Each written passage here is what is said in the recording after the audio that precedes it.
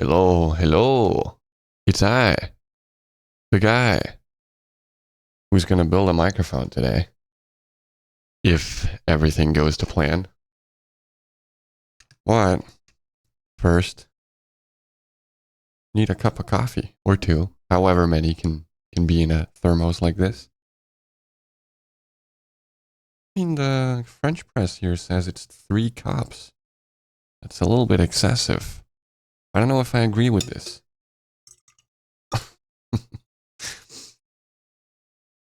So I got everything lined up.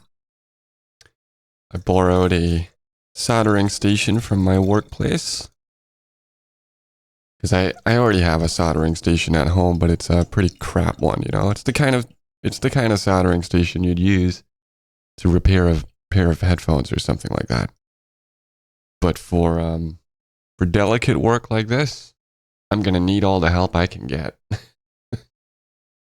Having a proper high quality soldering station is probably a good start. Remember guys, shake your milk. Especially if it's organic. This isn't organic, but gets that, you know, you get that nice frothy milk foam. Look at that. Wonderful. All right. A little bit more. So I got everything lined up. I got a kit. Little circuit kit, courtesy of my grandparents. Gifted this to me probably a couple of years ago. And I've been sleeping on it ever since. But I finally decided to buy a microphone capsule. So this is an advanced audio AK-47. It doesn't shoot bullets, but hopefully it will sound good. Hopefully it will function. That's kind of the first priority here. Comes with a little saddle as well to put the thing in. And then I have my donor microphone. And I've already done some of the boring work. I should be careful with this coffee. I've already done some of the boring work, meaning I have already stripped all of the electronics out of the donor microphone. There are a couple things left to do still on this before I can just mount everything in there. But really, it's just a matter of getting on with it and, you know, soldering all the components on the PCB, mounting the capsule in here, hooking it all up and, you know, crossing my fingers that it's going to work. So, yeah, I did some more of the boring stuff in the sense that I did check that all the components that are supposed to be in here are in here. There's a handy little list of all the components. And you want to make sure that you got everything, of course. So it's all about cracking on with it. Now, this is a very American circuit kit instruction manual because it says that the recommended temperature for the soldering iron is 700 degrees Fahrenheit. And I'll be honest with you, I don't know how much that is in normal person numbers, normal person degrees. So we're going to look it up. It doesn't even say in the booklet, right? I don't know why they don't put that in there. 371.1111 degrees. That's a little bit lower than I expected. I actually thought they were going to recommend about 400 degrees C. But we'll do 370 instead. Or thereabouts. Oh wait, my soldering iron actually has Fahrenheit on it as well. Never even noticed. Because I've never used it. Because why would I? Yeah. They have some tips on how to solder. I'd like to think that I know how to solder. I mean, I'm not fantastic at it, but I can solder. We better just crack on with it. Oh yeah, wait, there was one thing that I hadn't done yet that they recommend that you do. And that is take the little PCBs and I already snapped off the little holder things that they come with because I needed to check that the screw holes would line up with my donor microphone. But that means also that I adjust the focus here. You can see these sharp little thingamabobs here on the edges. And they do recommend that you give it a little sand and clean it off before you yeah, I mean, it feels a little bit unnecessary, but you know what? I took some sandpaper so I could do it just for the hell of it. Just need a tiny little bit here. And then I'll clean it off with some ethanol. That's all right by me. It's not particularly sharp, aside from those little snap-off points, though. But we'll give it a little bit of a sand. It's all right. We can do that.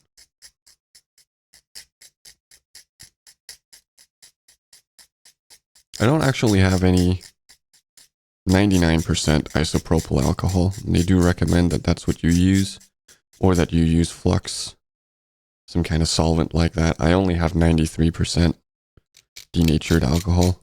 I hope it's not going to be an issue. I kind of doubt it will, to be honest. I guess we'll find out. This is kind of a new adventure for me, you know. I'm not great with electronics. I understand a lot of the basics, and then anything above that, I don't really understand, and I don't pretend to.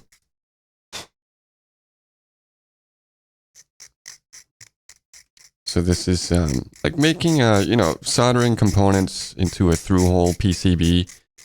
That's something that I, in principle, know how to do, but I've never really done it. So this is a brand new adventure, you know.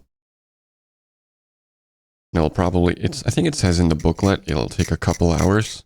It'll probably take me longer than a couple of hours because I'm gonna be very careful and triple, quadruple, quintuple checking every last thing, you know, in the hopes that I don't fuck it up. Because man, there's these components are expensive, you know. It's a fair bit of money for the PCB, for the capsule. I think the capsule alone costs like 160 euros, and it's not even a very expensive one.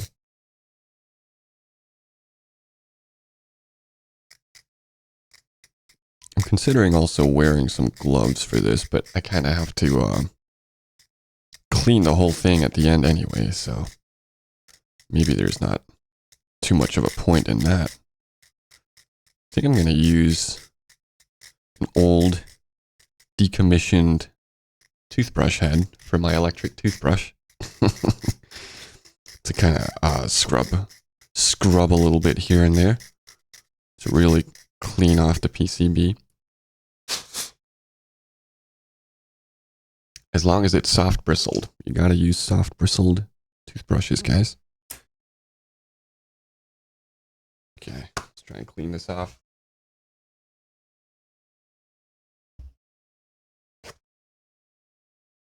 Just need a little bit of ethanol on here.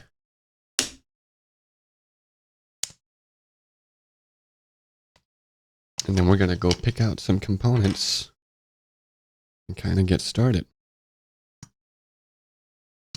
Some of the components, you get some spare parts in case you fuck it up. Other components, you don't get any spare parts.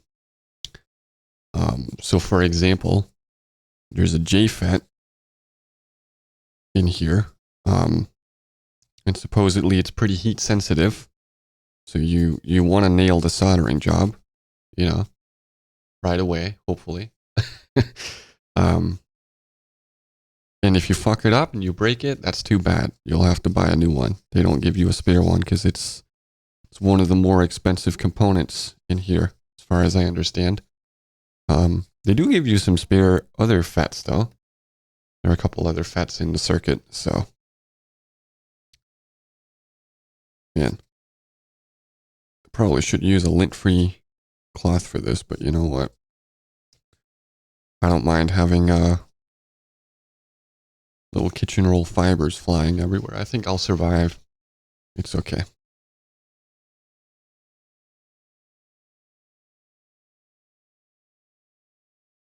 Okay. Need that coffee, you know? Mm-hmm. Mm. That is delicious. Okay. So,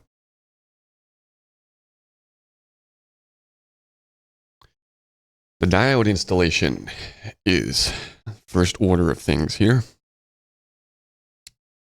We must install the diodes on which board? Which board? Well, both of them, it seems. So we have board B, this looks like. Yes. Board B and board A. Good to keep in mind. And I want to install some diodes on both of them. So let's see here what we can find in the little goodie box. This is the JFET I was talking about with the hand-picked resistors, like bias resistors for the JFET, you know? They give you some spare parts. And then all of the main shiznit is in here.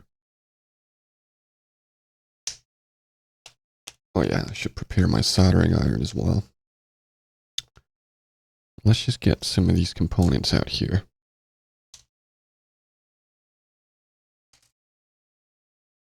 There's a fair amount of components. Don't want to lose anything now. I think I better just keep them in a big pile over here. Pick out the ones we need as we go, you know, one step at a time. Okay, these are the diodes.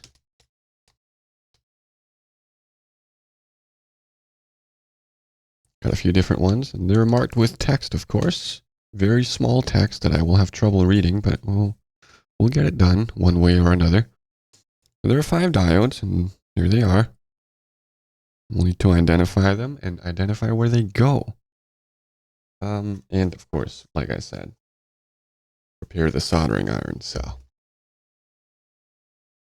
get a little bit of demineralized water on the sponge here. Yeah, a little bit, I said. As he spilt demineralized water all over his lap. Yeah, wonderful. I tasted demineralized water yesterday because I realized I never tasted it. Spoiler alert, it does not taste good. You gotta have some minerals in your water, guys. Otherwise, it's gonna taste very, what's the word? Bland, I guess. I don't know. That doesn't even capture it. It actually it actively tasted bad. Not like fucking nausea inducing or anything like that. But it does not taste good. It does not taste good, guys. I don't recommend it. Now, I do regret not bringing home a finer soldering tip. This one is relatively fine, but I think I would have done well to have brought home a really fine tipped one. But I didn't, so this is what we're going to work with.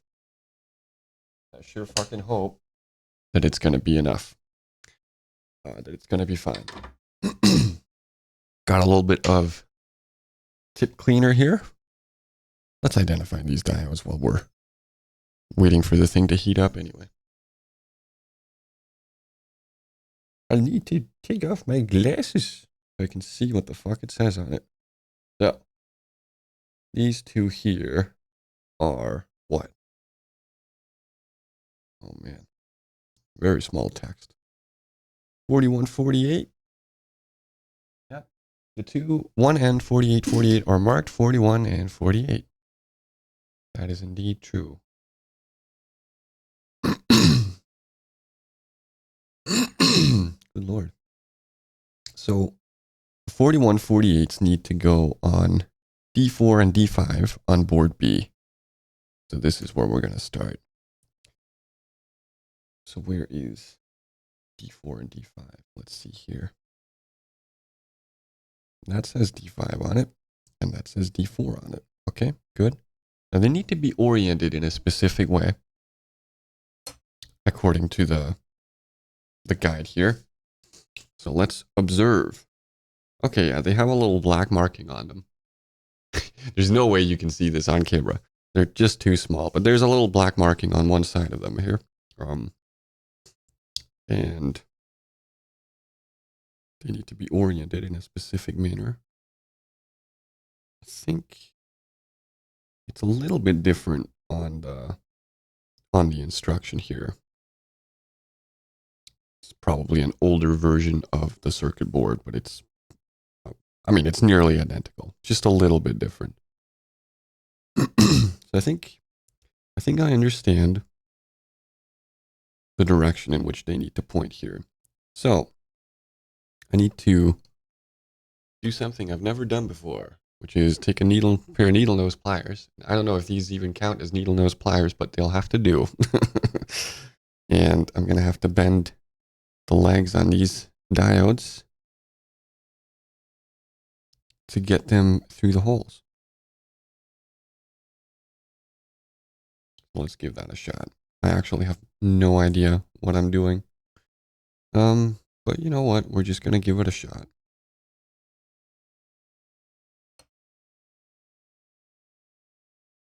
So what do you do here? Do you just give it a little bend? Yeah, it's pretty flexible like that. Okay, if I put that through here, that's pretty much in the middle. Nice. Good stuff. Well done, me. That's actually not too bad at all. So I'll try to bend it. I'll try to bend it in the same spot here on the other side. Oh, no, I'm not bending that one. I'll have to be careful with the inductors because they are fragile, apparently. So much so that they included an extra pair in the spare parts bag. Okay, I want to get the right orientation here. We're going to put this one into D5. There it is. Look at that. Wonderful. That's one diode down. Let's do the other. Same story here. Man, it actually feels really nice to bend the legs on these. They're like the metal here is quite soft. So they just bend under my will. Wonderful. Okay.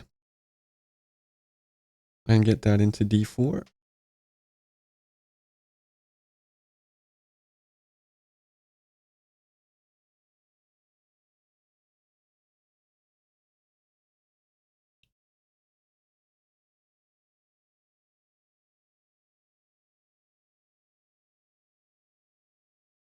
Bent this a little bit short, maybe. Having a little bit of trouble getting it all the way down there.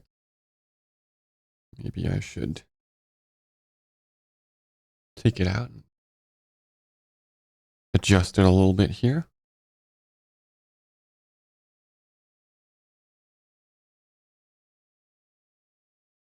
Bend it back a little bit. And then grab it. Oh. Excuse me. Grab it further out here. Bend it there instead.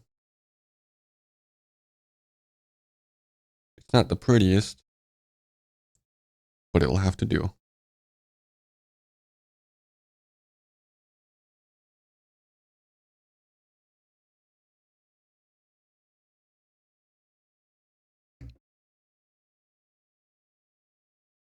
Want to make sure to get it in the right orientation here once again. Wouldn't want to fuck that up. And now, of course, it's a little bit too large, but I think that's actually better than it being a little bit too short. You can kind of finagle it into place either way. Okay. Now we got a bunch of legs sticking up there. Maybe I should adjust the focus a little bit here. Something like this. Got all those legs sticking up there. And I'm going to have to solder them. So. Use that pit cleaner. Where did I put it? There we go.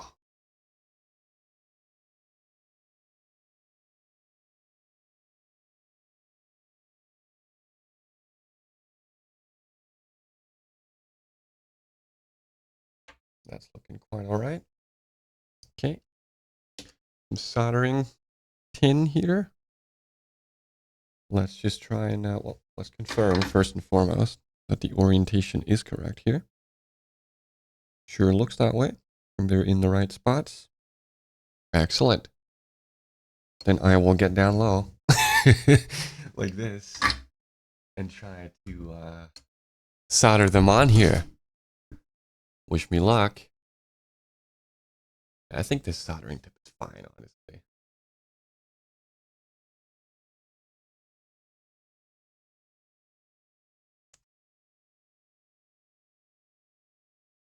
Okay, that's one. So far, so good.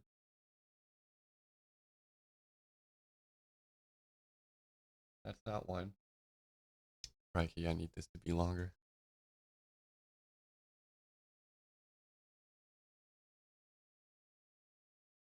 Not the greatest, but it'll have to do.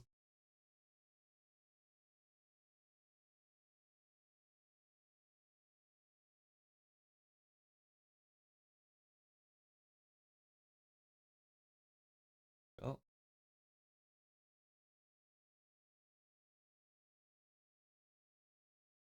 Well, so far, so bad. Right, guys?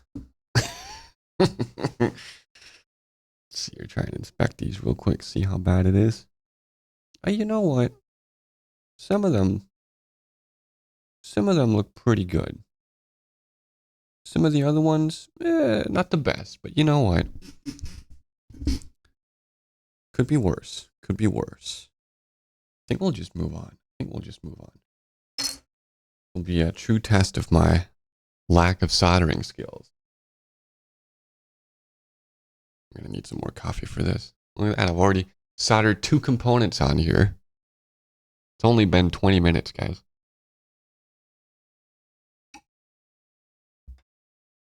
Okay. Now what's next? There's one more diode that needs to go onto board B. It's called 1N5241. I do not know which one it is. What is... Oh.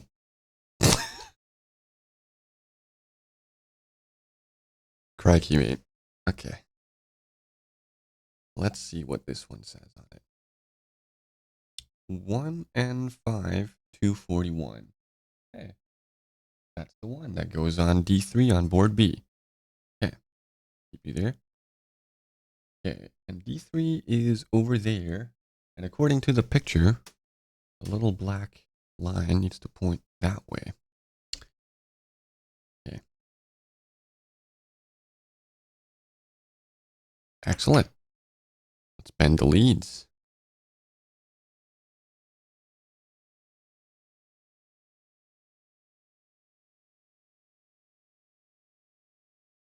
If I can get the tape off, that is.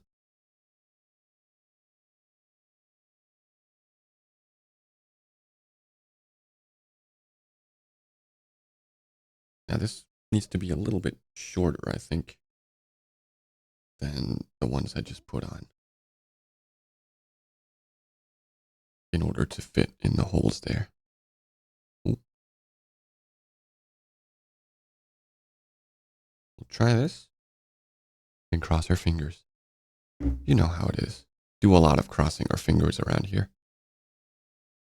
It's necessary, you know. It makes the world turn. Hey, look at that. Fits like a glove. Wonderful. Okay. In that case, I will simply solder it.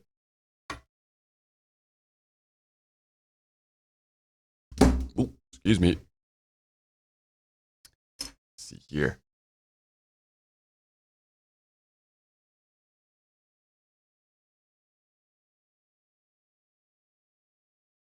Yeah. Need to steady your hands for this.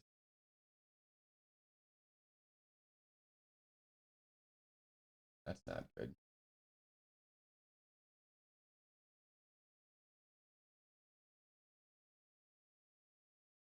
There we go.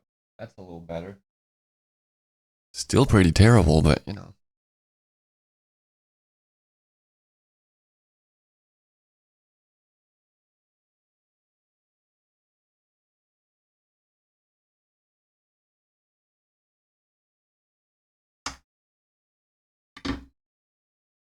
Okay, let's inspect that real quick. Not my finest work, but you know what? It's not too bad. Sure could be worse. Yeah, you know what? I think we'll trim the leads on this. Where did I put my...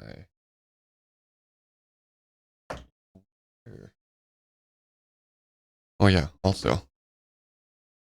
Hi. How you doing? Now, I want to trim the leads pretty close, right?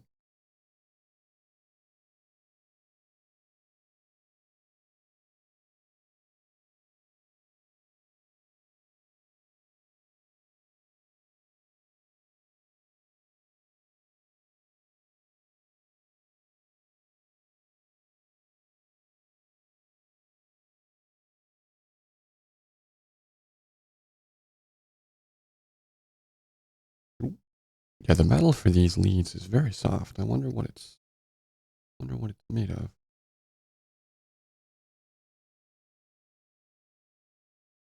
Probably some kind of alloy or something, but it goes to show how much I know about making through-hole electronics. Not much, guys, not much. But hey, so far so good. We got some shit done. Okay. Now, we have a couple of diodes on board A as well. And they're supposedly called 5234, something like that. So let's see here if that's the case. Should be the case. It says 234B, but it does say here the 5234 might be marked 1 and 5 and 234 or 23 and 4B. It does indeed say 23 and 4B on here. And the other one here should be exactly the same. And so it is. I mean, I checked all the contents of the bag yesterday, but you can never be too careful, right? Okay. So these go into D1 and D2. Whoops. And where are they? Oh, they're there. I see. And they need to be oriented how?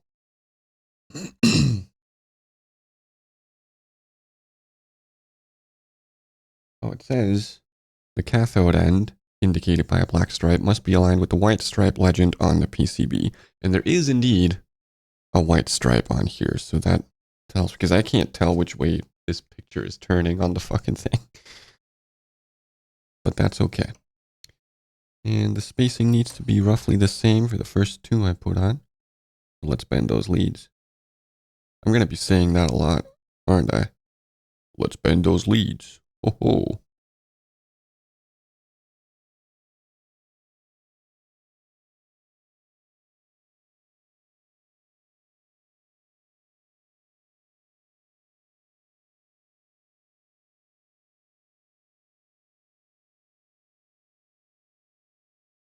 Now it's too long, actually.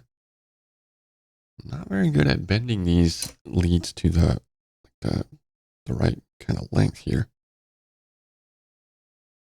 I guess that's something you get better at as you get more experience. You gotta be really careful though. Don't want to pinch like the diode itself. That would be disastrous. Can't have that. I think I'll need to unbend this one a little bit and bend it a little bit closer. Something like that. Not the prettiest lead bending in the world, but it'll have to do. And it does indeed go in there a little bit easier. Fantastic. Okay.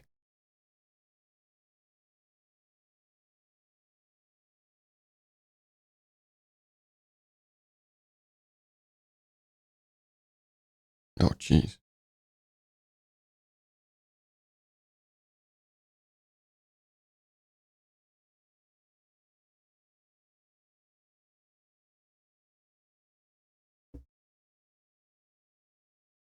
Okay. They are both in here. They're oriented correctly. They're sitting nicely. Very good. Time to solder. My favorite part, or maybe the part that I dread the most. You decide.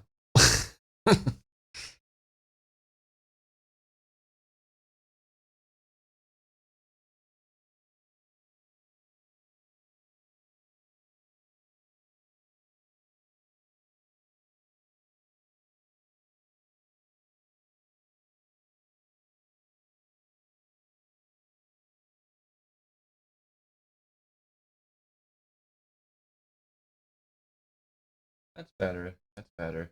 We're getting somewhere. This is good practice for me, not gonna lie.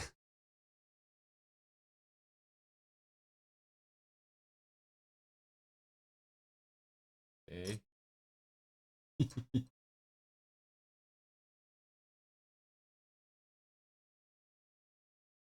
Thing about working with a very small, very light PCB is it goes all over the place.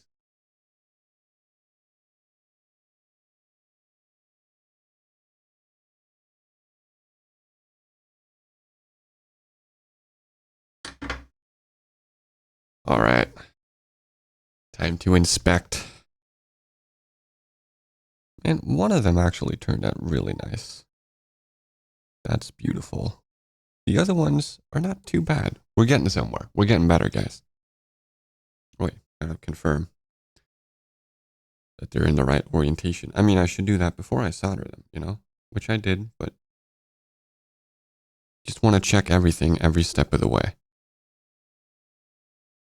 You can never be too careful with this sort of thing. Good thing I'm doing this on a Sunday noon / afternoon or whatever as well. Because I got all the time in the world. Not in a hurry to get anything done here. We'll take it in a really painfully slow tempo. That's what I'm trying to hide from you guys with my exuberant confidence here, as you can tell. Anyway, I think that's all good. We soldered all 5 diodes in place, trimmed their leads. Orientation is correct. The soldering looks decent. Not too bad. Yeah, I have some pictures here of how to do a good soldering job. And I look at it and I'm like, yeah, that's pretty much what mine look like. So you know what? A-okay. Wonderful. Fixed resistor installation. Good Lord. Look at this. There's a ton of different resistors that need to go on here. And gonna have to keep track of what's what.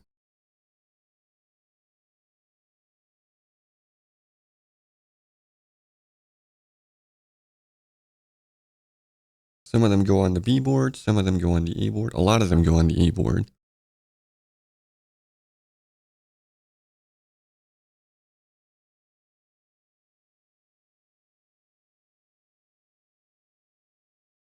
This does include the R13 and R14 bias resistors. So these are the hand-picked ones. These guys here for the JFET. We'll save those until I've gotten the rest of them done though. So let's start with board B. Gotta start somewhere, right?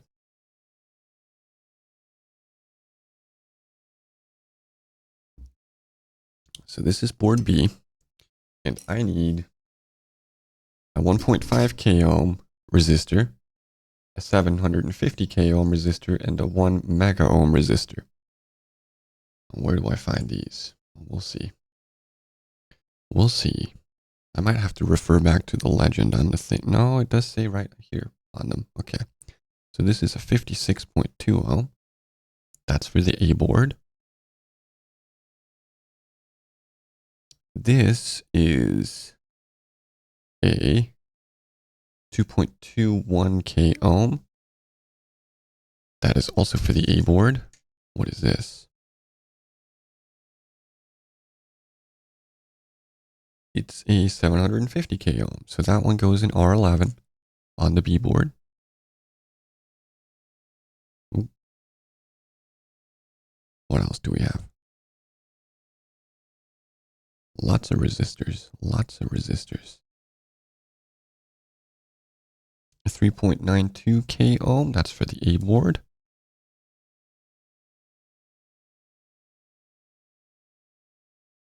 There's the 1 mega ohm. That one goes in R12. And a 1.5k ohm. Okay. So these are all the ones for the B board. So let's start with the 1.5k ohm. Does the orientation matters for these guys? It shouldn't, right? I mean, they're resistors. As far as I understand, shouldn't matter which orientation they go in. And it doesn't say anything about it on the thing, so we'll just put them in however we please. I just took off a piece of tape and I think it disappeared into the ether. It is now confirmed, guys. There is the fourth dimension and the aliens are poking through some kind of interdimensional wormhole to steal our little pieces of tape coming off of our leads. Anyway, 1.5k ohm resistor goes into R10. You can see on the B board here where I'm supposed to be looking for this. Oh, I see it. R10. It's right there. Can't see jack shit, can you? I was thinking actually maybe I should help you guys in a little bit further here. We can do that. Maybe that's not such a bad idea, yeah? So, look on the board here. It says R10 right there. That's where the resistor goes. So, let's trim some leads. Just holding it here so I can see where to actually bend the leads here. Maybe that will give me a slightly better idea. They do provide a nice tip in the booklet here, which is to trim the leads, to bend the leads in such a way that you can see the value of the resistor when it's soldered onto the board, right? Which, to me, sounds like a pretty good idea, honestly. I will happily take that advice. Might as well build some good habits while we're learning here. Okay, that's our 1.5K in R10, and that is indeed correct. Wonderful. I mean, so far, this is just lovely. I'm actually kind of digging this. This is my sort of thing, you know?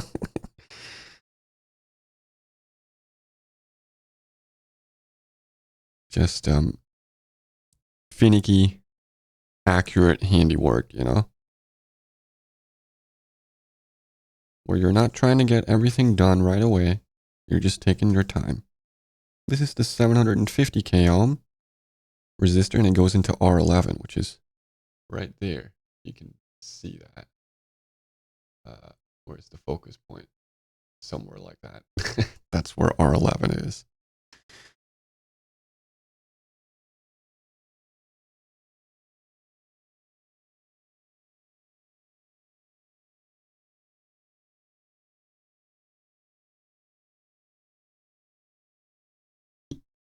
Ooh, excuse me. Glasses just hit my microphone there.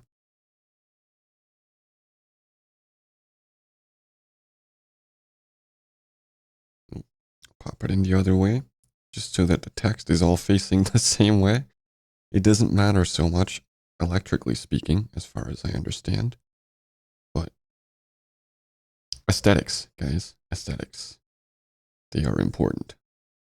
Maybe. Maybe not. Depends on who you ask. Okay, then we have a 1 mega ohm, right? Yes, a 1 mega ohm goes into R12.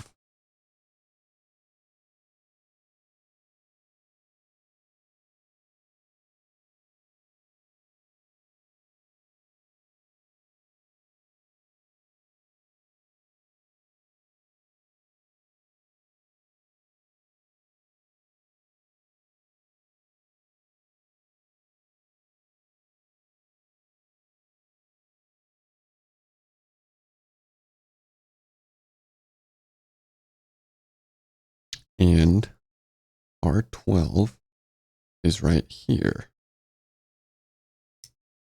Man, that just fell right down. No problem. But the text is oriented in the wrong direction. This is a disaster. I'll have to flip it around. Okay. Let's just confirm. 1 mega ohm in R12. 1.5 K kilo ohm. That's what it's called, guys. I know words. In R10 and a 750 kilo ohm in R11. All good. Let's flip it upside down here. And let's do some soldering. Yeah. Yeah. All right. Time to get down low.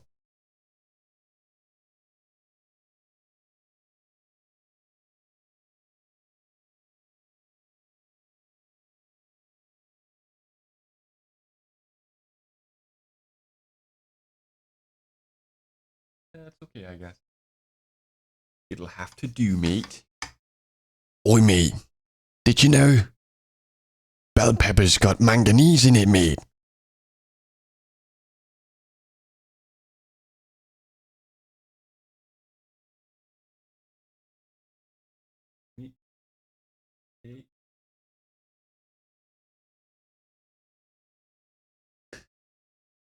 All right.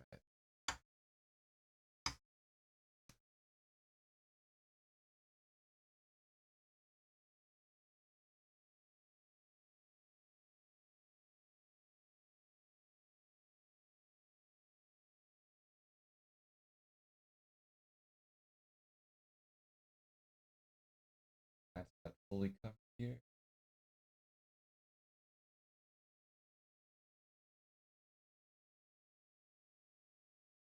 There we go. A little better. As long as it's not a cold solder joint, you know. Still pretty shiny looking, so that's good.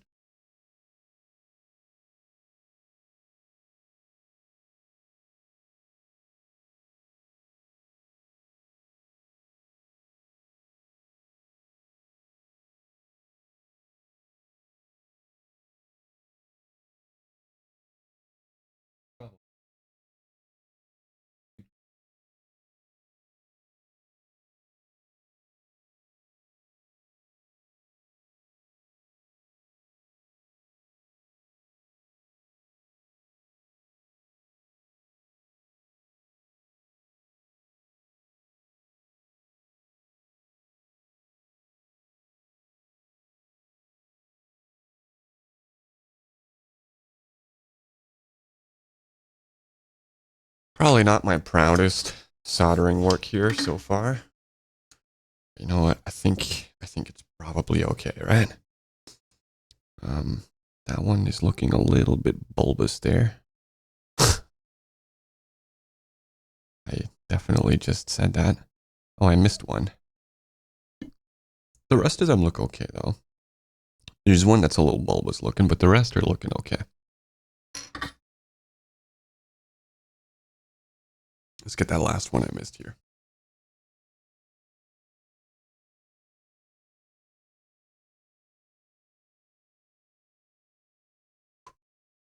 That was better. That was smooth, and it does look pretty decent. Okay, let's trim all those leads and move on to the resistors for the A board. A board, B board, C board. How many boards are there in the alphabet? You tell me. How many letters are there in the alphabet? I can't remember. Depends on which alphabet we're talking about. Gotta remember the Danish alphabet has an extra 3, you know?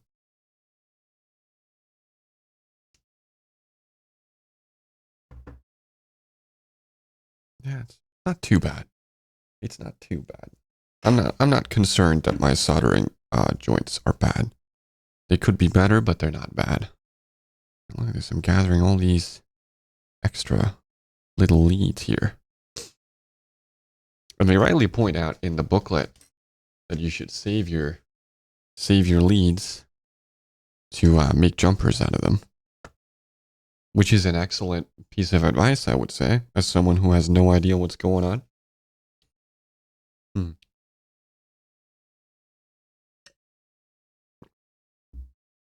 So, board A, here we come. Just pick up something, see what we get, see where it goes. This is a 56.2 kilo ohm resistor. Or rather, it's two of them.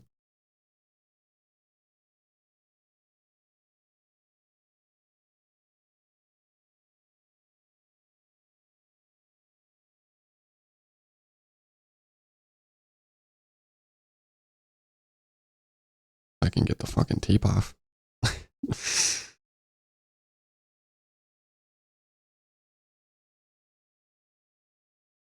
It's actually stuck on there pretty good. Okay, now 56.2. Oh, wait, 56.2 ohm, not kilo ohm, right? Gotta get this stuff right. Otherwise, I'm just gonna be confusing myself. We can't have that. Yeah, 56.2 ohms. They go into R1 and R2. R2D2, R12D2, 1RD221. Numbers. So, okay, I see them. R1 and R2. Right there. Time to bend some leads. Orient it correctly here so I can see the ohmage. That's a good screen name, isn't it? Ohmage. Commonly referred to as simply resistance.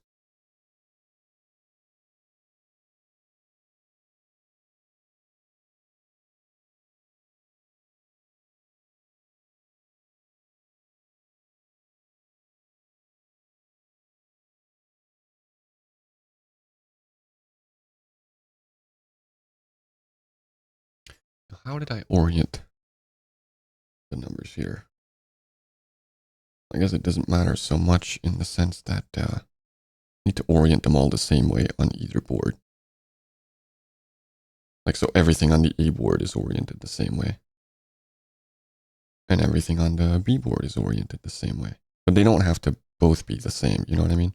Doesn't matter. Actually, I do want it to go the other way around, though. I think, no, I don't, because all the numbers are printed this way.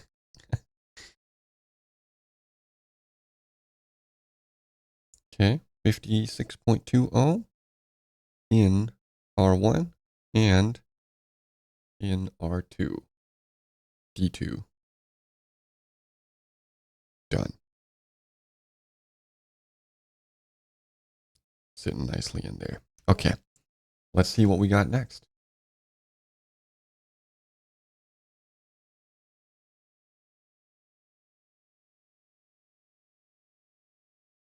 Man, this tape, and it's stuck on there good. Is it just to prevent the ends of the leads from like tearing shit up because they might be a little bit sharp? Like in shipping or whatever. I mean, that would make sense. I don't mind it, but I'm just curious, I guess. This is a 3.92 kilo ohm resistor, and it goes into R5. Wait, where is R5? Is it the same spacing? Most probably, right? I see that. R5. Same spacing. I mean, it's these resistors are all like the same size. So you'd think the spacing on the board would be the same as well for all of them. And it does appear that that's the case. Okay.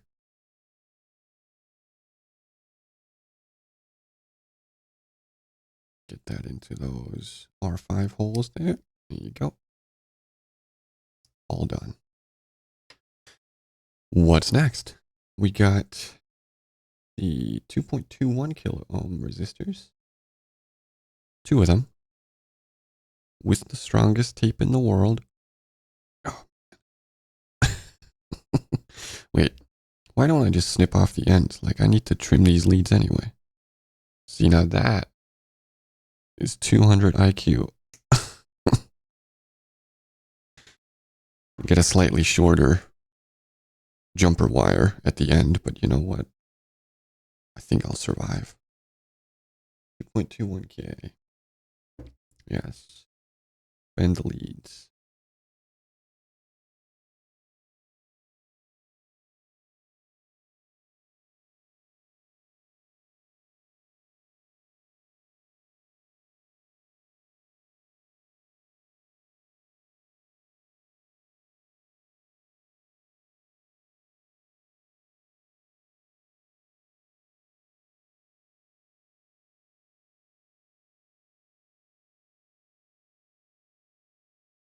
Easy peasy. These were 2.21K. Yeah. And they go into R6 and R7. Now I see R7 here because it's right next to R5. But where is R6, my friend? That is what I need to find out. No, I see you. I see you there. Okay.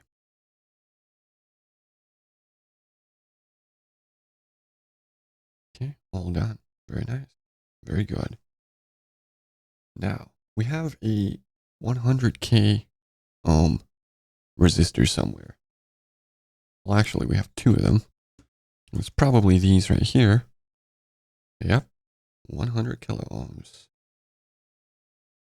Oh yeah, snip off the ends. Don't bother trying to take the tape off.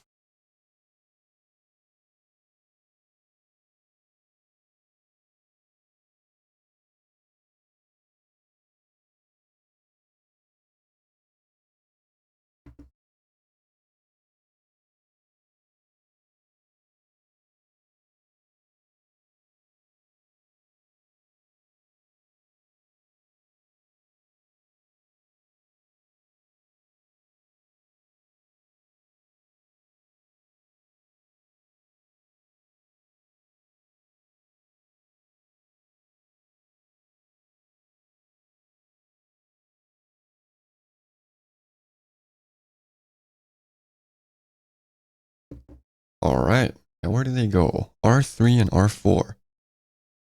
Where is that? Oh, I see. They're just sitting right next to each other here. All good?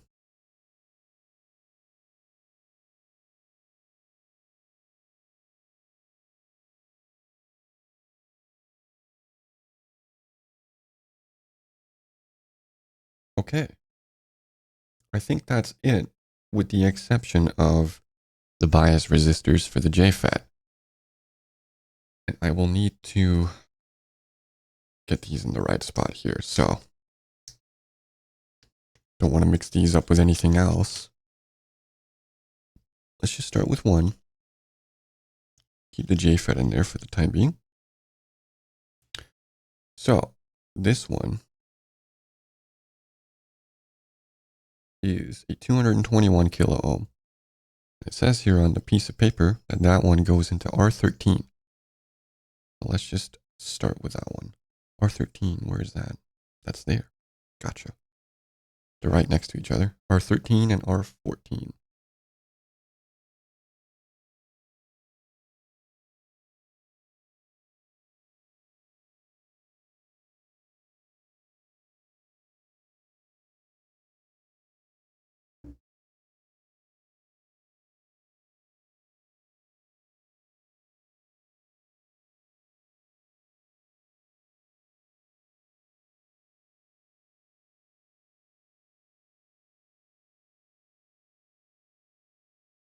Let me just confirm here. 221 kilo ohms goes into R13. Easy peasy, lemon squeezy. Right? Get in there, buddy. Come on now. Come on now.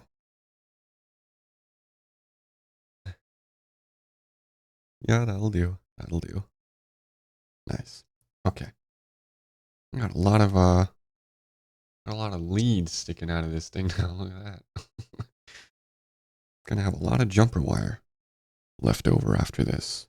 Now this blue one, I inspected it yesterday. And, you know, it has a bunch of stripes on it, so you can see the orientation and everything, but it doesn't say anything on it. So I only know what this one is because it's in that bag, and the other one has numbers on it telling me what it is. So this one has to be a 365 kilo ohm resistor. In fact, you know what? Just for the fun of it, Let me use my new multimeter that I spent like half an hour looking for in Hanubo yesterday. Because you can't find fucking anything in Hanubo. You go to Hanubo, you want one thing, and you walk around the store and you find like 1,000 different things, and you just can't find the one thing you need. It's always the same shit, you know? 365 kilo ohms. We'll have to set it for that one. Let's hope that we get a reading that makes sense.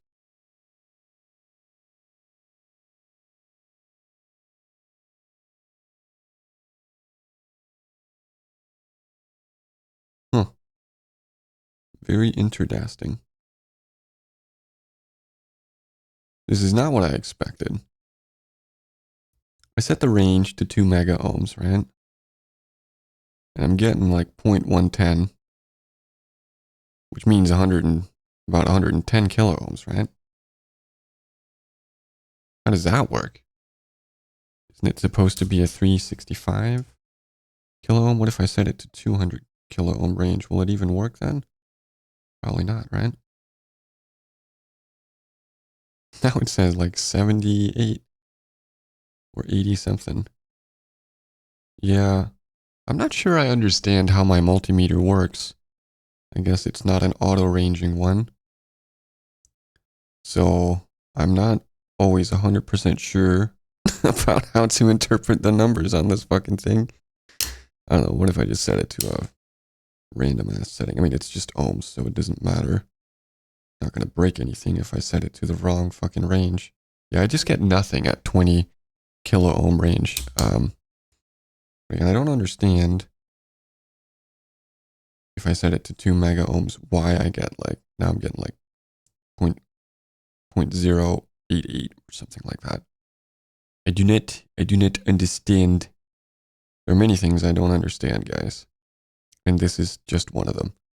But you know what?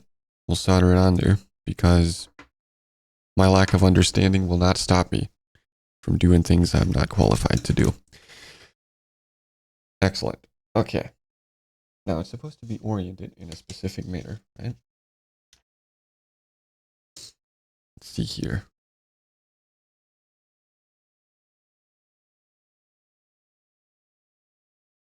Or what? No, it's just a color coding. It's just a resistor. It doesn't have to be oriented in any specific way, right? Surely not. Wait, actually, before I put away the multimeter here, let's try and measure some of these other resistors. See if I get some expected numbers off of those. A 2.21K resistor. Let's try and measure that one.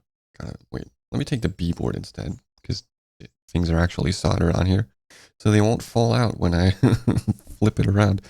Let's try and measure that 1 mega ohm resistor. See what we get, if I can. Oh, crikey, how am I supposed to do this? Try and hold the board and one of these dudes with one hand. Crikey.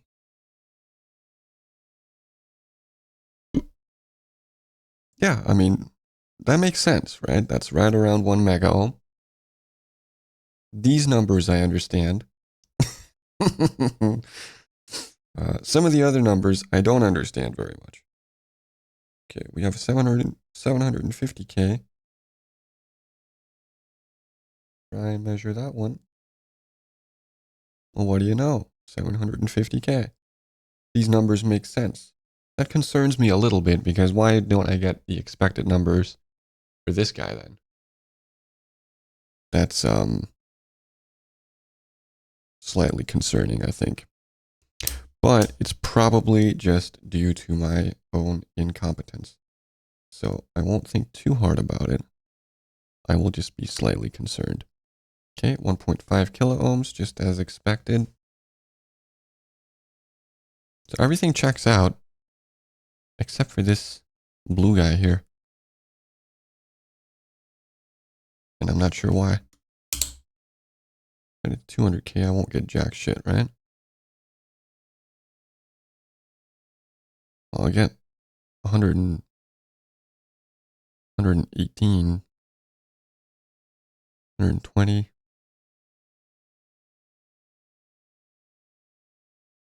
That doesn't make any fucking sense.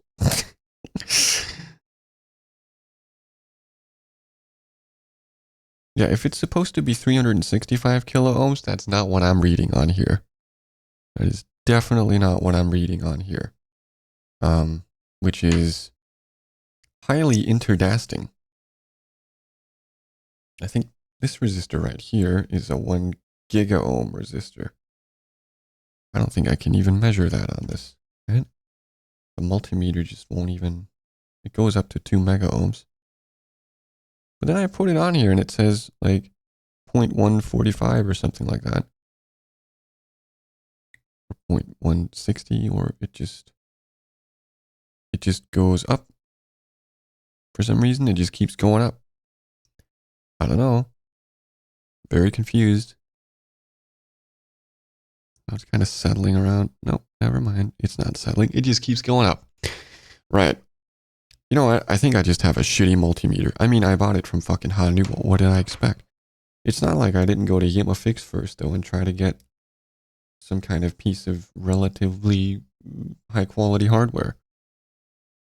But they didn't have any. Not as far as I could tell, anyway. You know what? We'll plop this in here, and we'll hope that it's not a piece of junk. And that it's just my multimeter that either is being a bitch or that I just don't know how to read it. Because what else can I really do? R14, that's the guy.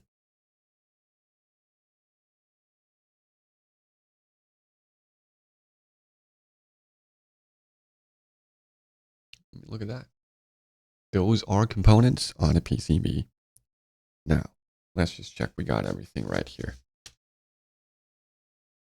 So, R1, R2 will have 56.2 ohm resistors. And that they do. R3, R4, 100K. Yep. R5 has a 3.92 kilo ohm. That it does. R6 and R7 has 2.21 kilo ohms. That they do. And yeah, everything checks out. Okay. Phenomenal. It could be worse. Maybe. Possibly. Not sure. We'll see. Let's do some soldering. Time to get low down, boys and girls.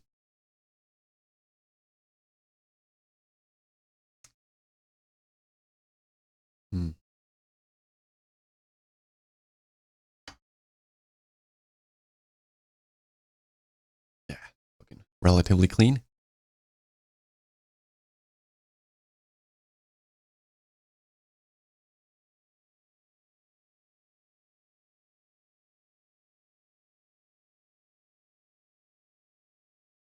Ricky, please.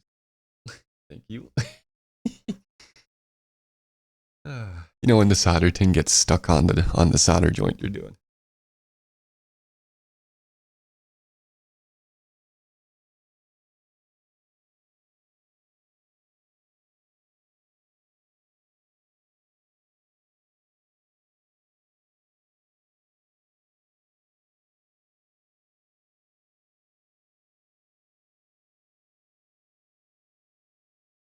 Ricky. There it happened again. Let me just focus a bit. There you go.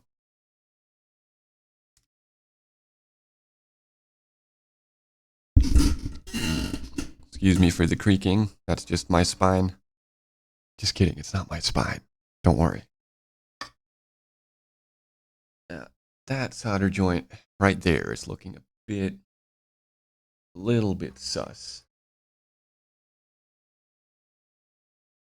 I mean, it's probably fine. It just has a little bit of soldering tin like sticking out in a place I don't like.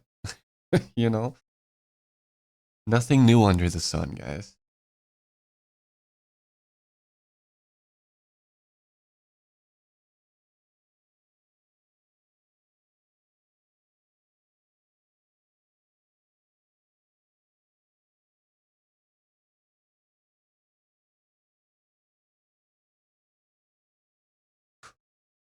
That's better.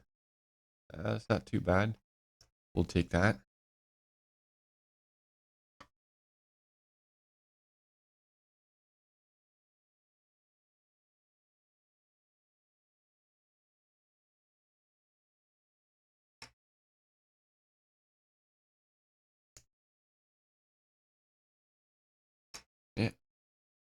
My floppy little PCB, dude. Good lord. There we go.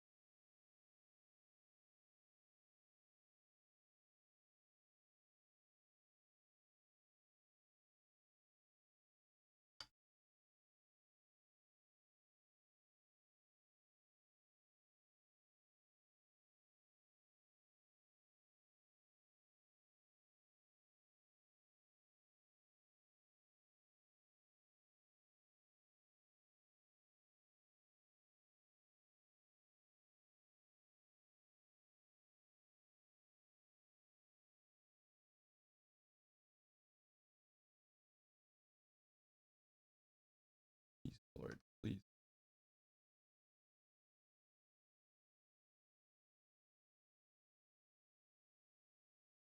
That was a little much solder tin on there, but doesn't look like it's cold. So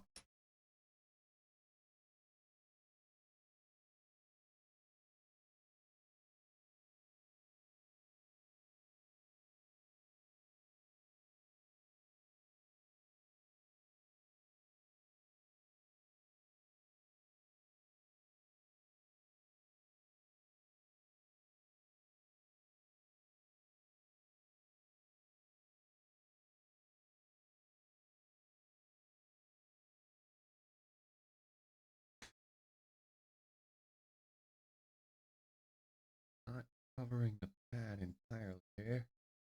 These two legs right here, very close to each other. So I don't want too much soldering tin on there. Don't want to short them out, you know? Here's a couple here, couple left.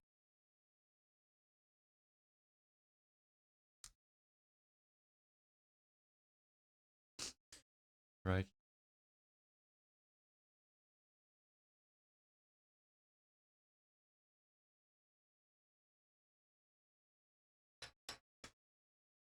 Okay. One more, I think.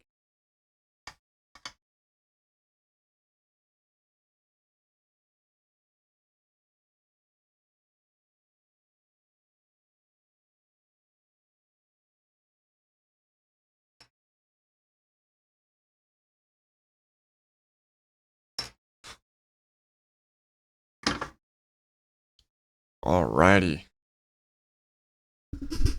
So far, so good. Let's give it a little inspection here.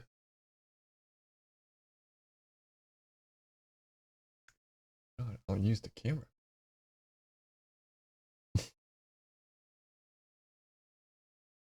Here. Yeah. Hey, I'm missing one, aren't I? Yeah, I am. Damn it.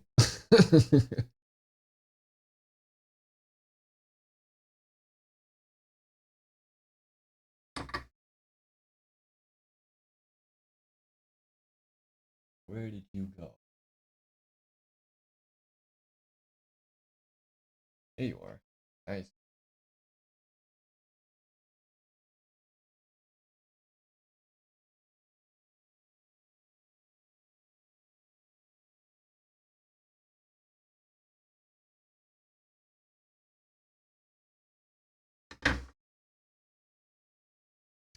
Okay.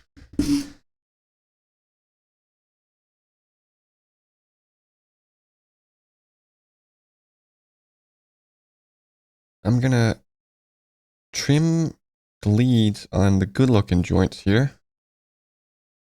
And then I think there's a single one where maybe I want to get in there with some solder wick. Try and clean it up a little bit. Give it a little bit of fresh tin on there.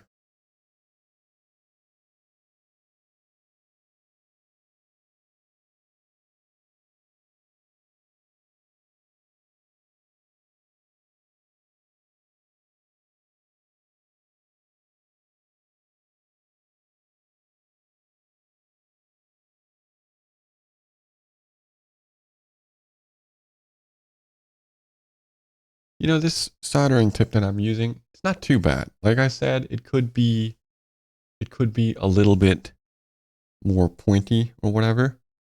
That would probably have been preferable, but you know what? I'm not having the biggest of trouble here getting some decent solder joints on here. It helps too that I'm using leaded solder, which typically I don't think you can buy that as a private person here in Denmark. Maybe that's um maybe that's the case in the entire European Union. I wouldn't be surprised, but you can still buy them for industrial use. And I, brought some home from the company, where I work, because leaded solder just it just makes for nicer joints on here. They certainly look nicer. Are they functionally nicer? I don't actually know. You'd have to ask someone who knows what they're talking about, which is not me. Okay, a little bit of solder wick. Let's see here. Try and clean this one up a little bit. If I can hold it in place. Might be difficult. Yeah, this might be pretty. I can't hold the fucking thing in place.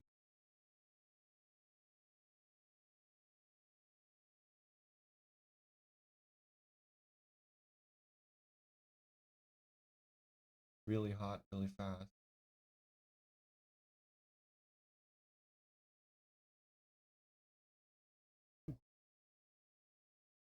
Now it's stuck on there, and it's hot to the touch, and it's flopping all over.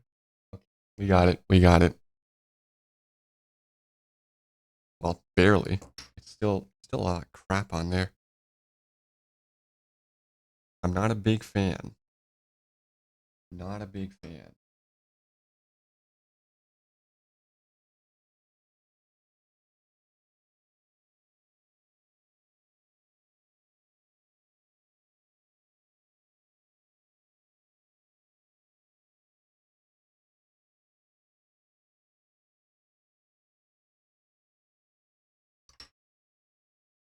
That's a little bit better, but yeah, I don't know. It's difficult to get into such a small area there with some soldering wick. Try and put a little bit of new tin on there just for the flux to clean up the joint a little bit.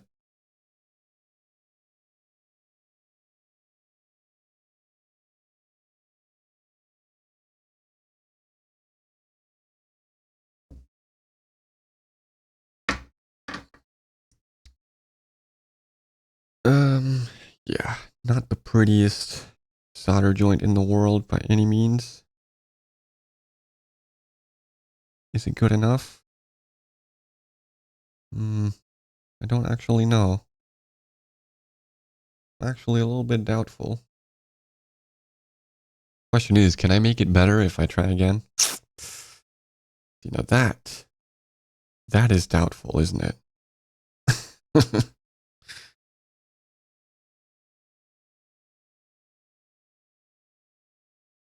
You know what? I think we'll take it. Before I do, though, let's just measure the resistance here. What is this? This is a 2.21 kilo ohm.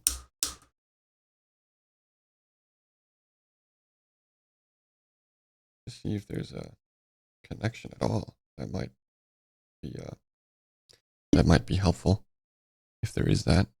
Yeah, it's there, and the number is as expected. You know what? I think we'll just take it. The more I fuck with it, probably the worse it'll get anyway. So yeah, okay. That's all the fixed resistors on both boards. There is still that 1 giga ohm resistor.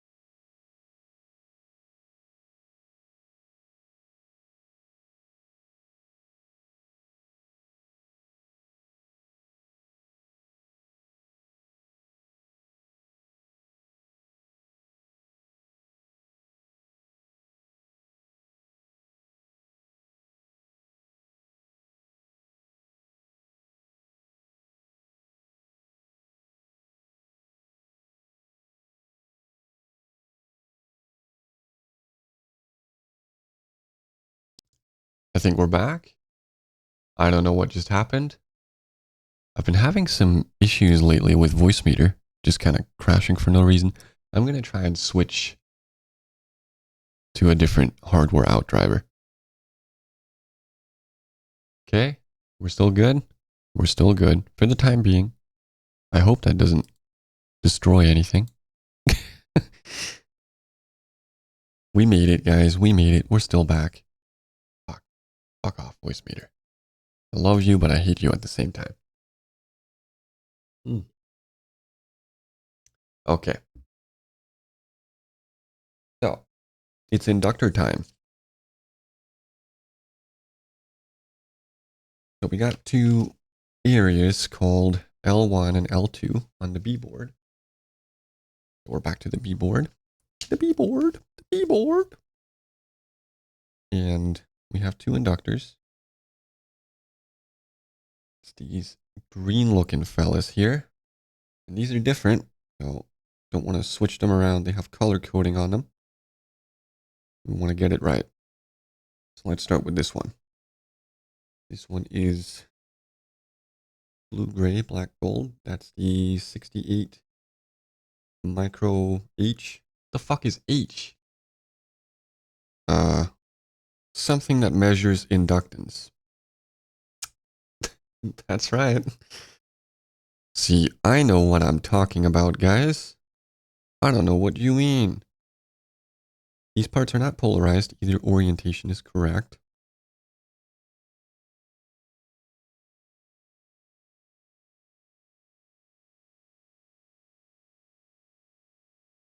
Okay, so this one is the L2. So it goes into, well, L2. Who would have thought?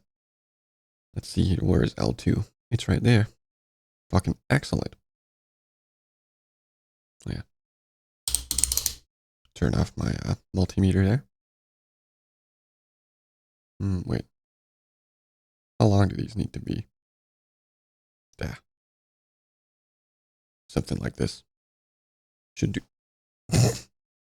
These inductors are fragile, by the way. What it says in the thing. You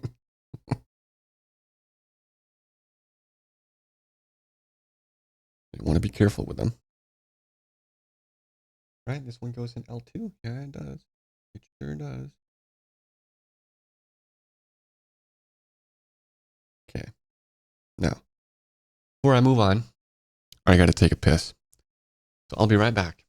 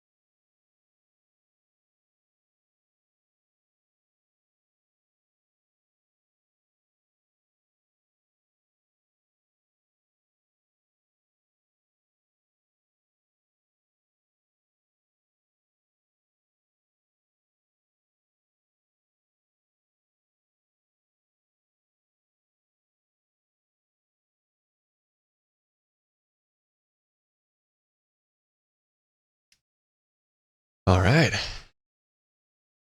We're back, ready to bend some more leads on the very fragile inductors. Gotta be careful with these guys. So, where do we get to? This guy.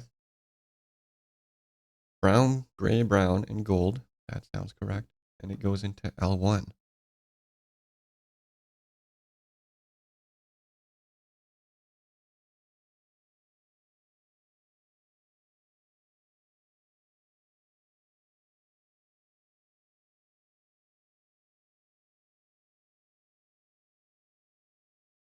Now, where the fuck is L1? Oh, I found it. Never mind. It's Saul Goodman. Saul Goodman? Yes. Saul Goodman. Carefully get those all the way down there. Okay. Then we just gotta, excuse me. Yeah. Finger guns. Nice. Just gotta solder them and trim the leads before we move on. Let's just get it done. Probably clean the soldering tip again.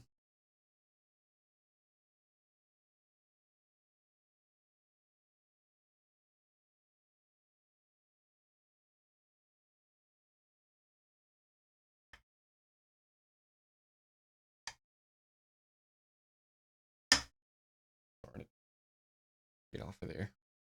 Little specky bum. Oi, mate. Going any specky bums in Glasgow, mate? Fuck off, prick. Okay.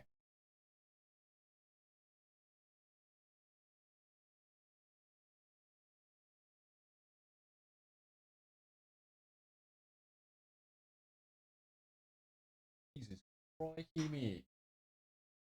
Little slip of the finger there, innit, mate? Okay.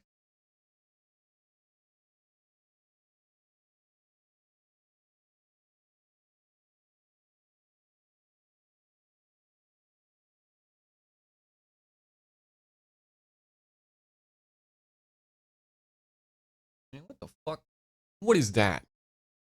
See that? Little piece of solder that just sits on there. That's not good. That's not what you want.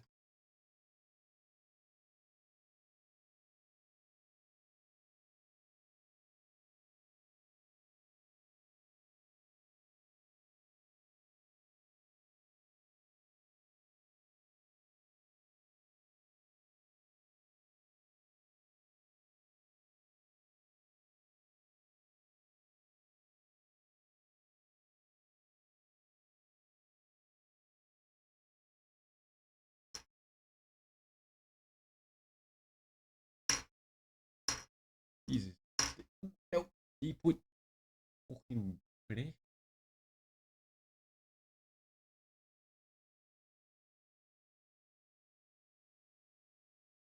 Solder go onto the pad.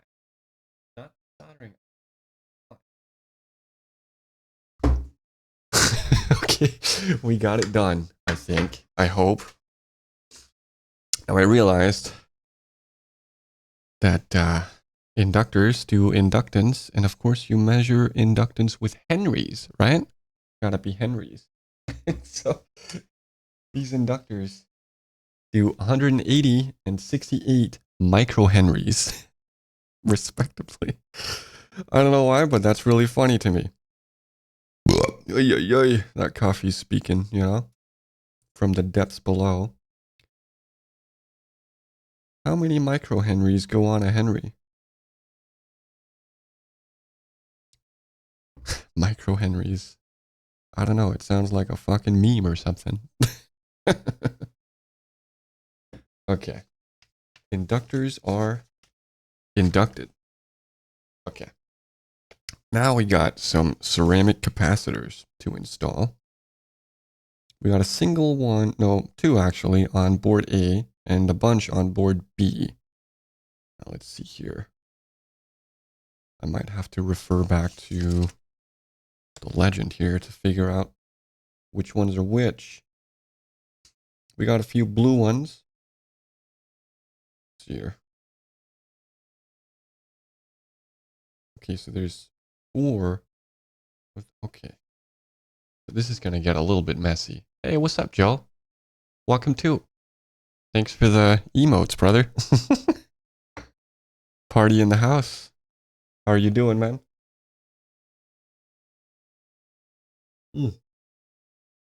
Uh, let's see here. I gotta keep my shit straight because they got a lot of different components here. And it won't say necessarily right on them what they are, you know, what they do. Can I get them out of the packaging too? That's the biggest challenge so far, you know? Might have to actually cut the tape to get them out.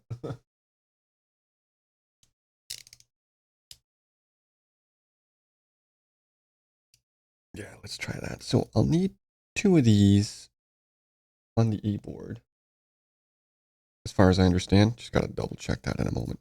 So let's just start with that, because then we got that out of the way.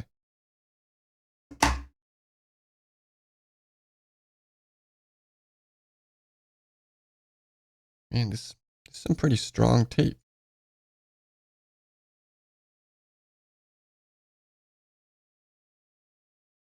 Yeah, I don't want to destroy anything here, but this tape is really holding on strong, dude. I don't know what kind of tape they use for this, but it must be fucking alien technology or something.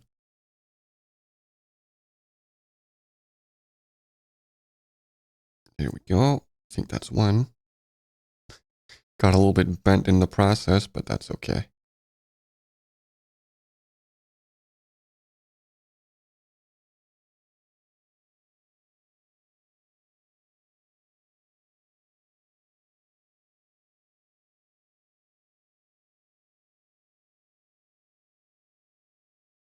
Yeah, this fucking tape is proof that there are aliens among us, man.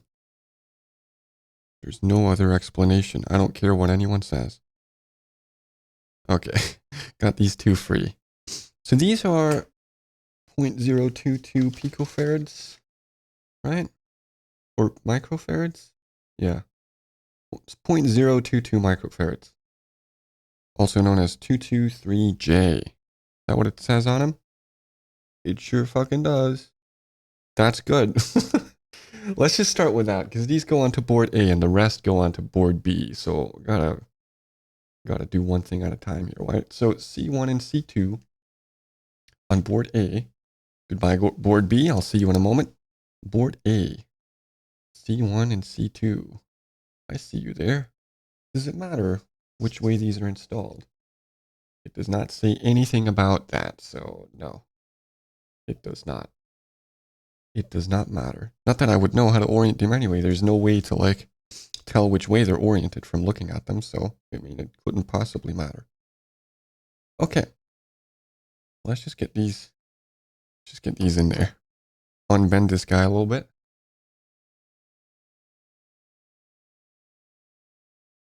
Get that in there. Same with this guy.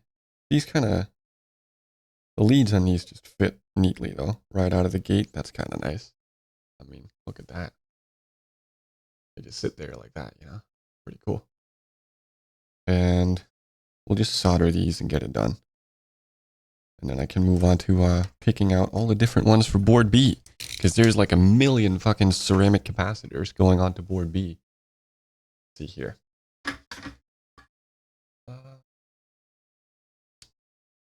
Yeah, time to get low.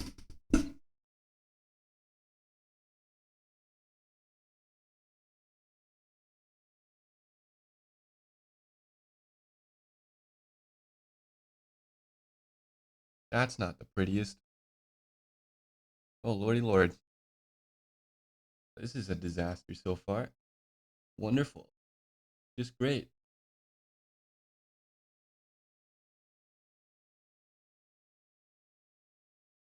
Okay, that one turned out a little bit better.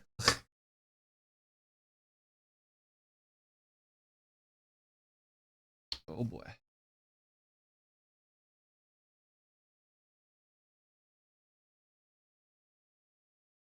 Fuck hell, man. This is really difficult. It's mostly just because the board is flying all over the place when I apply any pressure from the oh fuck from the soldering tip, you know? Jesus Lord Christ.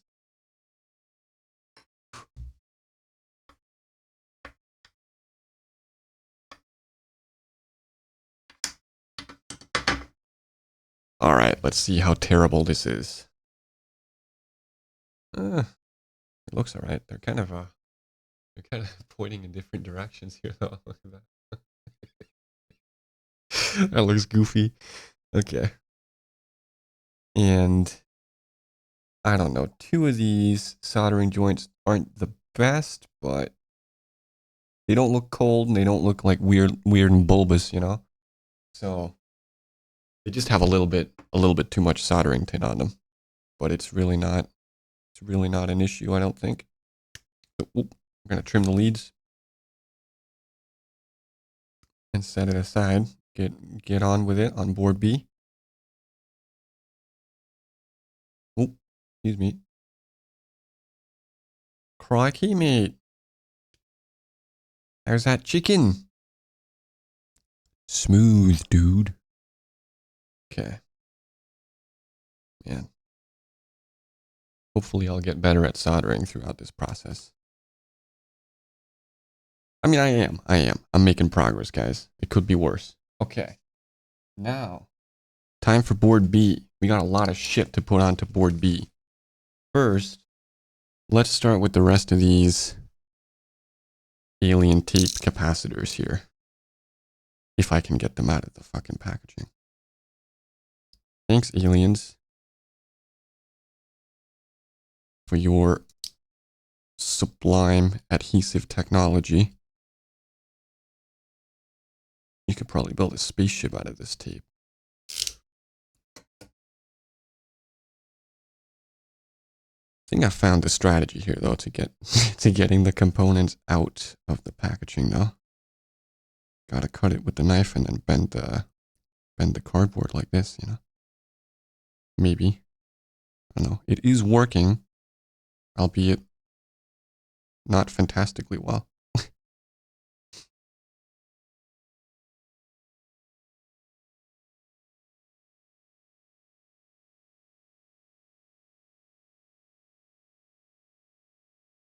That's one. Oh, sorry, mate. I'm looking down a lot, so I don't see. Actually, you know what? I'll just put OBS on my main screen. I don't know why I didn't think of that before. It's not like I'm doing anything else on my main screen, you know, so I could just have it here. I can actually see like way better by putting it here. So yeah, guys, it only took me an hour and 35 minutes to figure that out. 200 IQ. Very smart. Okay. Be gone, alien tape. So these two guys. Yeah, this is nice. This is nice indeed. I can see something. I know what's happening, roughly speaking. These guys go into C11 and C12. Let's just get those out of the way. C11 and C12. Well, I see C11 here. Plop that in there. Please. Boop. Now where's C12? That's a good question. I see C13, C9, C10. Oh, there you are. C12. Okay.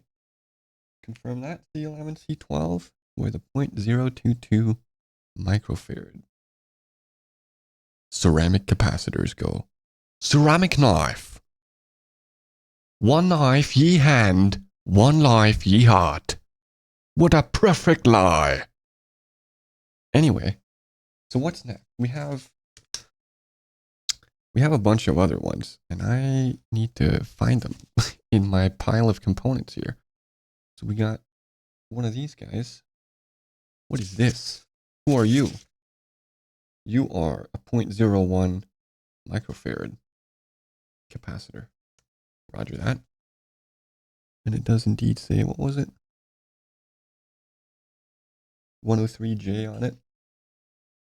That is what it says. And you go into C13. All right. We'll take it.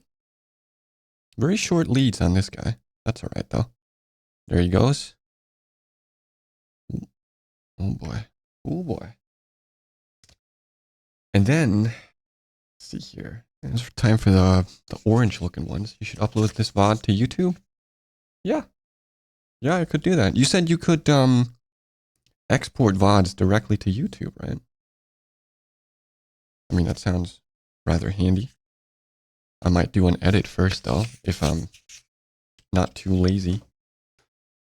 I uploaded a short yesterday, actually, on YouTube. We were playing a game of Counter-Strike on Inferno, and I just went ham on the last round and aced, and Alex tried to stop me at Mark's behest, but he wasn't able to. I got my ace, and then I showed everyone that I'm the man. Okay. Anyway, let's see here. Oh, excuse me. Got few orange ones here. Okay, let's just take one at a time here. So this one says K2J on it.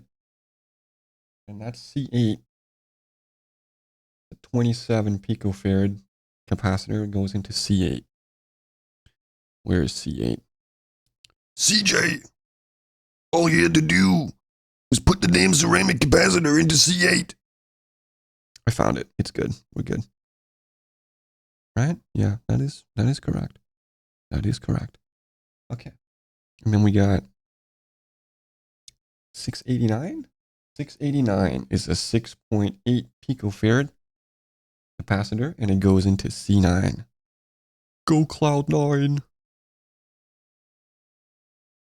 Man, Cloud9 fucking bombed out of the major, bro.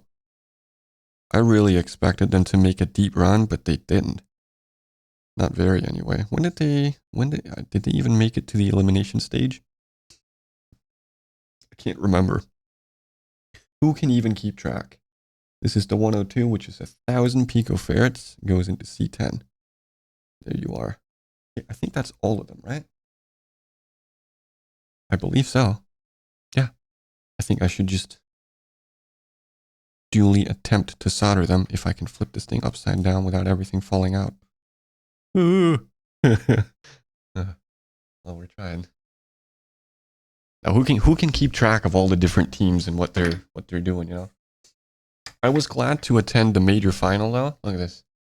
I got a little souvenir. Very nice. It was fun.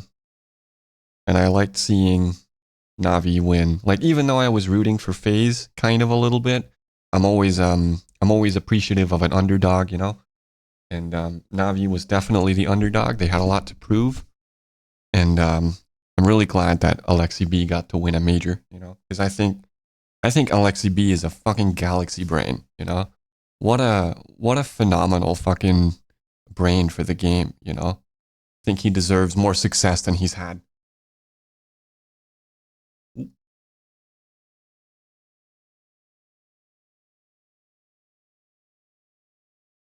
Fuck. Tits. Fucking ass. Don't worry, guys. We got it. It's all good. Nothing happened. I don't know what you're talking about.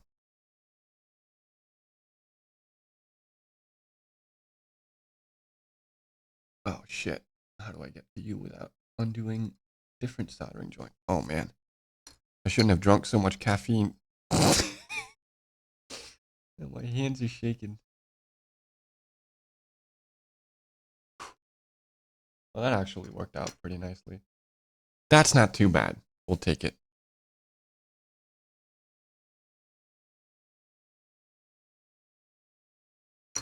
Fuck.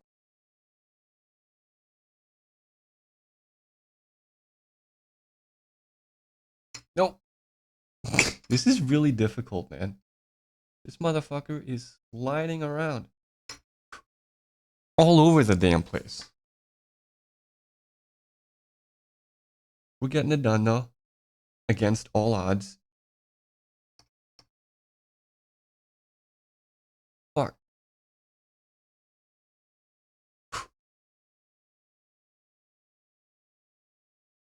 Let me just check. Are all the no, all the components are not in here because one of them fell out. And another one fell out. Fuck!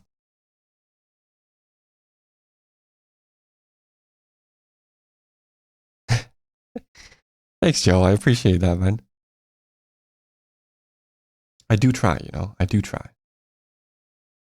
But I guess I'm just a natural. Oh shit. Look at this, man. With my fucking bent back, trying to solder this shit. I'm gonna need insurance for my back for this fucking shit, dude. God damn. You know what? I think we'll put these guys back in just a moment. I'll just solder this first. I mean, Sunny as well. I mean, I know what you meant, Joe. No worries, bro. No worries. But I'll take Sunny as well. We could use some more sun after this weather we've had lately. I mean, honestly, like right now and yesterday, it was pretty fucking nice, though, wasn't it?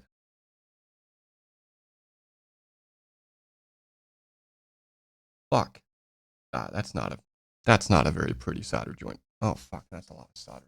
Fuck.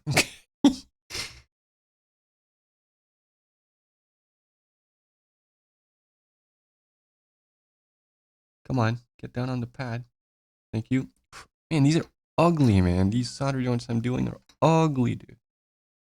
Brother. Ugh. What's that, brother? I don't know. That's nice, though. Look at that. Wonderful. Speaking of wonderful, I'm so glad that Wonderful won the major as well. The guy was really solid, I feel. It's difficult to be an opper these days in Counter-Strike 2, you know? But I think he did a really solid job at the major. Man, that looks like garbage. Good lord. Okay. We're gonna need to get in here with some solder wick. Oh, shit. Let me trim this guy a little bit.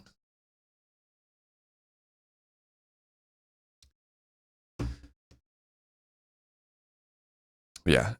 Even though JL was the most valuable player of the tournament, he got the MVP, you know? I think Wonderful did a wonderful job.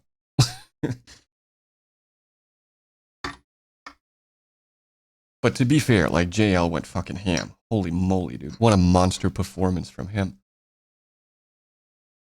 He was just destroying shit left and right. Man, how do I get the fucking solder wick on here without everything sliding around on me? I need to. Ugh, brother. Ugh.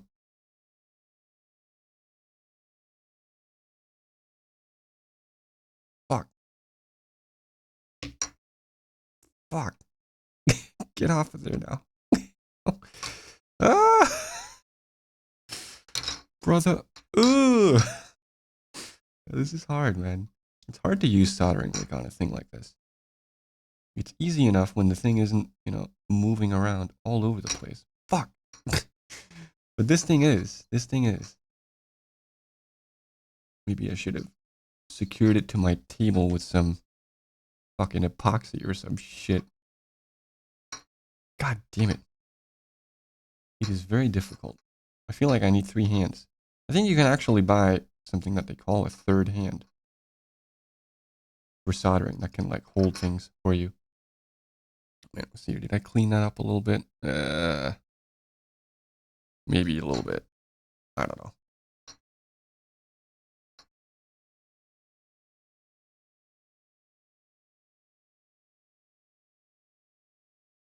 Okay.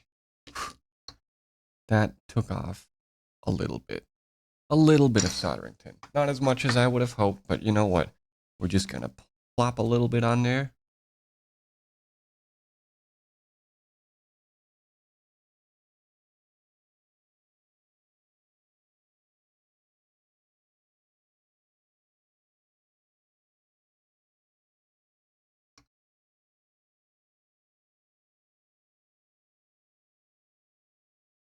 Oh my god, dude. Really? Brother. Ugh.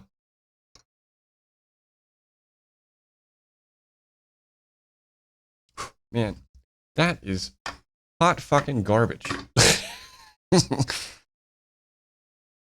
Yeah, not my proudest work, but it's okay. They look all right. They're not cold anyway. Not cold solder joints. That's the most important thing, I think. Even if there's a little bit much solder on there, they don't look, they don't look fantastic, but they're okay. We'll be fine. I think. I hope. Try and measure some resistance on it. Well, I don't know what I don't even know what range I would use on my thing. My little multimeter. My shitty little multimeter from Honeywell that I spent half an hour looking for. Which ended up being in the fucking automotive department of the store. I don't understand why, but there you go.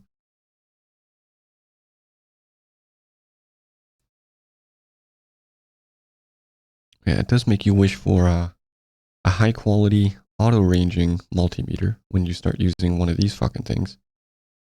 Like, I don't fucking understand the numbers it spits out half the time. There's a little bit of solder just sitting there. I don't like that very much.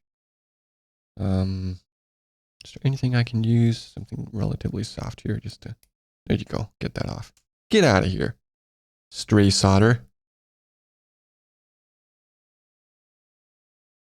I hope this turns out well. I hope this works when I'm done. That's all I can say, man. That's all I can say. Let's get these small guys back in here. So the K2J goes into C8. And that's there. And then this guy, who are you? K2F / 102. Yeah, 102 goes into C10. Where's C10? Oh, is that you? Yeah, right next to C9. Okay, I mean, that makes sense. Fucking logic, brother. Let's go. Okay. Oh, and you're not soldered. Wait. Oh, right. No, I understand. Fuck! It fell out. Yikes. Yikes, brother. Okay. See here. Try this again. Wait, I can just hold the fucking legs on this side. Yeah, look at that. Developing a better technique. Any experience with lithium-ion batteries and BMS? I don't know what BMS is. And I guess no, I don't know. I don't really have any experience with either of those things. I am just a guy who has no idea what he's doing. But welcome to the stream, Snake Milk 420. Nice fucking name. I didn't know snakes produced milk, but here we are. Strange world we live in. Let's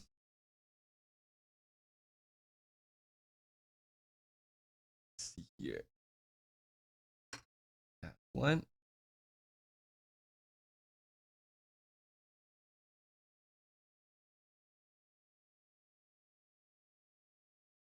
That's another. Battery management systems. And thanks, dude.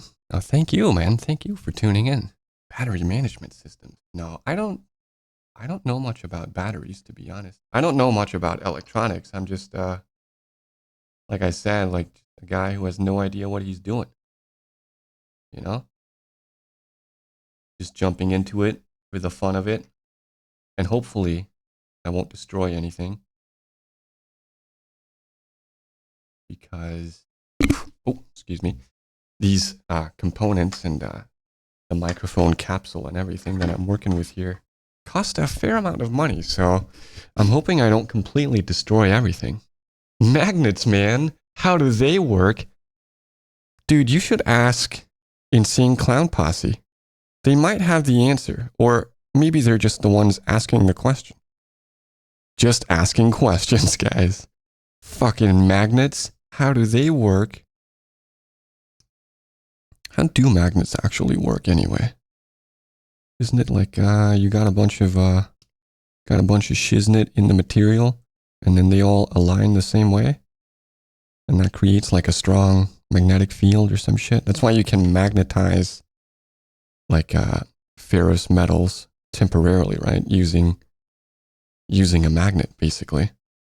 Look at that. I got them on here and they don't look completely fucking botched.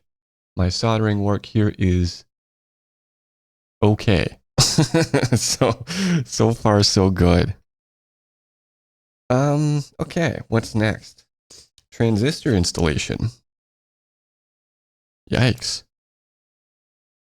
I'm looking forward to fucking it up. Looks good? Thank you, man. I appreciate it. It looks okay. Some of the solder joints aren't my best work, but you know what? Most of them actually look pretty decent.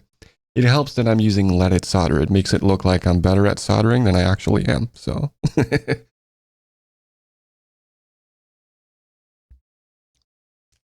So, Snake Milk, do you have experience with lithium-ion batteries and battery management systems? Or what? Sounds like you know a great deal about batteries. Maybe not magnets, but batteries at the very least. Man, let's see here. We got... Looking for a 2N5551. That's not this one. And is it this one? Nope. These are 1084s. We have... That's got to be the one. 2N5551. And it's stuck on here with that otherworldly alien tape. That's difficult to remove. Let's try and cut them here.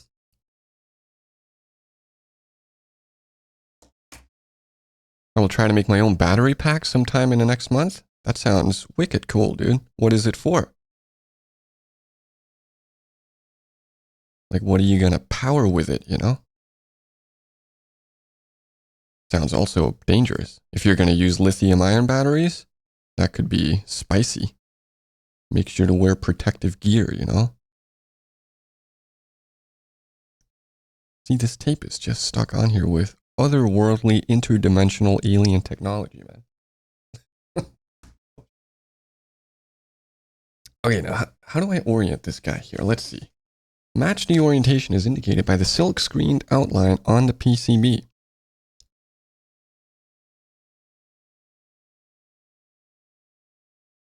Oh, and then it says something about the other transistors. So let's start with this one. We'll get to the other ones. For your motorcycle. Huh. I don't know much about motorcycles, I'll be honest.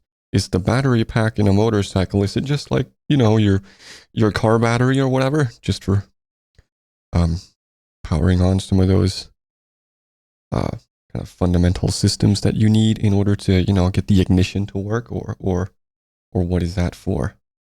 I wonder. T4 goes on the B board, it looks like. Yep, there's T4. And it's pretty well indicated which orientation it goes in here. Something along these lines. Okay. There's nothing else to it, really. Just gotta solder this one in place, I think, before we move on to the next transistors.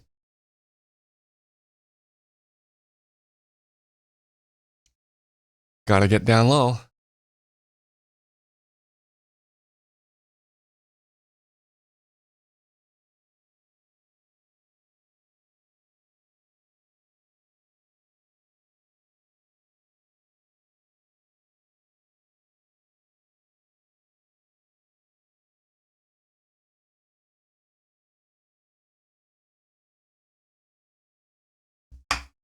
All right.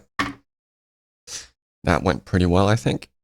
Yeah, that looks pretty decent. One of the pads isn't like fully covered there, but that doesn't concern me at all. I'd rather have a little bit less solder on there, really. I think that's a bit cleaner looking. Probably better electrically as well. I don't know, ask an expert, because that's not me. Yeah, pretty much. But my motorcycle is from the 60s, so it's always power on. So I need a handy spare battery. That sounds like a great idea if you're going to go trekking, you know? Wouldn't want to run out of battery. I mean, how silly is that? You have a motorcycle, tank is full, everything's in order. But you just can't get the ignition to work. That would kind of blow, wouldn't it? Are you going on some kind of long trip? I heard about there's this guy on YouTube, Mini Minuteman, if you've heard of him. He does like a bunch of archaeology stuff. Yeah, that has happened a lot. Yeah, I bet it has, hasn't it? That's why you're building a battery pack, isn't it? I think Mini Minuteman went on a for a long time. Was it like a whole year or just a number of months? He took a bunch of camping gear on a motorcycle and just went like across the United States, I think, camping in various spots, you know, sleeping in the wild and shit. Okay, now these two other transistors, do they go on the A board here? I mean, they go into T1 and T2, so I don't see any T1 and T2 on the B board here, so let's take a look at the A board. There's a T3. That's probably for the JFET. Where is T1 and T2, though? That's the real question, isn't it? Oh, I see them. I see them. Okay. Now I need to bend these leads. They're kind of like, I don't know if you can see. Actually, I used the transistor to point. How about that? Right there, where it's supposed to go in, you can see that the pads are kind of in a triangular pattern there. So I need to bend the middle lead to fit down there. So that'll be interesting because these leads are very close together. I don't know how I'll actually do that.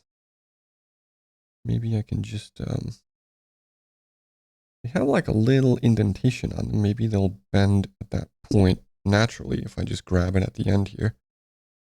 Maybe grab it with a reasonably proper tool here. And I can bend it outwards a little bit. Maybe. Please.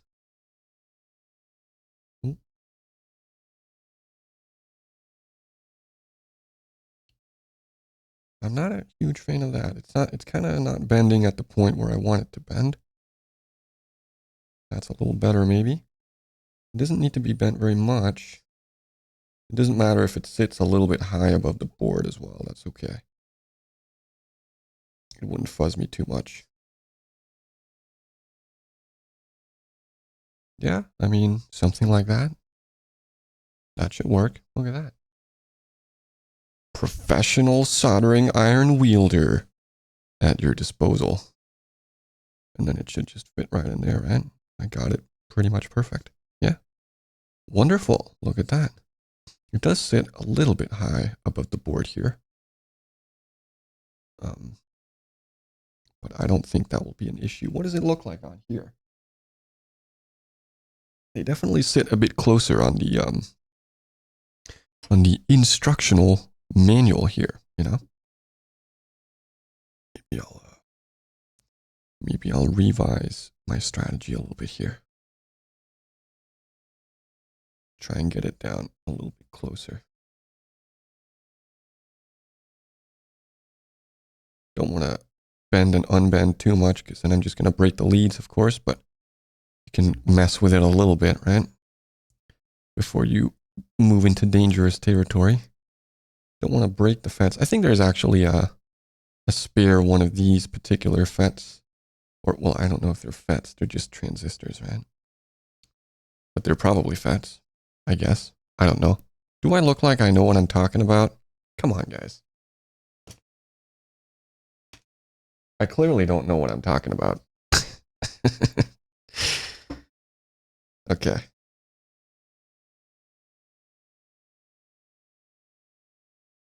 Wait, I should bend this in the right direction as well. That's probably important.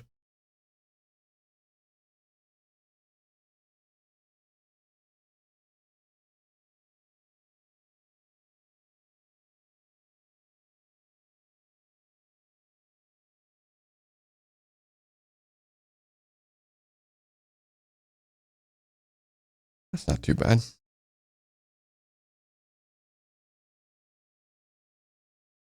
we'll work with that.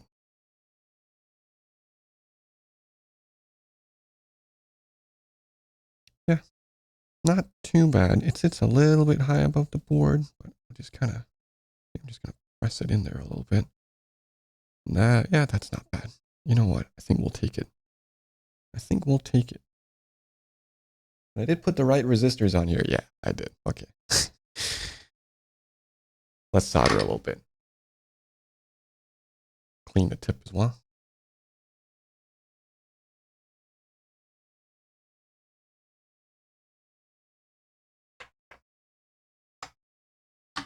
Probably drink the rest of my coffee.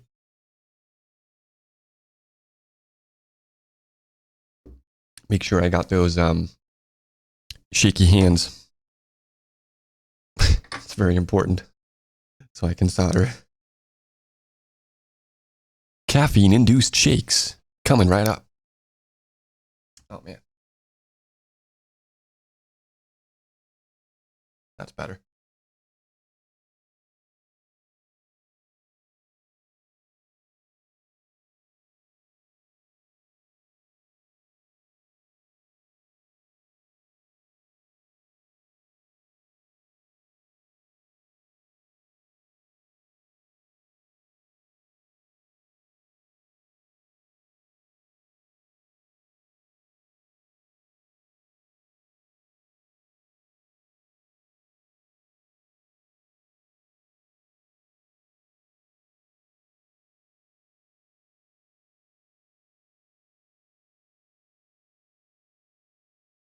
All right. So far, so good.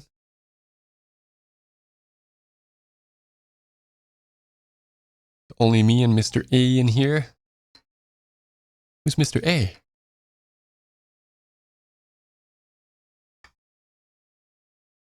I don't know if Joe is still here. Maybe he's streaming on his own channel. That's possible. Not quite sure. Maybe he's grocery shopping. Rummaging through the garbage bins at his local supermarket, maybe.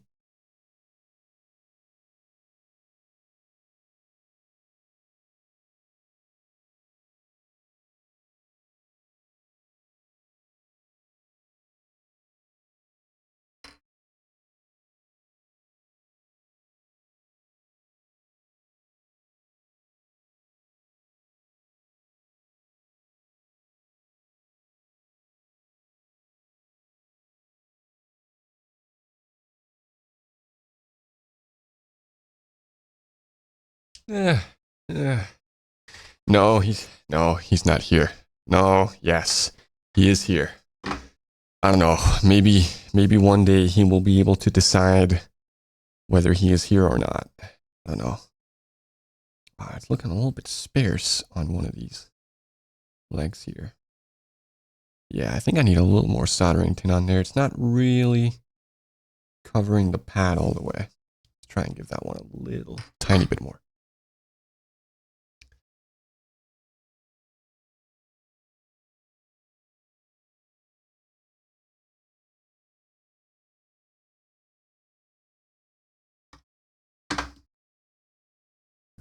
I should stream too. I'm trying to tune my hammered dulcimer at the moment. That's fucking sick, dude. Hammered dulcimers are fucking A, my dude. I should get myself show the PCB to the camera up close. Roger that. Wait, hold up. I got an idea. How about that? And now get the focus right. That's a bit low resolution when I do that, isn't it? I'll just bring it up close. Get the focus here. There you go. There's my my shit soldering job so far. Yes, both. I mean, I had a feeling, Joe. I had a feeling. Maybe that's a little more in focus. Man, it almost looks like these two joints are almost shorted. No, they're not shorted. It just looked like it on the camera. Never mind it. You know what? I think we'll take that. Yeah, I think some clouds just rolled in. Thanks, mate. It looks pretty good. Thank you, dude. I try my best. Some of these look nice, but some of them are a little bit questionable, but you know what? I think I'll survive. We'll see if once I mount the capsule and everything, see if I can figure out how to use my multimeter. Because I need to measure the voltage. Go into the capsule and then dial it in with a what is it called? Like a trimmer, you know, has a little screw on it.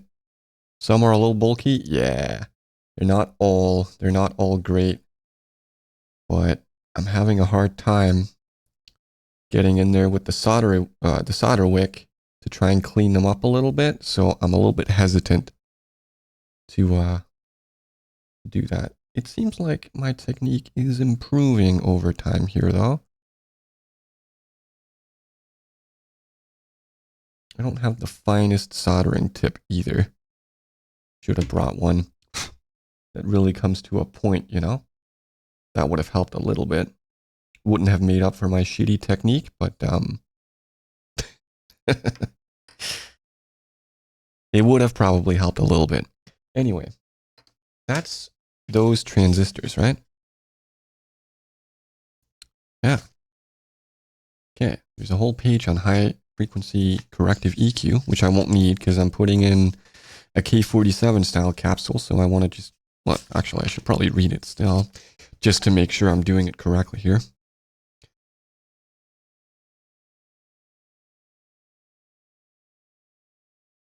Oh, I do actually need to insert a thingamabob for a linear circuit.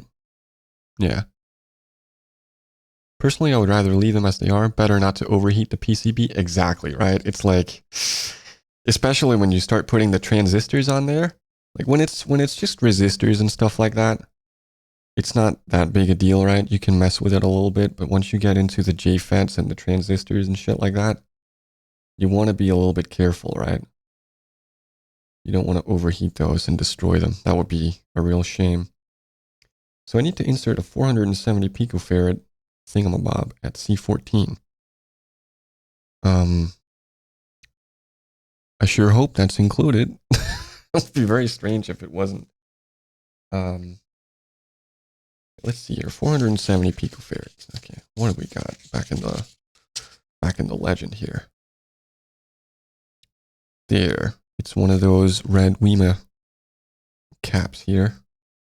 I need a 470/100 something something. That's that one right there. There's two of them included in the kit. So that's that one. I need to insert that at C14 for a linear circuit.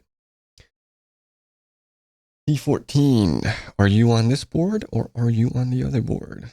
I guess we'll find out. That's C14 right there. Okay. Is it gonna... Review the C14 selection process on page 12. Indeed. Okay, we'll just start with that and then we'll move on to the rest in a moment. It doesn't matter how these are oriented, right? Surely not. I like these little WEMA capacitors. They look nice. Beautiful red color. See here. Yeah, let's just get that one soldered in there. No reason to fuck around with it too much. I want to make sure it's all the way down on the board, but I feel like my transistors are poking up a little bit further, if you can see here, than the cap. So how do I make sure that it's all the way down when I solder it? That's the real question. Maybe I could use some of that alien tape to keep it in place. No, that's probably silly. I don't know. Maybe I shouldn't. You know what? I'll use the little plastic ring for the housing on the microphone. Put the resistor. Oh no, it fell out. This is terrible. Okay. Hold it by the legs. Is it sitting on there now? It is. See, now that's what I call creative problem solving, guys.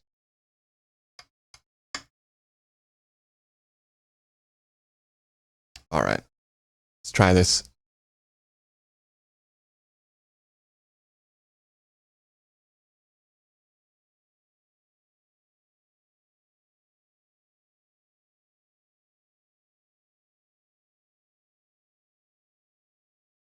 God damn it. Come on. Get on the pad, brother. Right. It's a disaster.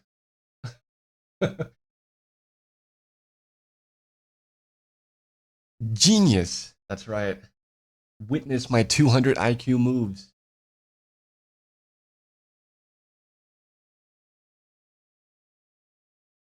That one went a lot better. Yeah, when you don't have that really, really fine soldering tip, sometimes the solder just ends up on the soldering iron or just like a millimeter up the lead, and you're like, bro, just get on the pad. Oh yeah, my genius technique didn't work, by the way. Look at this.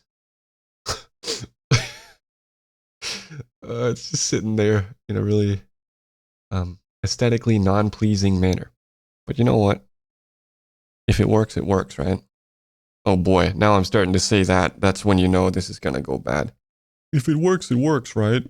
I don't have to do it well.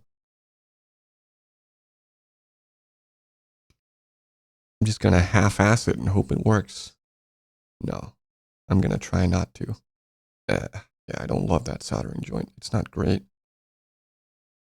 I think it's okay though.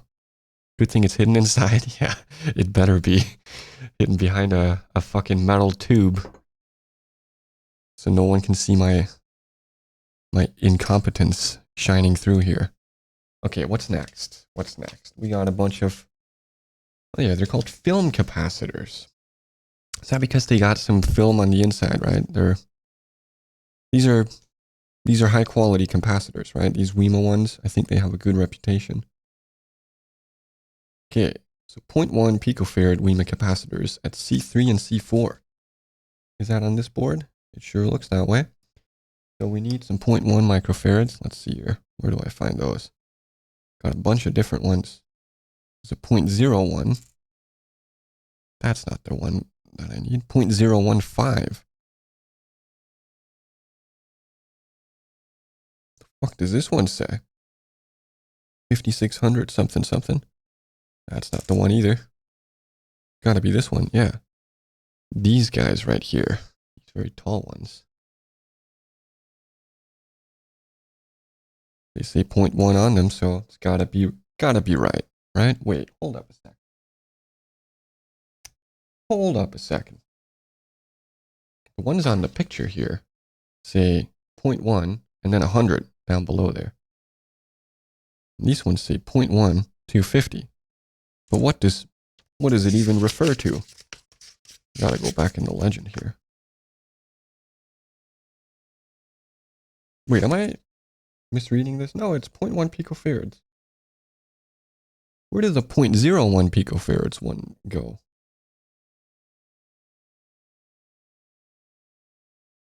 Wait. These might be marked blah blah blah /100 blah blah blah /250. The number after the slash is a voltage rating and is not relevant for this build. Okay, that's good to know. Thank you for letting me know, because I don't fucking know what I'm doing. I need all the help I can get. Okay, 0.1s at C4 and C3.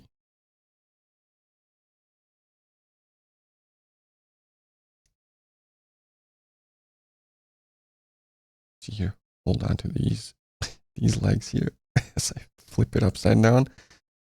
These are thankfully very tall, so I can get those in there pretty easily. Actually, maybe I should, no, there aren't any other ones I need to solder on there, so, or what? Wait, hold up. Hold up a fucking second. I need to solder a 470 picofarad. That's the same one I put at C14, right? Yes. So I need to put the other one at C15. Before I put these on, I'll do that because these are very tall, and the other one is not very tall.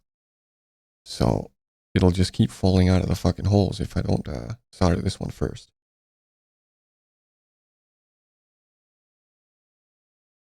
I will attempt to use my plastic ring technology here. Oh, fuck. He says and drops it. Fuck.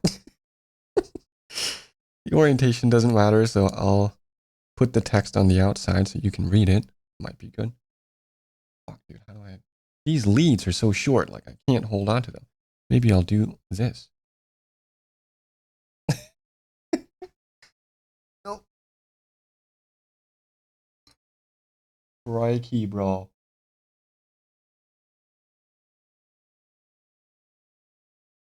Can you tell that I'm a true expert? You better. Okay, get this on you.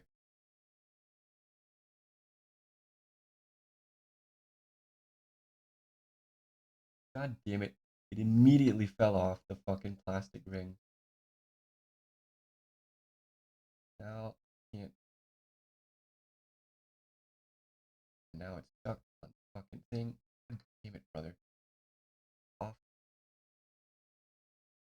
Holy moly. All right.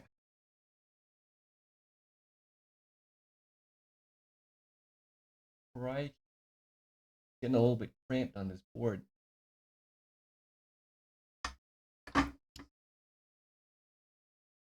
True maker, at least. I do make things in a very questionable manner. Look at this fucking thing. My plastic ring technique is not working out very well. It's not sitting on the board. But hey, we tried. Tried and failed. It's okay though. I think we'll survive. And you know what? Those solder joints don't look too bad actually.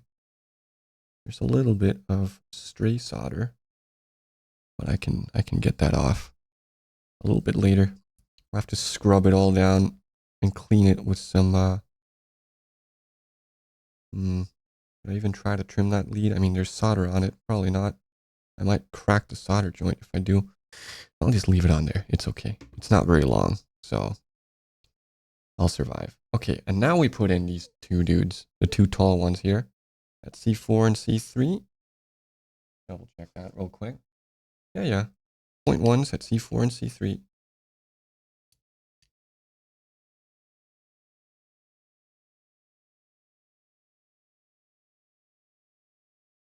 You found watermelons, Joe. I would say that's nice, but I'm not really a big fan of watermelons personally. But hey, you do you, man. Get that water. It's good for you. Stay hydrated, you know?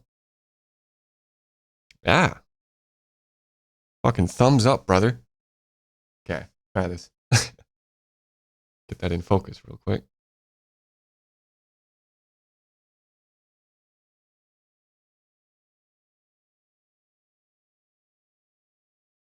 A little too early? A little too early for what? Good Sunday snack? A little too early for watermelons. I thought people would usually say that about alcoholic beverages.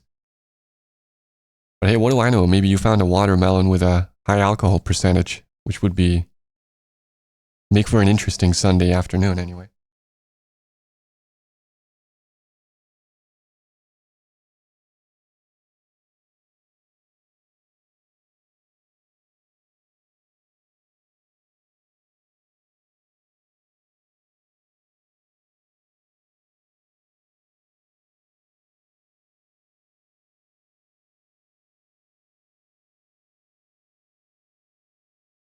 Well, that went unexpectedly well. You mean early in the year?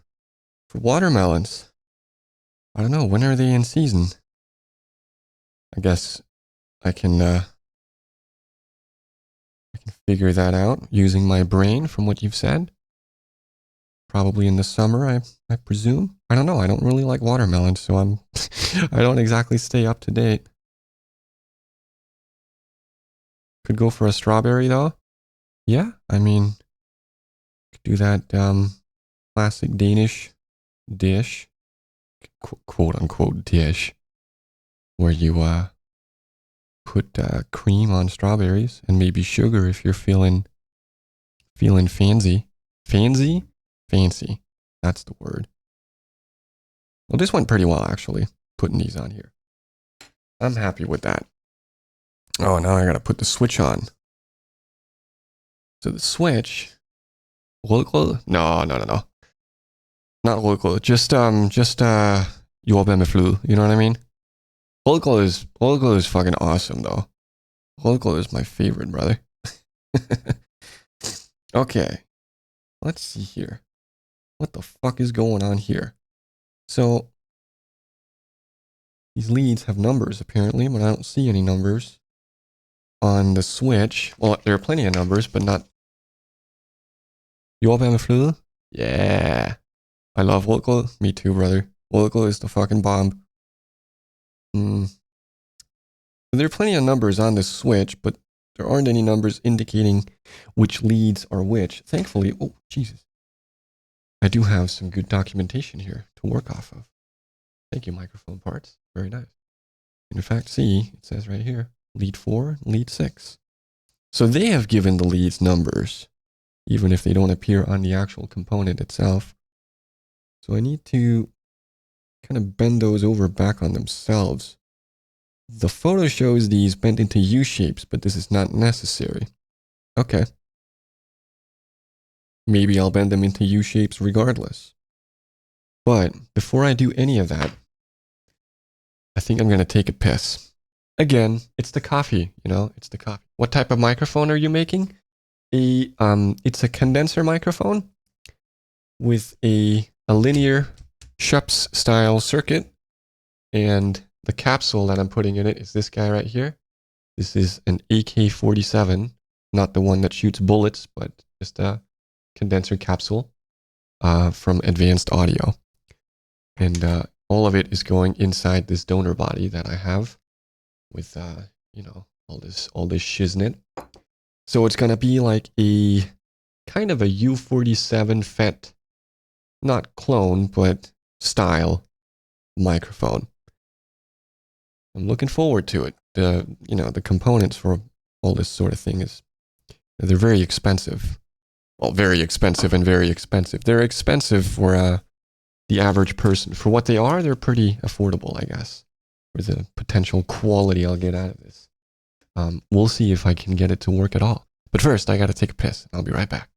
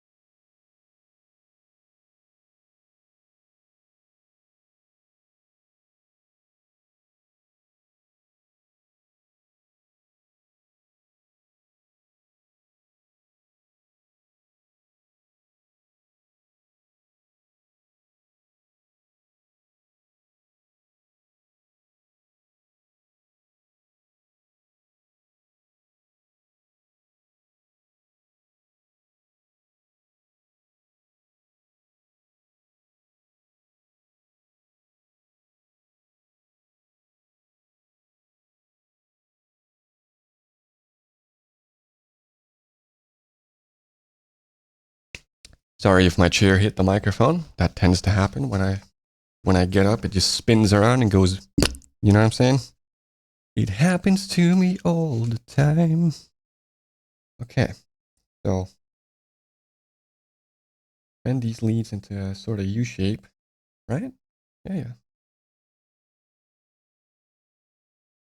I did read through the booklet, so I know that there's some fancy shenanigans with some jumpers or whatever the fuck going on to these later on. I don't mind having a nice little U shape. Looks kind of neat. Bend it here maybe. Oh, that's bending a lot right at that point. I'm not crazy about that actually. You know what? I'll just bend this one in a similar fashion, and then I'll trim the leads later when I'm done soldering whatever needs to go on here. Just so they don't, you know, like stick up like crazy because that looks pretty messed.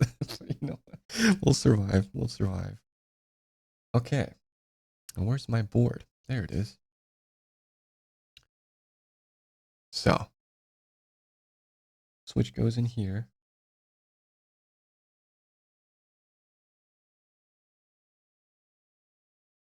Just like that. And here.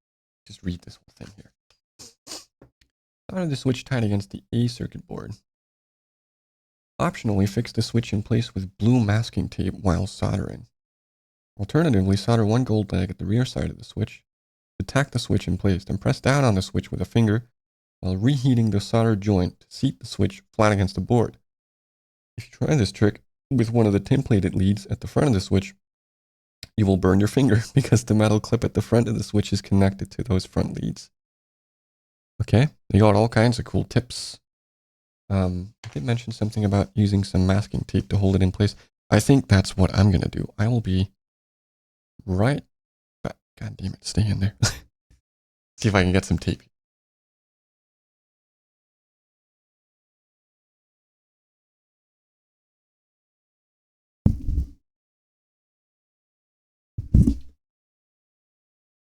Once again, I apologize for my chair probably hitting the microphone.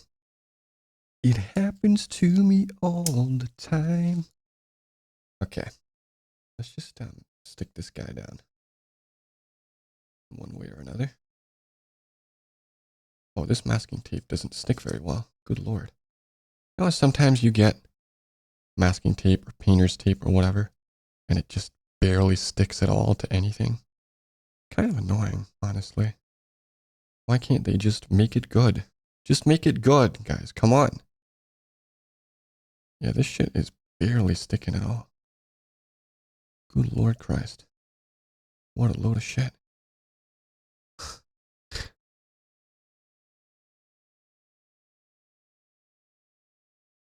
Oh well, it just needs to hold it for for a short fucking second here. The worst masking tape, guys. Don't buy work. Don't buy the work tape. Get out of here, fucking bitch. Okay. So just gotta get it. Did you buy that in Han Nouveau too? Honestly, mate, I wouldn't be surprised. I've had this around for a long time, but you know what? It probably came from Han Nouveau. They have not yet made contact with those aliens who have this crazy good adhesive that you get inside these, the tape that they put on the components, you know. Han Nouveau still living in the 19th century, you know. Come on, Han Nouveau, get out of your own ass. Go make contact with the aliens who have the ultimate tape adhesive technology. Fucking Han Nouveau. Or as we call it amongst myself and my peers, Al Scott, you know? What a bunch of shit.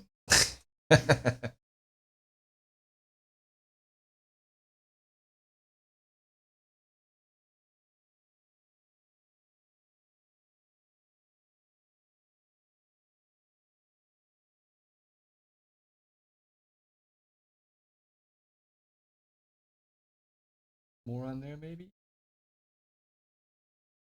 There you go.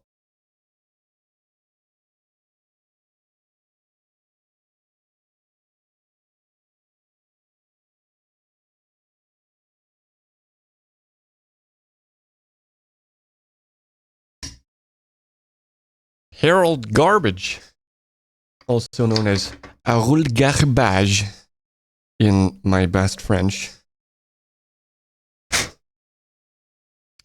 Got a little stickler at the end there, but you know what? These soldering joints, not too bad. Look right there. That looks pretty good, I'd say. I'm happy with that. And the tape just about did its job for the 2 seconds it needed to be remotely useful. Good job, tape, and get out of here. Switches down there pretty tight to the board. That's fantastic. Okay.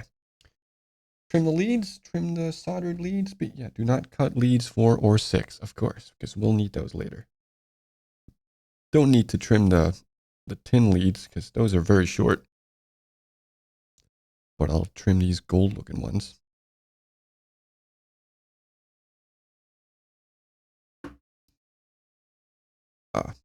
Trim that one a little bit better, maybe. Still like a millimeter or two sticking up. Not my finest work. But you know what? We're getting on with it, man. We're getting on with it. Those are not too bad looking. Those solder joints, to be honest. You know, when I'm done with this and I have to clean these boards, I'm going to take a decommissioned toothbrush head from my electric toothbrush and I'm going to fucking scrub it with an electric toothbrush and some denatured ethanol, you know? I think that'll work pretty well. That's my hope anyway. You got to get these boards clean for this kind of thing because you can introduce a lot of noise if you don't. Okay, see here. We're done here for the time being, indeed. So, place but do not yet solder 3 electrolytic capacitors. Roger that. Confirm proper orientation. The positive pad is marked with a small plus. The longer lead of the capacitor will go here. The negative leg of the capacitor is indicated by a stripe on the capacitor body. The mic will not work if these are installed backwards. Don't install them backwards, guys. That's silly. And ensure that all 3 are seated tight against the circuit board before soldering. Solder all 3, trim the leads. And then it's on to a potentiometer. That's the one I have to adjust when I get the whole thing put together, which won't be in too long, actually. Yeah, we're kind of getting there, guys. We're kind of getting there. Okay. So one of the capacitors goes onto C7 over there on the other board. But let's start with this. So this will be C6 and C5. And it said something about the longer leads being the positive ones. And it's indicated, you can see here, there's a little indication there for the shorter lead that that's the negative. That's the negative lead on this one. Okay. Just confirm that. The longer lead of the capacitor will go here with the small plus. Indeed. Okay. Got to get this right. Shouldn't be too hard. I do have eyes in my eye sockets, so I think this will go okay. Wait, I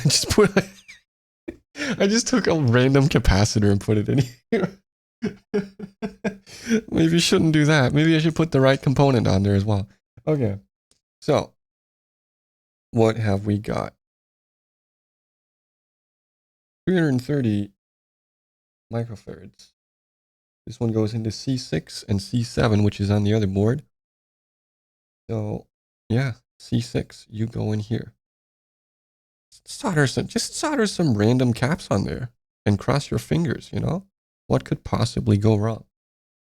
Now at C5, I need a 100 microfarad. Hey, that's this one. Wonderful. And there it is. Get those all the way down there. And they're nice and tall, so they should just stay in place. But according to the instruction manual, we should not yet solder them in place. So I won't. I'll put this one in here instead.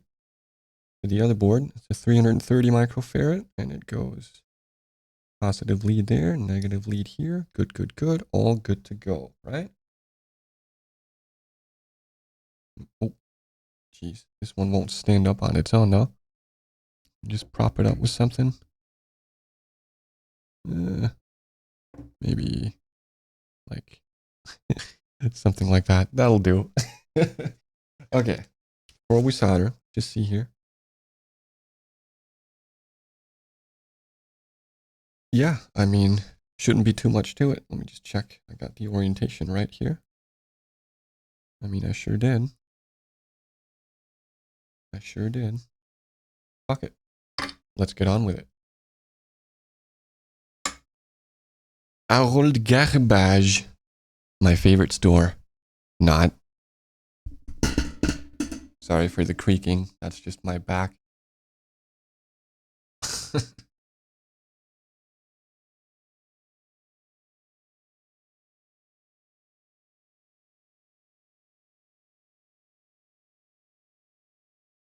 Come on now. Get on the pad, brother.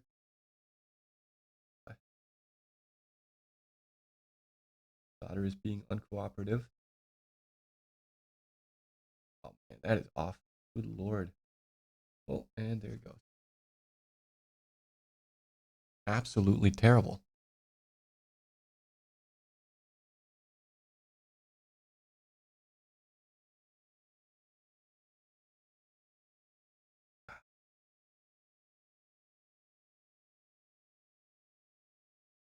That was much better. How was it so difficult with the first one? Oh, that looks awful. That looks terrible. Good lord. Absolutely terrible.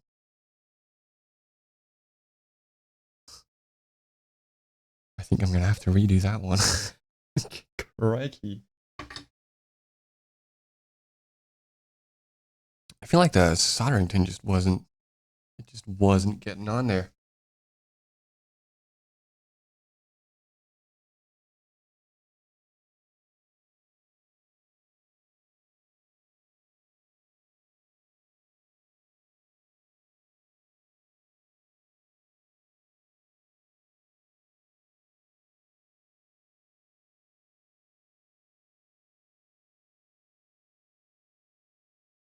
Going much easier now.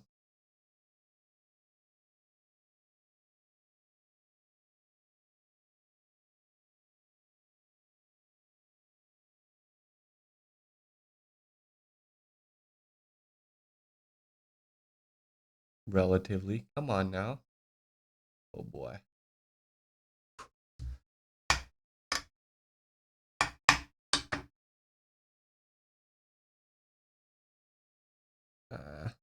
That went better. Not great though. That one needs a redo. Crikey. I thought my soldering skills were supposed to get better as this went on.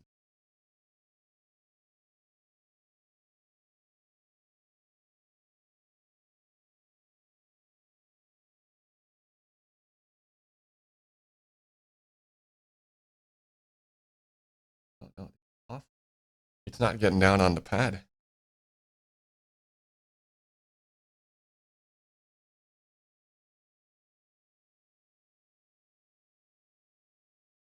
Really not getting down on the pad. Christ almighty.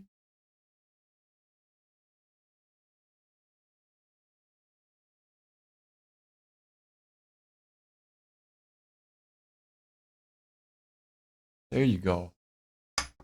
Look out! There's a guy behind you!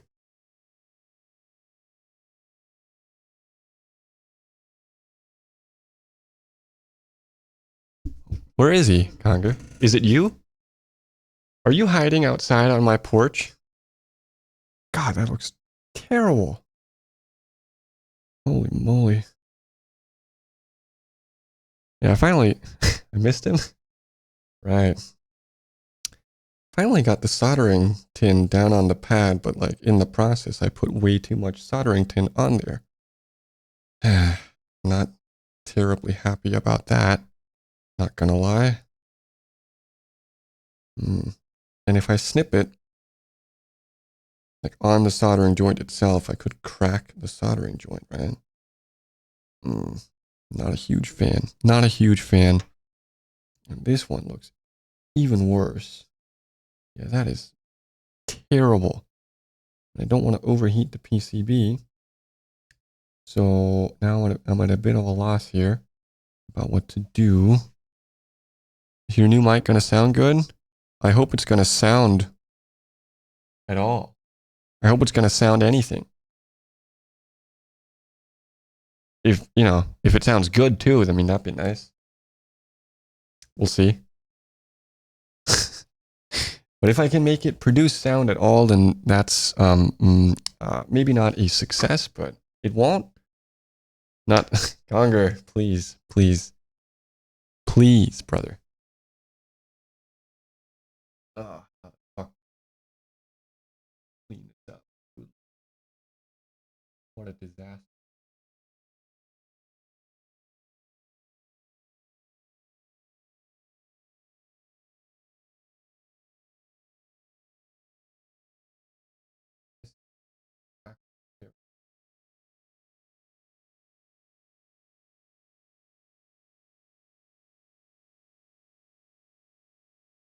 That didn't do. Oh, fuck. That's a microphone. You said it? Gonger. I did not. No. No. You're wrong. I refuse. Fuck. Fuck. Ow. Well, I had to burn myself eventually. I'll be right back. Gotta put some cold water on that. Fuck. What is sounding? Don't ask. Don't look it up. Trust me. Don't do it.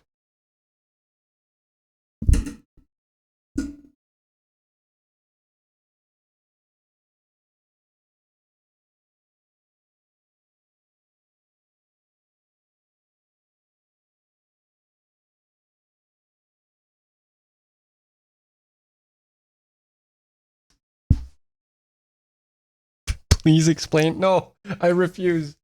I will not. I probably shouldn't get water on the fucking PCB, brother. Man, this is an unmitigated fucking disaster. It was going so well, dude, and now it is not going so well anymore. Fuck. Gonger, it's all your fault, man.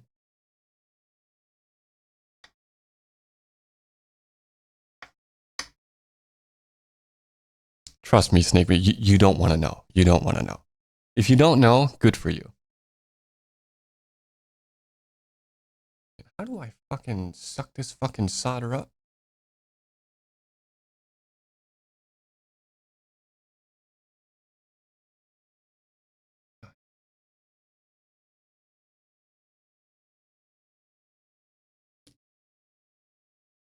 Oh, I got a little bit of it there. Ah, man. This is awful. This is terrible. Absolutely unacceptable. I know, I just wanted you.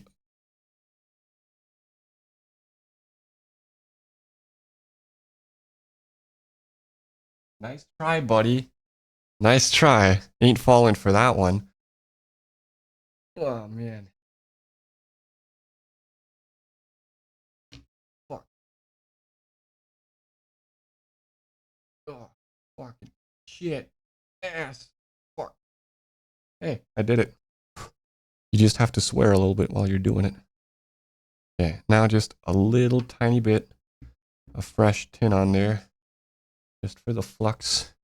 To try and clean it off a little bit. So we don't get a cold solder joint. And maybe unmitigated disaster has been averted, hopefully. Let's see. Let's find out.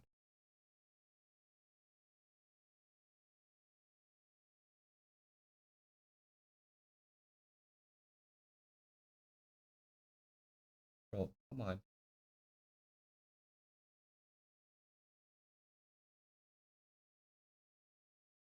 Oh, God.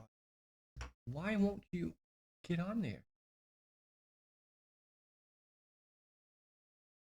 Absolute bitch. Absolute bitch. I just melted a different solder joint trying to. What the fuck? Brother.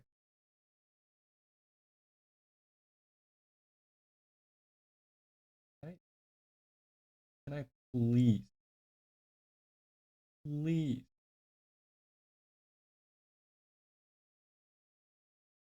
Do it. Come on.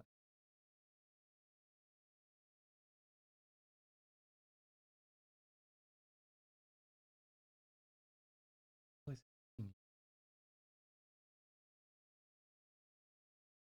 Holy moly.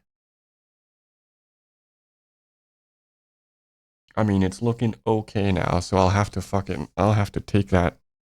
I just don't understand. Like, is my soldering tip too fucking dirty now? It's not fucking doing jack shit. I couldn't get the goddamn soldering tin to melt.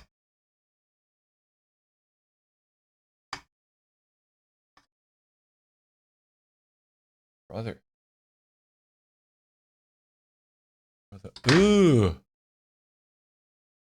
What's that, brother? I don't know. It's terrible. That's what it is. Absolutely awful.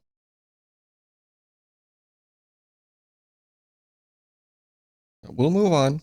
We'll just pretend nothing ever happened, guys. Don't worry about it. We'll survive.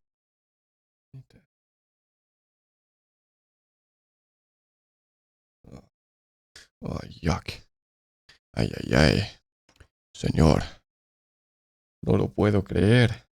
Oh, I have another one to fucking clean up. Fuck. Big fucking ass, dude. God damn it. Okay. Well, nothing else to do but to get in there. Actually, I should trim a couple of the good looking joints here just so I can actually have some space to get in there with the soldering iron.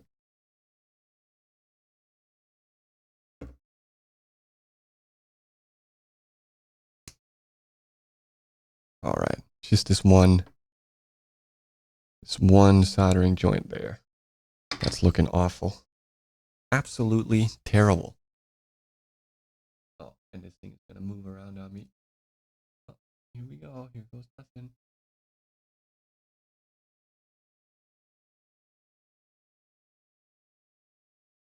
Oh shit. Not enough.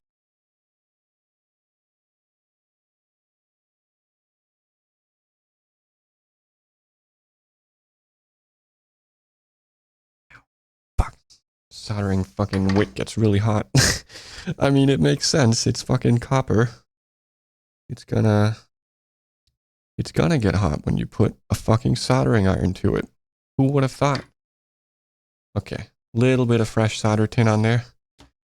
Please have a functioning solder tip now.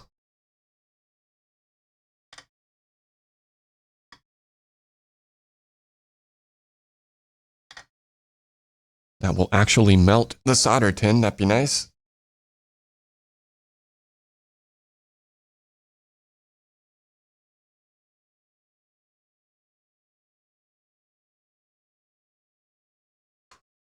That was better. Oy, oy, oy. I mean, it looks pretty terrible, but you know what? It'll have to do. Can't fuck around with it anymore. I mean, it does have a nice little kind of convex shape to it, you know?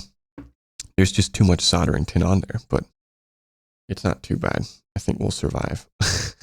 I hope I'll survive. If I die and never come back and never stream again, guys, you know what happened. I just died because of this. I'll probably poke my eye out with a soldering iron by accident one of these days. Okay. So then it's time for that potentiometer. So where are you at? Well, you're right here, aren't you? Bad boy. Little bad boy with a screw on it. Yeah. Okay, and we need to orient it so that its adjustment screw is next to D3. Gotcha. What is D3? Is that the B board or the A board? Guessing that's it's gotta be the A board. Okay. D3, where are you? Where are you? Wait, it's not on the A board. Never mind it. Gotta be on the B board. Why Thane Snipes? You see this guy right here? That's Thane Snipes, my dude. What happened to Ominator? That's a long time ago, buddy. A long, long time ago. I don't know. Just felt like a rebrand, you know? And I like Thane Snipes. Maybe that's just me. Man, am I going to have to use the shitty masking tape again to get this guy down on there? I might have to.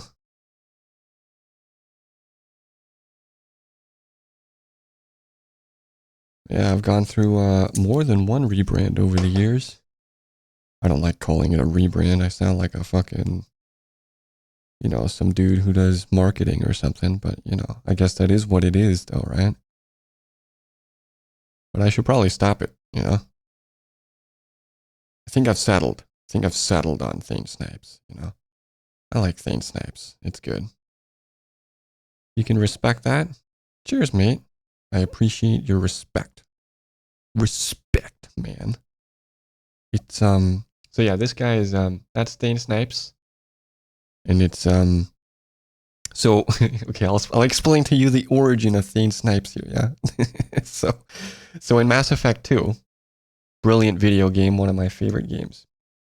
You pick up a bunch of companions along the way, and there's a guy in the game. His name is Thane Krios. He's a great character. Love Thane Krios. So in the game, you can have these alternate costumes or whatever, like alternate appearances for different squad mates. And one of them for Thane Krios gives him this fucking pair of sunglasses. And the first time that I switched on that outfit and saw it, I just laughed out loud. I thought it was the funniest fucking thing in the world.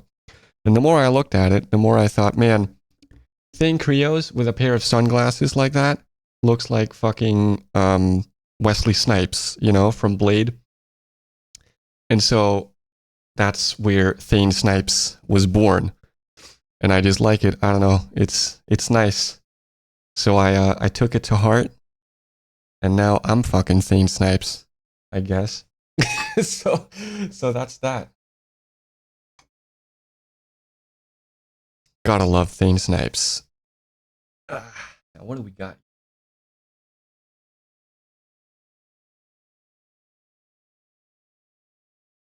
Other.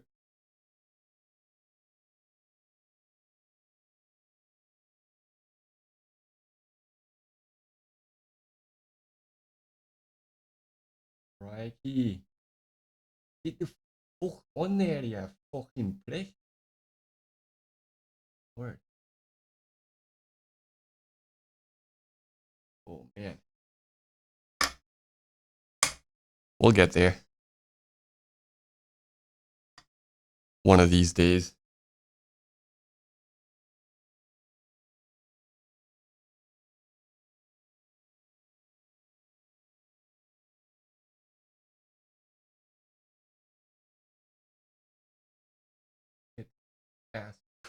Yeah, we got it. Thanks for the explanation. Hey, you got it, mate. You got it.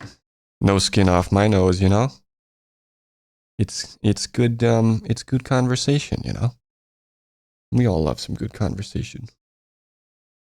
A little bit of beep beep beep beep beep beep beep beep beep. Or whatever the fuck the lyrics are. Who knows?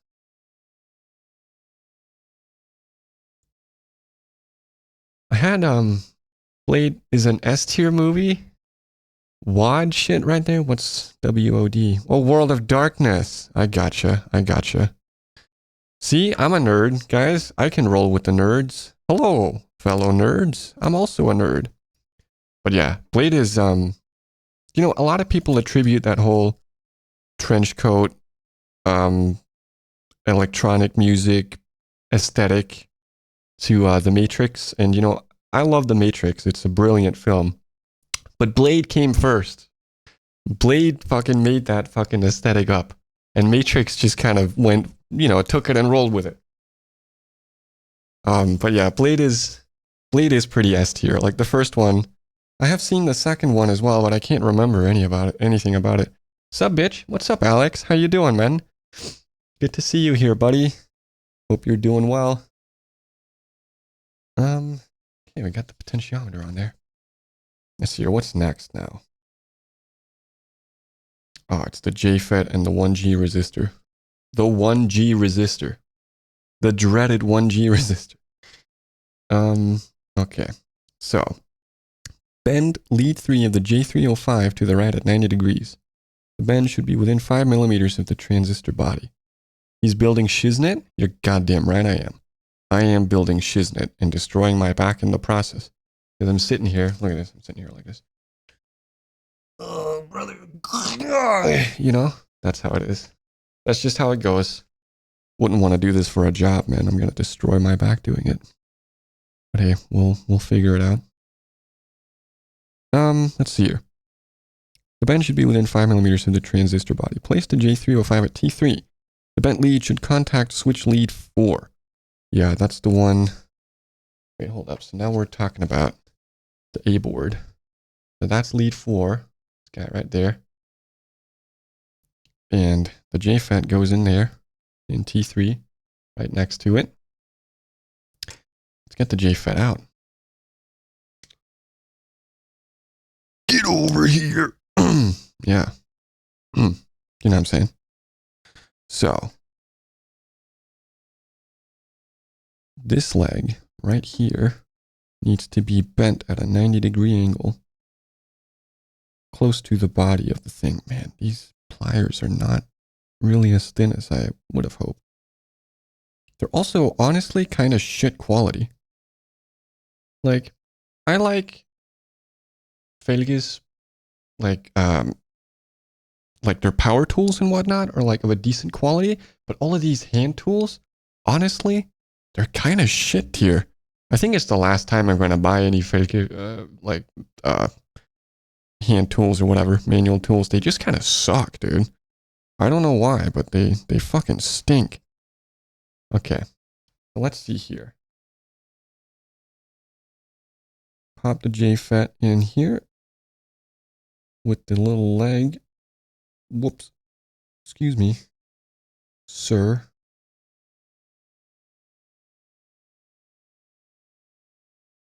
Get it in there like that.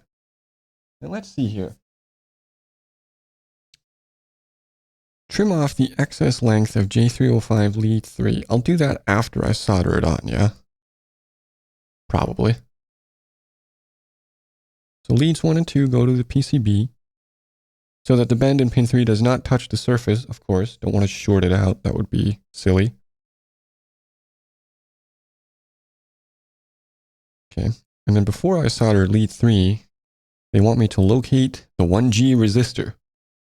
You'll never get your hands on the G. Or maybe I will. Solder one end of the 1G resistor to the PCB at R9, leaving the other end free to attach to switch lead 4. Hook R9's unsoldered lead around switch pin 4, then trim off any excess length. Wait, you fucking what?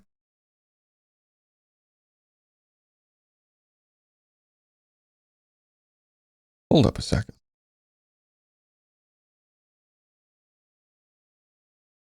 Oh, the 3-way joint of JFET pin 3, R9, and switch pin 4 will be soldered together later when the capsule wire is attached. Gotcha. Because they only want me to solder it once. So I have to kind of like get them bent around each other in a nice little happy, like a happy family or whatever the fuck.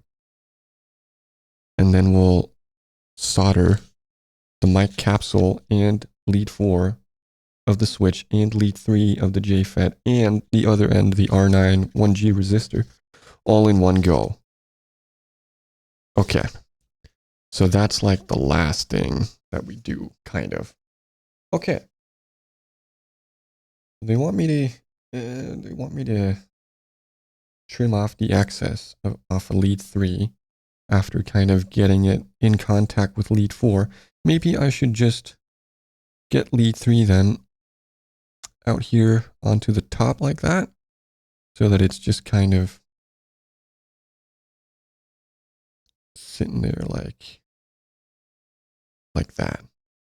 I don't know, you probably can't see shit. Let's try it. Let me try and show you here. Actually, just get real close up here. See that?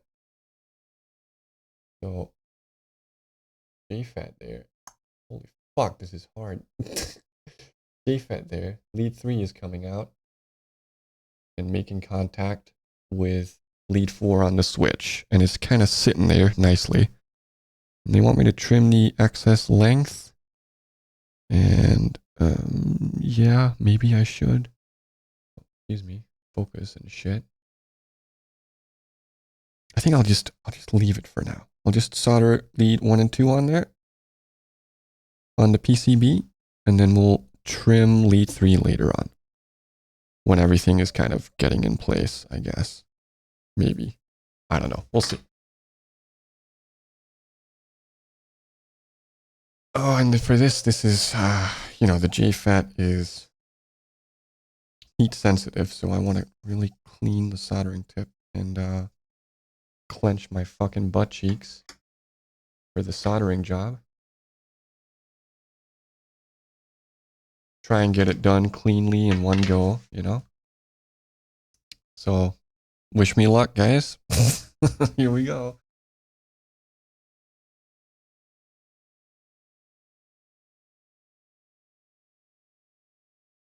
Please stay. Please. Yeah, we'll take that. That actually looks pretty good.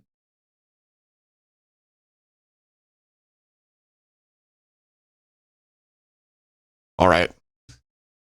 All right, all right. Nice. That actually, I'm very happy with that. That's good because that's the JFET. And that's a fragile component, you know? Trim those leads.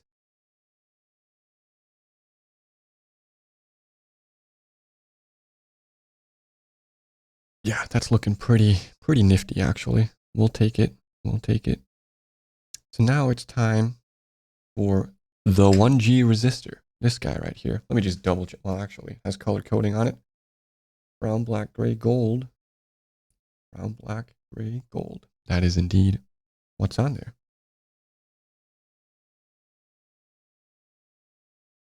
So we want to solder one end onto R9. Probably give it a little bend. Very close to the thingamabob there. Not a 90 degree, just like a 45 degree here.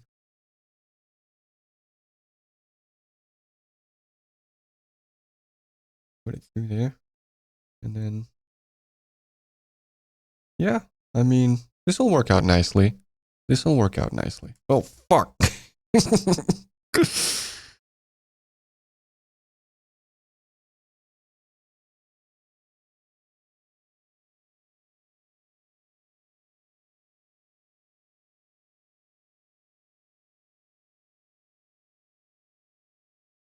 Oh, please. Oh, buddy. You gotta stay in there, man. I can actually hold this in my hand. But no, I can't. Because I don't have 3 hands. Fuck! Why couldn't I just have 3 hands, guys? What the fuck is this? God damn. Wait, you know what? If I get this lead kind of... Oh, excuse me. I get the lead kind of wrapped around here a little bit.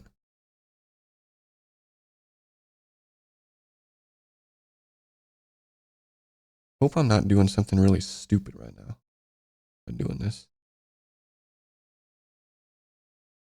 Oh, I mean, that's not going to do jack shit. It's still just going to come out of there. Do I need to put masking tape on this to hold it in place? I might. I hope not.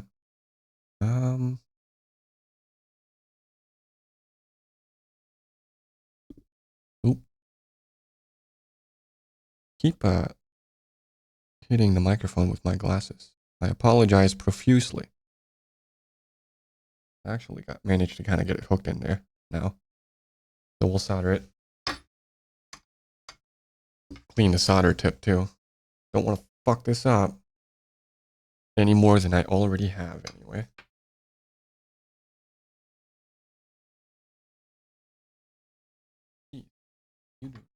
Get out of here. Great piece of solder. Yeah.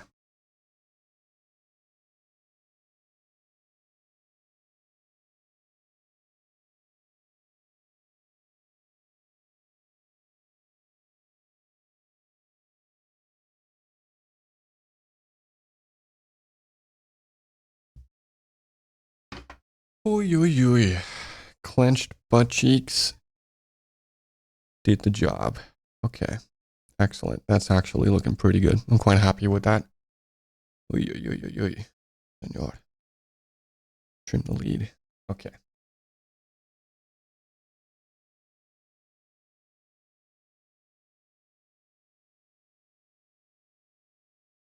Okay. They want me to trim the leads for these. I don't know if I agree with that right now. I think I'll just keep the leads on there until the solder joint is made. Or until I'm right about to make it, maybe. Right? See, are we done here?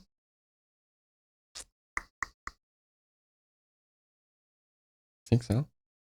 Okay, defluxing. Ensure that all soldered leads are trimmed to the top of the solder cone. If you leave them longer, the cleaning steps below will be more difficult and less effective. Clean both PCBs with solvent. Here's a 2-minute video that demonstrates the process. Maybe we should go take a look at that, actually. Let's see here.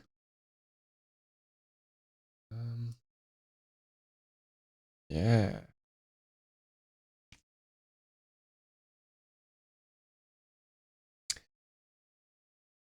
Oh, my keyboard is over here.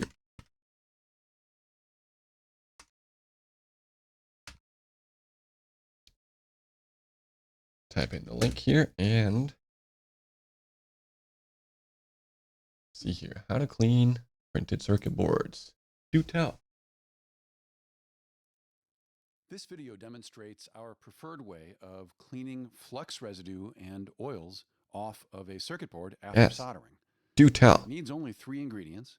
One is some kind of solvent. What we're using here is 99% isopropyl alcohol. You could also use a commercial flux remover. You could also use 91% alcohol. Oh, Second 91. ingredient I have is a 93%. paper towel or a paper napkin. That's good. And the third ingredient is optional, although I do recommend it, and that is to use rubber gloves to protect your skin. Basically, what you do is you wet the paper towel. I have rubber gloves too. And you scrub the back of the board. Seems pretty basic, but it is incredibly effective. I have to credit Josh Kaplan for coming up with this technique. Josh is a tech here at Microphone Parts and Roswell Pro Audio, and he came up with this and showed it to me. And I was frankly blown away because I'd been going out into the yard with an old toothbrush and a spray can of aerosol solvent for years. And that's a terrible technique because all it does is you're basically brushing the gooey flux residue around, and it makes the back of the circuit board a smeary mess. With this technique, what happens instead is all those bits of paper towel that are being shredded away and falling into the trash can are carrying with them the junk that you want to remove from the back of the board. So once that's done, we take a little brush and brush off any leftover paper towel, and then you saw a little inspection there with a magnifying glass where we look and see if we've actually gotten the board clean. Sometimes it is necessary to come back and do a second pass. It's just a repeat of the same thing again. A what technique now? Solder joints that Sorry, you'll have to say that again. Contaminated, which can happen if they're too close together. If the joints are close together, then it can be hard to get in between them. One other thing worth noting is that this doesn't work if you don't trim your leads properly. So if the back of your board has exposed, untrimmed leads that extend beyond the solder cone, then this technique won't work very well. In fact, you might even hurt yourself. You might rip a finger open as you're trying to rub. So trim your leads down and then do what's pictured here. I need to trim a few leads. And as you'll see at the end, the board will be extraordinarily clean with not a lot of mess. So look in the description for a link to a page where we list all of the specific ingredients, the magnifying glass, the gloves, the solvent. You're on your own for the paper towel, but hit that link in the description and you'll see a punch list of these parts that you'd need to take care of this. All right. Nice little video. Uh-oh. Oh boy. Yeah, this will be interesting. This will be interesting indeed. Okay. So I have some... Wait, let me trim some leads on this as well, if I need to. On the B board here. Do I need to trim any leads? Probably not. It looks okay. We'll see. We'll see what happens. So I'm going to go get some rubber gloves and my decommissioned toothbrush head. And the ethanol. Well, I have it right here. Never mind. I'll be right back.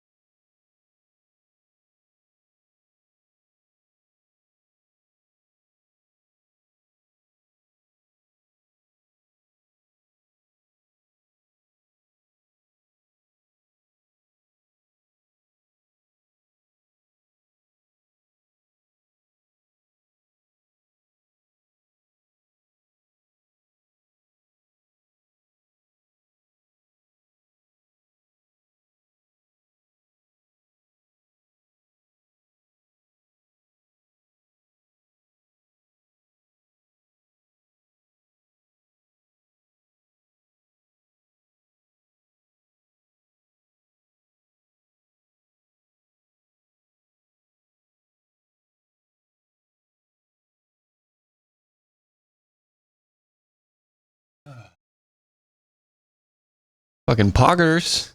Poggers. What's up, Alex? How you doing, man? Got some rubber gloves.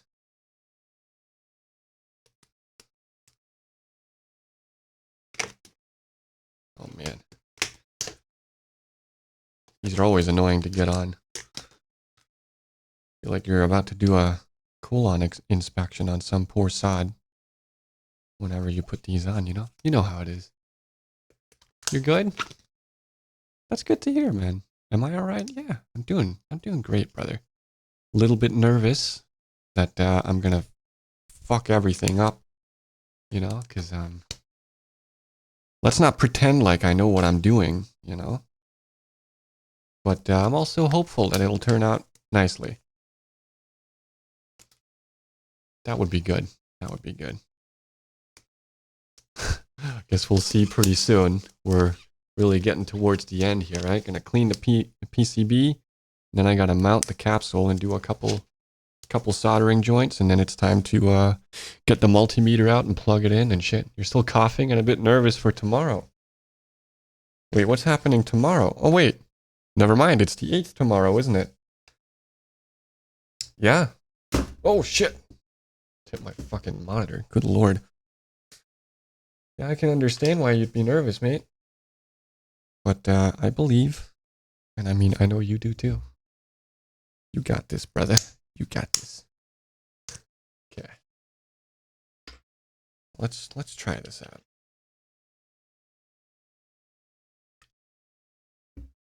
Gonna scrub these motherfuckers. Will probably be terrible because my solder joints are, you know, they are something. New Esperjage. New Esperjage, indeed. I know you'll do fine though. Gotta manage all the kindergarten kids in the store, you know? That's all you gotta do. Man, this is rather difficult, not gonna lie. The solder joints really are shredding the fuck out of this paper. And it is leaving some lint, you know, but that's where the decommissioned toothbrush head comes into play. Give it a good scrub on the back here. Now, let me see here. You know, that does look significantly cleaner than it did before. It's not perfect. I think I'm gonna try to wet this, what's left of this fucking piece of paper here. And try and get into a few nooks and crannies that still look a little bit. The Norse 24 finish, by the way. People came first and shit, apparently. The one you, wait, was it the one that Super GT and Jimmer and everything were doing? Or what? Well, I mean, somebody's got to come first, right? But surely it wasn't Jimmer and the gang, right? They had some issues. Didn't they have to retire or some shit? Or what's going on? You can give me the lowdown, brother.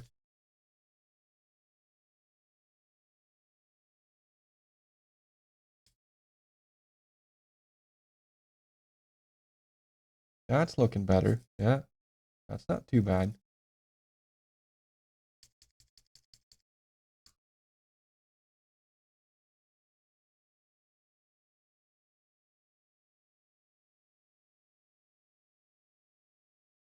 There's a little piece of something there.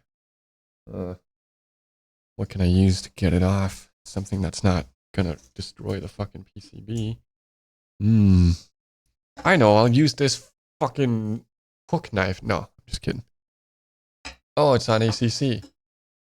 Gotcha. They did. Oh, I thought there was a real life thing going on. Man, I can't keep track of all this shit, Alex. Sorry.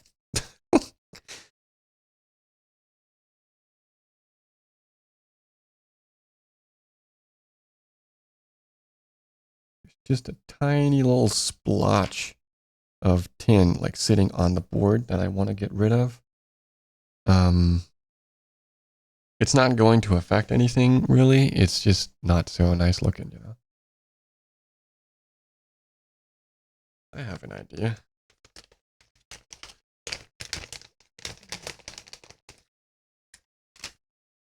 Here is a tiny little piece of cardboard. Look at that. Tina packed this PCB and all these components. And now I'm going to use it just to loosen those pieces of random ass tin. Soldering tin, that is. Just sitting on there. And then just one last go with the brush here.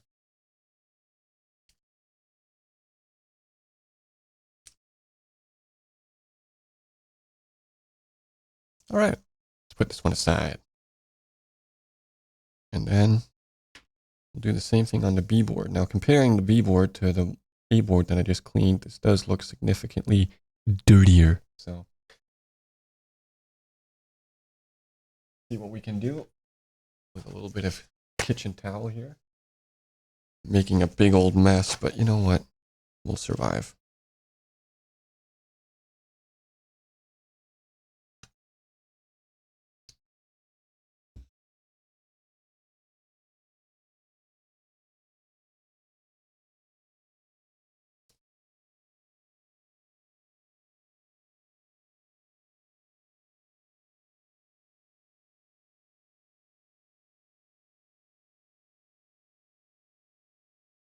I mean, this is messy, but it does seem to be working. Just doing some housework, so I'm going to be lurking a little. All right, that sounds like an excellent idea, man. That's exactly the kind of stuff that this kind of stream is for, you know? You run around, do some useful things in your home while listening to me curse at my inability to do a proper solder joint. That's how we do it.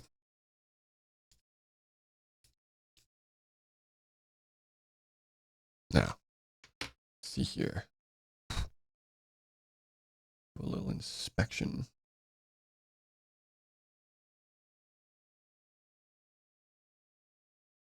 There's still a little bit of dirt and grime here and there.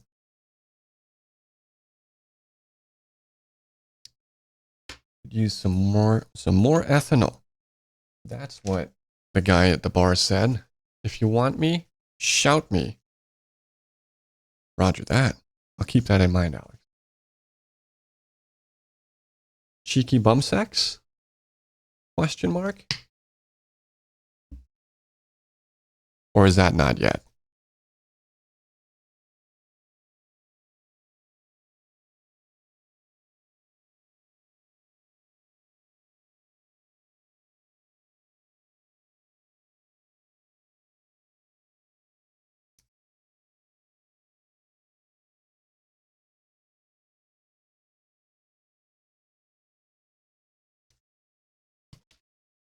I'm back.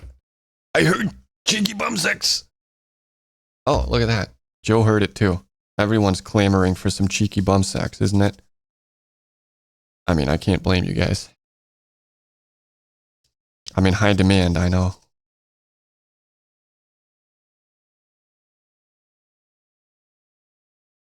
Did you find anything good, Joe, at the supermarket, aside from the watermelon, of course?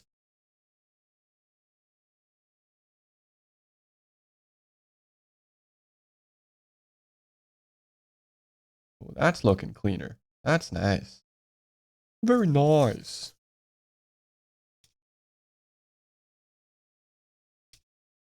Just gotta get all these fibers off of here. Yeah, this kitchen roll is making a big old mess, you know? Anyway, I think that should do the job. Oh boy, how do I clean up this mess? Good lord. Oh, it's everywhere. Oy, oy, oy. Yikes, brother. Maybe you should have thought about that before I went fucking ham with the kitchen towel.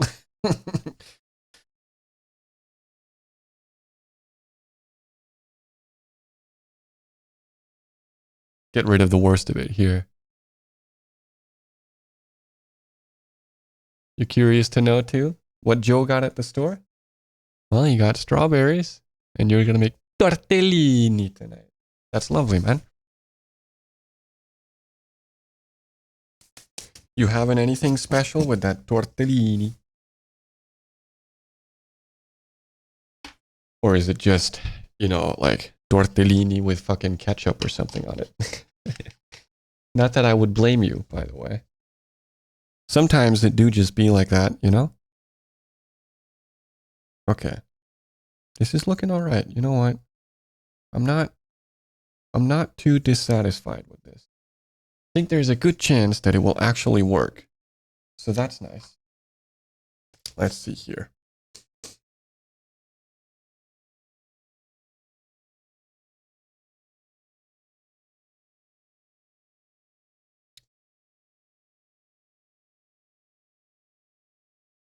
Okay. Now they want me to mount the capsule. So I'm going to do that. They take the rubber gloves off? Probably. No, probably not, actually. No reason to, I don't think. Oh yeah, I need a Phillips head screwdriver. Yeah, I'll be right back.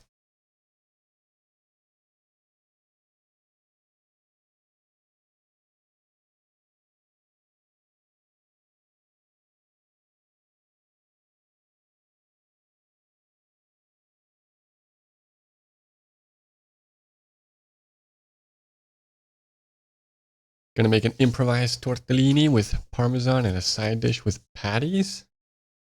You mean like, wait, what are patties?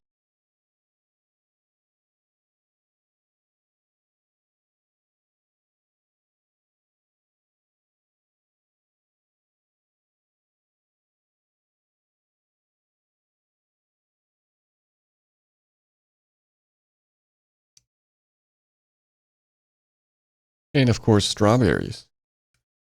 Tortellini with strawberries. My favorite dish. Very untraditional. A little bit experimental, perhaps. Okay, head basket has been removed. Now I need probably a different Phillips head screwdriver to remove this screw here so I can remove the saddle for the old. You have 2 burger patties which should be cooked today. Roger that. I mean, that's interesting. Burger patties and tortellini. What could go wrong, right? Sounds lovely. Okay, I'm gonna have to get a slightly larger Phillips for this one.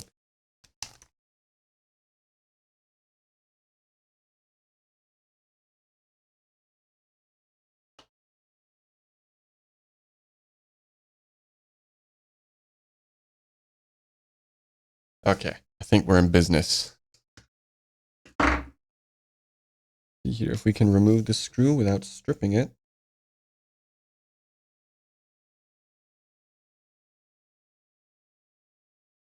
It is moving. It's not just the screwdriver moving, which is a good sign. Something else is coming out there.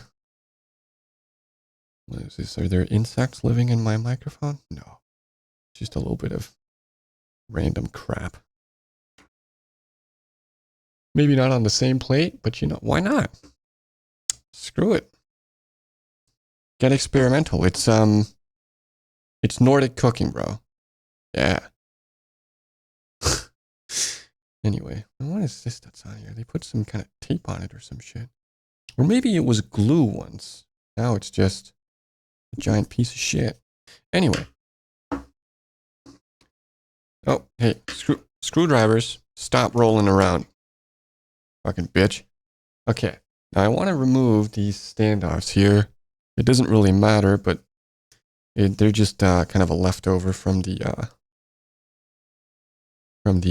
wait, I'm turning it the wrong way. From, the PCB that was in here in the original microphone. Fine Nordic cuisine with beef patty and strawberry topping. I mean, honestly, I wouldn't put it past them. That sounds like the kind of thing they would do. And then they tell you like, my science tells me it's a good combination. And I'm like, yeah, sure, buddy. Sure fucking thing. You just believe what you want to believe. That's cool. If someone out there likes it, you know, then mission accomplished. I don't think it's going to be me, though, to be perfectly honest. Should get my OBS back on my main screen here so I can see what the camera is seeing without cranking my head up. Ketchup made on strawberry and not tomatoes? Isn't that just... Sorry, that's fucking silly. I'm being silly. Okay. This fucking little saddle here, it has two holes for screwing the capsule in, but they're kind of offset, so I'm wondering if I need to orient it a certain way. Maybe not. Maybe I do. Let's see here. So this will screw in such a way that the cardioid thing will be facing this way. Maybe mushroom ketchup, garlic, olive oil. I mean, that sounds delicious. You know, you get your what is it called? Umami flavor. There you go. Get your umami flavors on, you know? Fry up some finely diced mushrooms and stuff. Yeah. Always use high quality extra virgin olive oil. Oil, guys. There's Trüffelmehl. Yeah. I'm not a big fan of truffles, to be honest. Never really been. Not really my thing. Wait.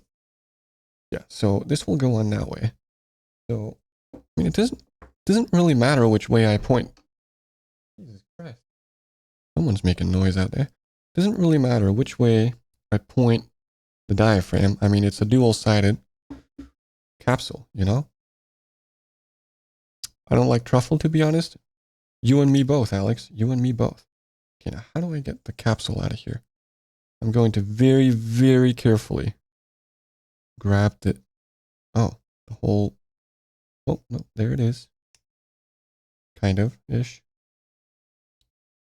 I want to grab it on the sides here. Very carefully remove it. And inspect a little bit here. So it's going to have some mounting holes, and I see them there. I probably shouldn't have taken it out right now because I need to mount the saddle first, right? Or what? Yeah, I should probably mount the saddle first. Oh well, you know what? There's some fancy little foam rings or whatever here. We'll just carefully place it down. Oh, fuck. I said carefully. Fuck. Brother. Ooh. Very fragile. I know it's off screen now. So you can't see when I accidentally destroy it. That's entirely on purpose, by the way. That's like 160 euros right there, by the way. Jeez. Hey, neighbors, can you like stop slamming the doors? Christ, man. At least make a fucking attempt, you know? Fucking dickheads.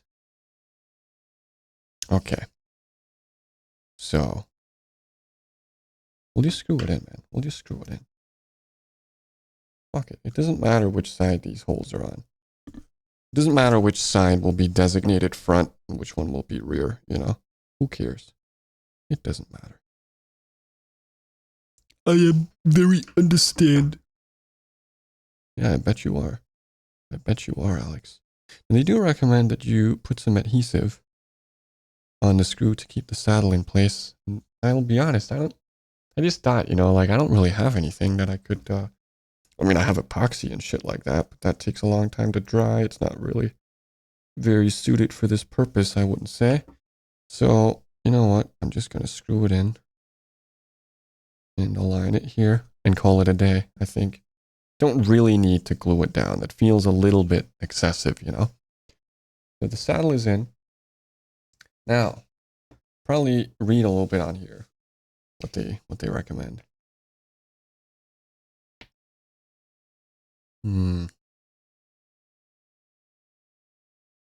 Yeah, I just need to mount the capsule without destroying a bunch of shit. So we have a couple screws and washers in here for mounting it. I'm not sure which side should the washers go on. There's only a set of 2, one for each screw, so you're not gonna put them on both ends.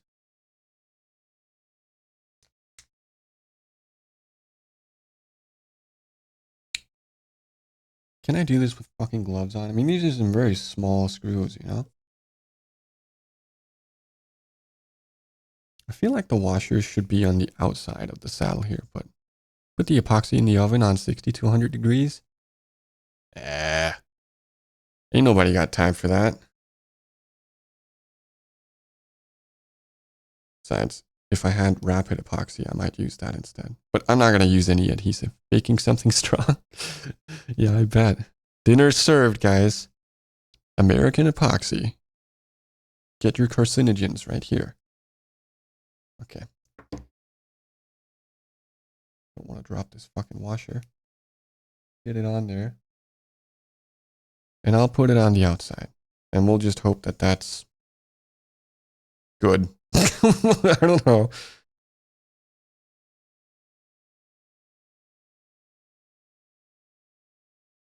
Oh god, this is nerve-wracking, dude, because I don't want to destroy this fucking thing. Thing is fragile, you know? I don't know how to put it on. Well, I mean, I do, but it's just scary, man. This is very fragile and very expensive. Oh, that's the wrong way. I think. Wait, hold up a second. No, it doesn't matter because the holes are in the middle on the fucking capsule. Oh boy. Oh boy. How does one even? Oh boy. Might need to grab a screwdriver and line it up like this.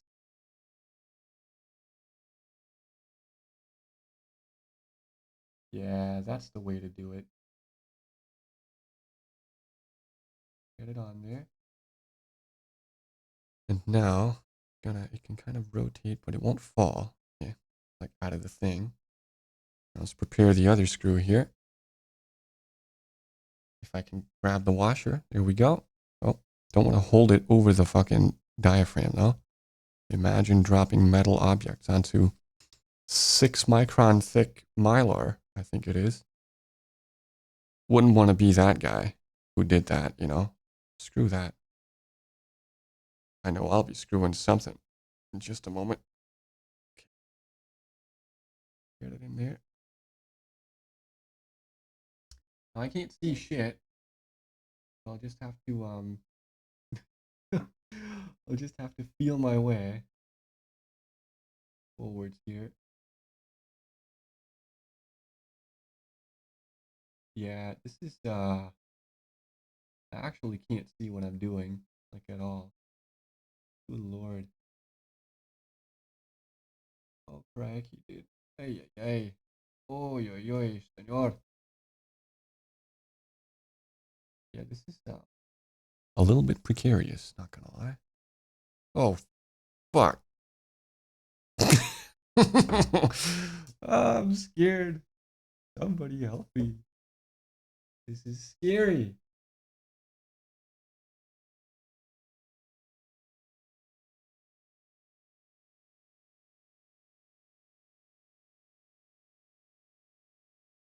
Ooh, sorry about that. I got it in there. Okay, I think we're good.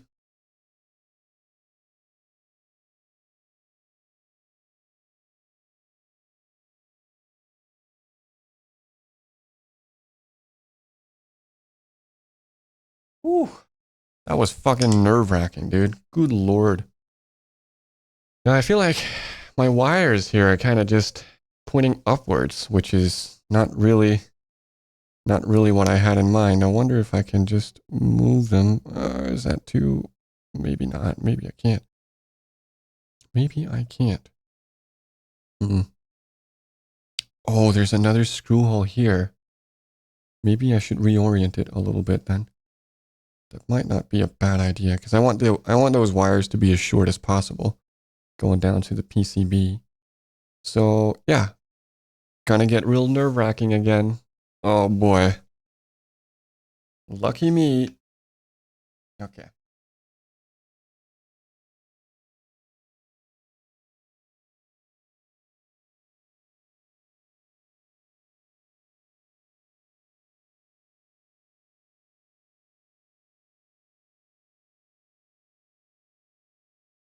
Come on now. There you go.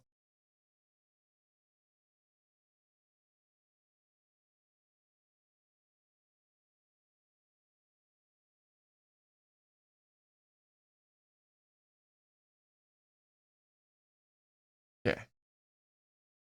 Turn it and put it in like that. I think so. Here.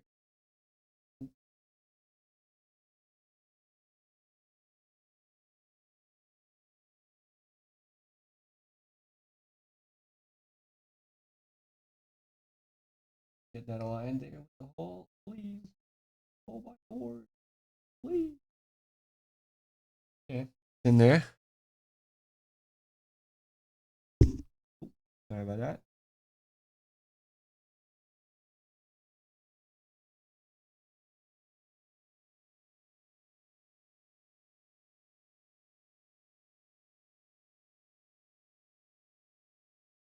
Brother. Ooh. What's that, brother? Oh shit. Yeah. Oh, in there, I think. Okay. We're doing it. We're getting there. Sorry for being out of frame. I'm concentrating quite a lot in my attempt to not destroy anything. How is it? Hey! Awesome! Snake Milk 420 is now following. Awesome, dude. Thank you for the follow, man. Really appreciate it.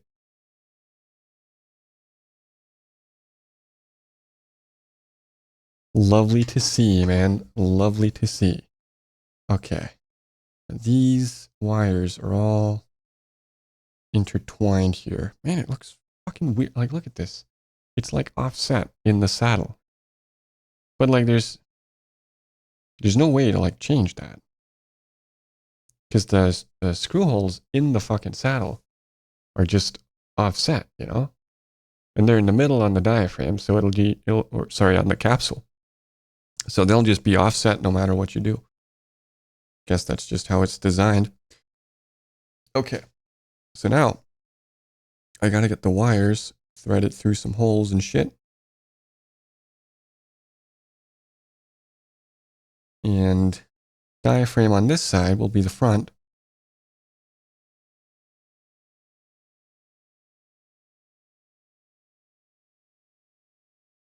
Man, this shit is all curled up and stuff.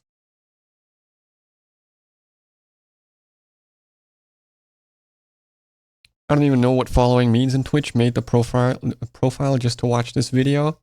Hey, thanks though. It does help, you know. I'm trying to get affiliated. Because if you get affiliated, you can technically make money off of streaming, you know.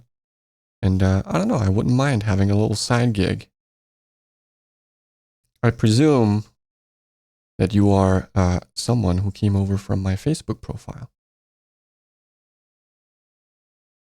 Looks like that was a good strategy to post it on Facebook.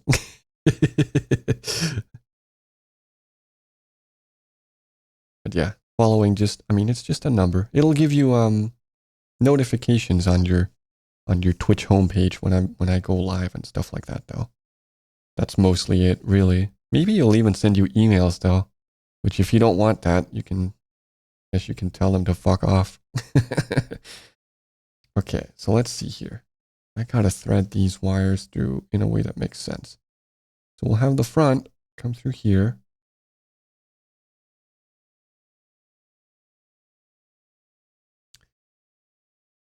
Okay. Don't want to pull it tight, just kind of relatively snug here. And then the back, well, fuck man, where are these wires gonna get soldered on? That's the real question, isn't it? That lie down in a way that doesn't destroy everything, hopefully. Okay, wait, I gotta read this shit, dude. I should probably read sometimes. Don't worry. I read books. You got it. I used my spam mail anyway. See now, you know what's up, my dude. This is an ancient technique that all of us millennials have perfected, you know. You gotta have at least one spam email for all that shit that you don't want mixed up with stuff that's actually important. I know the feeling, man. Okay. Route all 3 capsule wires through the holes in the pedestal as shown in the photo here. Note the orientation of the XLR jack. XLR pin 3 at the very bottom of this photo determines which side is the rear of the microphone. Okay, that's the XLR pin in the middle. The diaphragm facing the front of the microphone is now designated as the front diaphragm. Of course, mark its wire with an F as indicated in the photo. Mark the rear diaphragm wire with an R. I will do that, but I don't know which hole to thread the wire through. It doesn't really matter. I just want to do it in a way where the wire is as short as possible to where it needs to go. Okay. So then what? Solder one jumper wire to each of the 2 interconnect joints on the B PCB as shown. I presume when they say jumper wire, they're just referring to the wire that they included in the box. Just these little, tiny little pieces of blue wire.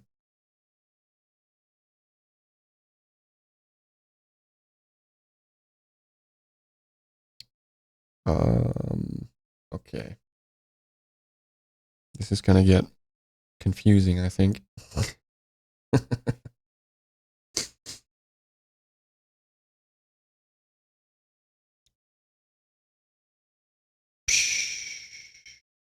Can you solder that on to the B PCB?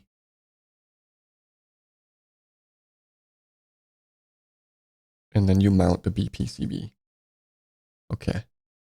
Man, aren't you Gen Z? 1996? Not to dox you or anything. No, no worries. Well, it depends on who you ask. I looked it up, right? And the millennial generation technically ends either in 95 or in 96, depending on who you ask. So, I guess I'm an in-betweener, you know? Sure feels that way sometimes.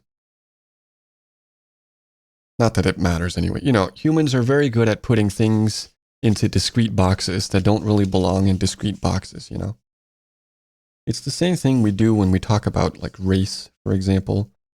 People have this intuitive understanding that like, oh, like all white people come from a certain place. All black people come from a certain, it's like, no, that's not how it works, you know? It's a giant genetic gradient. And we like to split it into discrete groups, even though that doesn't make any sense if you look at the data, right? Anyway, that's a tangent and I should shut the fuck up and read this text. The capsule backplate wire. That's got to be the black wire from my capsule. Should emerge from the deck very near the BP solder pad. Is that on the A board or the B board?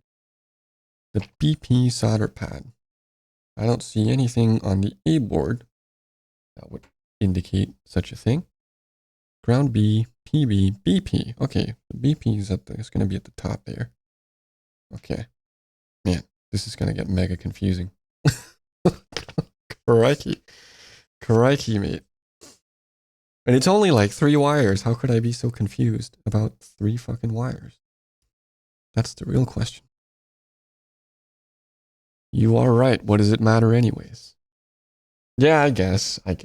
It's all technicalities, right? Yeah, I don't know. It depends who you ask, right? Am I Gen Z or millennial? Who fucking knows? I don't even know. I don't feel like either, so... But, you know, that's what happens when you become a hermit, you know? Just retract yourself from societal expectations a little bit, and you can become your own person. I don't know what I'm talking about. Just ignore me.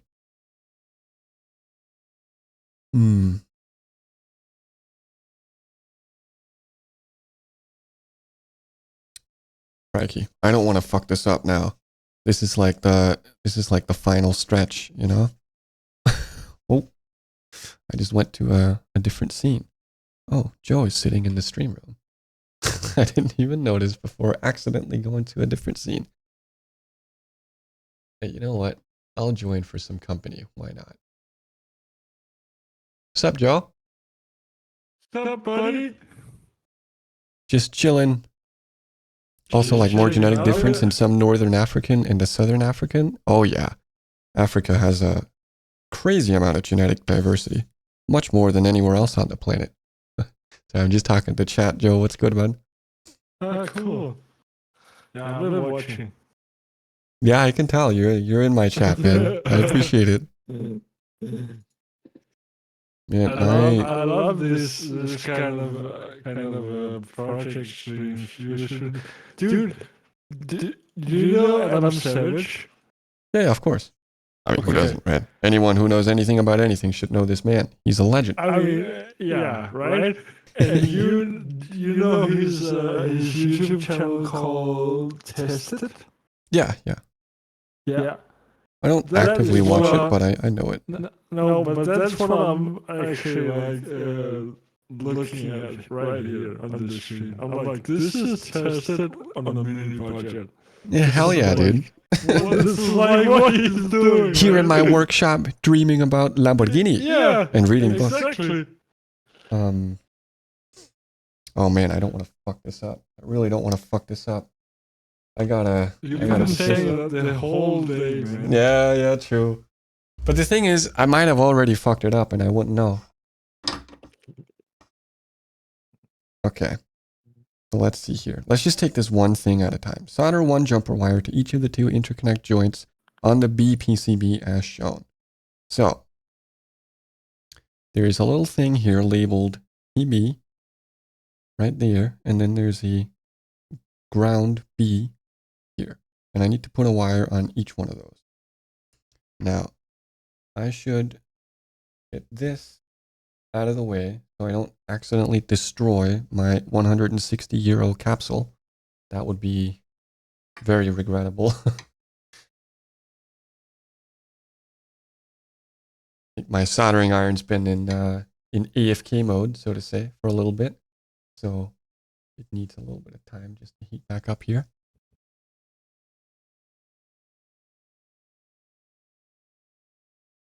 Yeah, just gonna give it a minute. Okay. So trim on these is a little bit long.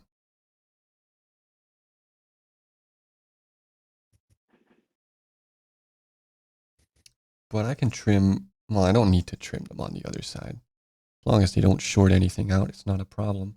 I could trim them if I want to, though. Are we getting up to temperature here, soldering iron? Maybe sometime this year? That would be nice. I'm going to clean the tip here.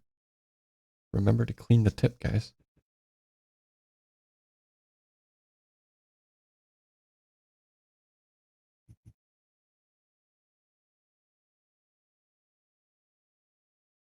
Are you playing chess, Joe?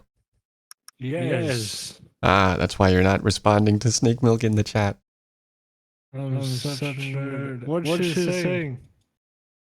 Hi, Joe. Are you playing chess? As a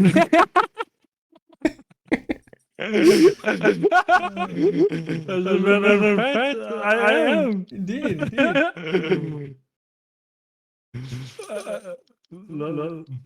Yeah. Are you streaming right now, Joe? No, but I'm thinking about it. Yeah. Actually, I've been thinking about it the whole day. I just didn't come around to it because I started watching you. I was like, this is nice. Thank you, man. I appreciate it. Trying to get up to those average of 3 viewers per stream, you know? Dude, I believe in you. I said that from the start. I'm sure you'll get it like soon because holy shit. That was nerve-wracking. Hi, I'm back. But yeah, no, I believe too. It's just difficult to solder on this because the board is moving all around, you know?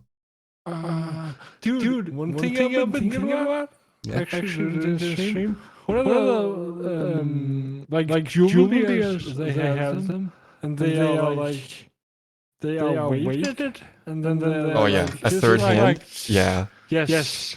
Exactly. Maybe I should get one for stuff like this, if I do more of this kind of stuff anyway. Dude, I thought about like a third hand for that one. That would be perfect, right? Because then you could also tilt the Oh my god, image. dude. What is happening? Sorry, give me a hot minute. What the fuck?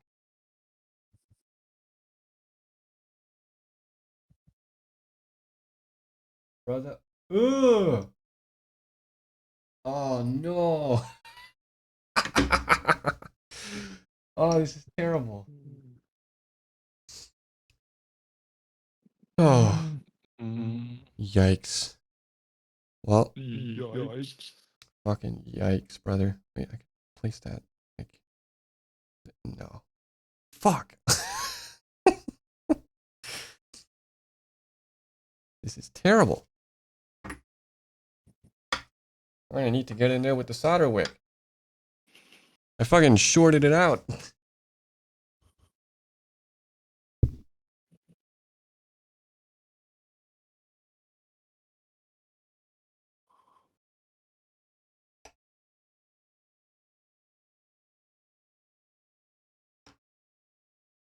Fuck. Oh, fucking ass. Oh no. Oh, this is terrible.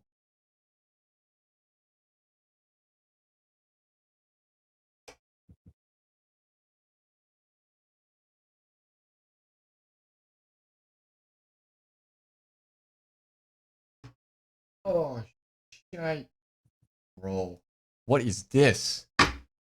This is awful. Ah, yikes. Brother.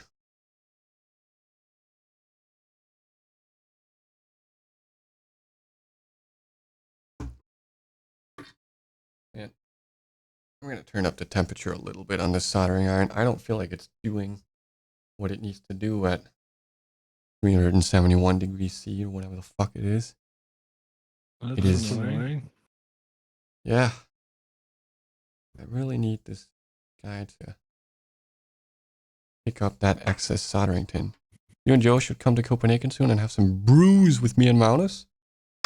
Some brews. Some beers. Or some tea. Oh! Hey, let's do that. Wait, who Yeah, am I that's it. talking to? I presume it's Hilton. That's my guess, but we'll see. He or she has yet to reveal their identity. Who's this person? Or wait, it could be Kane. No. No way. Could be Kane. Actually, could be Kane. I don't know. Fuck.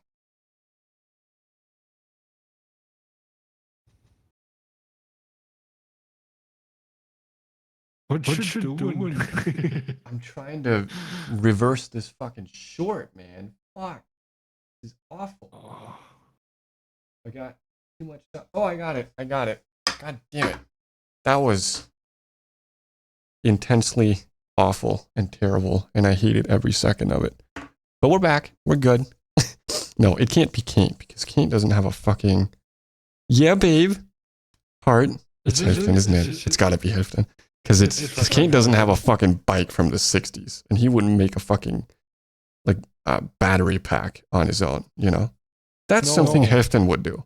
That's something Hilton would do. That's Yeah. Should I take this? Yeah, I think I'll take it. It's looking okay-ish. That's about the best I can do, guys. Fuck. Is Hilton part of this Discord? I don't know. I don't think so. Highly doubt it. That could always change. Could be nice if you, I don't know. Hilton, are you on Crew of Dicks though? I presume so, right?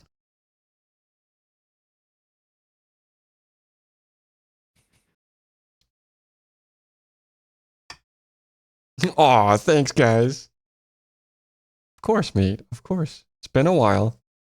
We should meet up for some brews. Also, the echo on Joe is pretty bad. Wait, what? Echo? There's an echo on Joe? Oh, wait, hold up. I think my shit is set up wrong. God damn it, Discord. Yes, there's an echo on me. Yeah, hold up. Give me a second. Why is that happening? That's on the oxen. If I mute this for now, that should fix it, but I don't understand why it's doing that.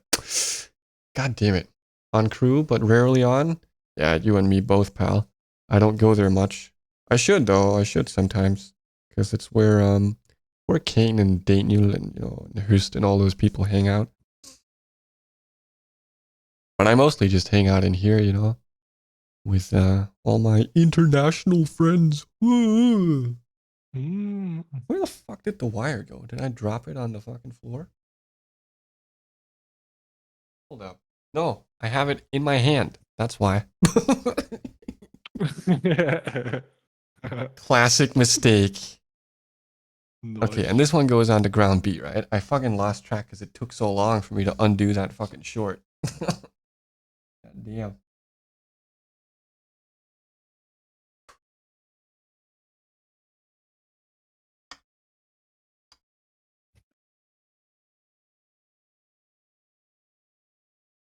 God damn it.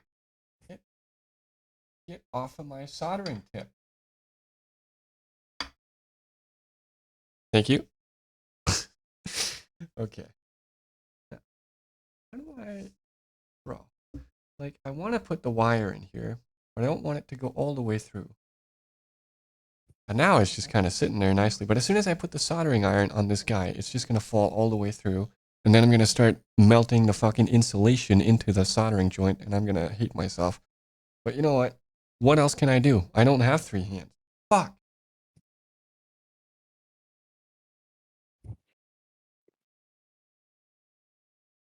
Fuck. Shit. Oh. Oh no. Oh no. Wait. I can save this. You stay there. Listen. Listen, bud. You're gonna stay there. And then we're gonna do like this. Yes. Fucking bitch. Yeah. Now we're getting somewhere. I hope. Okay. So I have learned now that maybe the strategy for putting in these wires is to put the solder tin on the pad and then remelt it and stick the wire through. That's probably what I gotta do. Because whatever else I've been trying so far is absolutely terrible in every possible imaginable way. But the wires are on there now. It only took like 3 hours to get them on. Holy fuck, I've been streaming for 4 hours, dude. Time flies when you're having fun. Good lord. That's fucking awesome, man. Hell yeah, dude. Let's go. I did it. I did it, guys. All I can say is finger guns, finger thumb, you know? Oh boy. Okay, what's next? What am I gonna fuck up next? Let's see. Oh, I need to mount the PCB. I can do that. I can use a screwdriver, guys. And this, to the backside of the mic chassis, which would be here on this side. I feel like wait, hold up. I should just, you know what? I don't know if I'm going to be threading this wire through in the correct fucking spot, but it doesn't matter all that much. I just need to get it through one of these fucking holes, get it out of the way and put the head basket on. Because this, having the whole capsule exposed like this, also a little solder and wire is pretty good too. Yeah, I put some solder tin on the wire before I, that's a nice tip I got from my dad long ago as well. Like you want to pre-solder the wire itself before you do anything. There's actually already solder on these wires coming from the capsule, interestingly enough. But yeah, gonna put that on there, put the head basket on, screw it on there, and stop worrying so much about the exposed membranes from the capsule.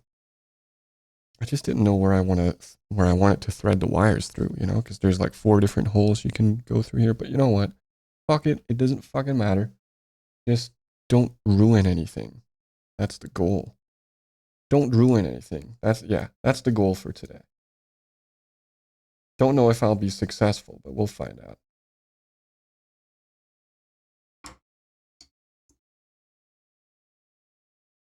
So, have you been soldering a lot of through-hole PCBs or what? You sound like you know what you're talking about, Hefton. Can I get this screw in here? Buddy. For the ooh. For the ooh. I can't find the hole, guys.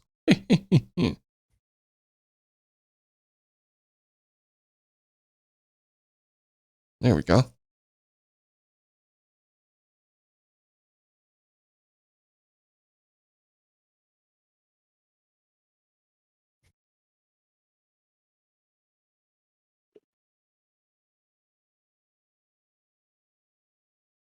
Get in there, Lewis. Fantastic drive, mate.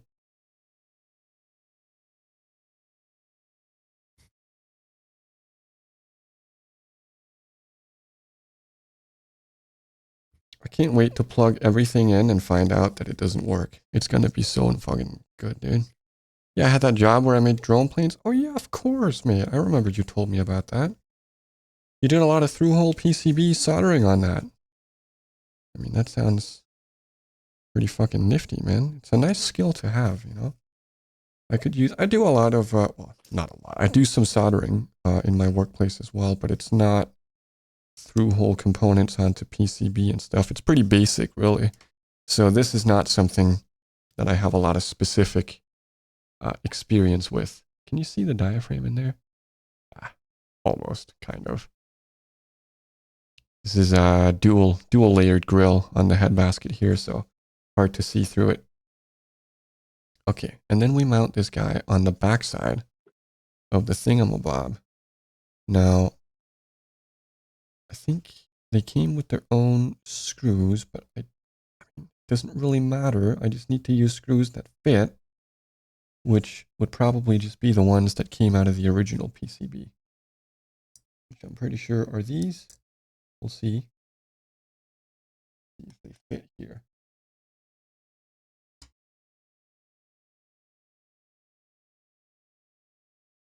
Oh, well, that does not fit. I just went straight through. That didn't catch any threading at all. It's not the right screw. Ooh. Oh wait, I took all the, yeah, hold up a second. All of the, my soldering was pretty bad though. The radio technician that got hired to take over from me made fun of me. Jeez, buddy. What a fucking dick move, man. Ay, ay, ay. That is fucking unacceptable, dude. Good thing you got out of that place then. I presume you're onto something new now. You made it sound like it was a past job, yeah? Let me just go get some screws. Sorry for hitting the mic. I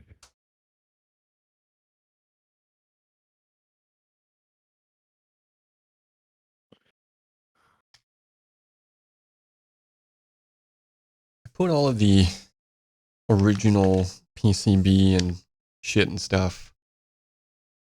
No, it was in a sweet way? Oh, okay, okay. Never mind. That's funny how much the tone of voice can make a big difference, right? Here's all the this is all the original PCB stuff from this microphone. Plus a shitty capsule that's gonna go straight in the fucking trash. And it does include some screws. Because I'm smart and I save these things. Machen. What? Sorry. What language was that, Joe? I forgot I was in the call. I thought I watched your stream. Oh, I gotcha. It happens to the best of us, man. Don't worry You know about it. that feeling when you're like, oh shit, I'm still in the call. What the fuck? When you spill all your deep, dark secrets and you're like, fuck, Exactly. I done goofed. Fuck, man. I done These must be goofed. the original screws here. Right? Do they fit? Yes, they do. Okay. Fantastic. Yeah, I'm in a new company now doing some development and stuff. Also, it isn't bad when you hit the mic. Okay. My sweet little microphone. It's just every time I get out of this chair, it swings this way, and then the like the back lean or whatever hits the microphone. Okay. So It is the yes, the B, the BPCB, PCBBB goes onto the back here. I can get the screw in there. Come on now. There you go, buddy. And these are the OG screws from the old PCB, but I mean, they're definitely going to fit in the fucking holes, you know, because this is where they were before. Now I just need to find the hole, something I'm notoriously bad at. Just ask all the women.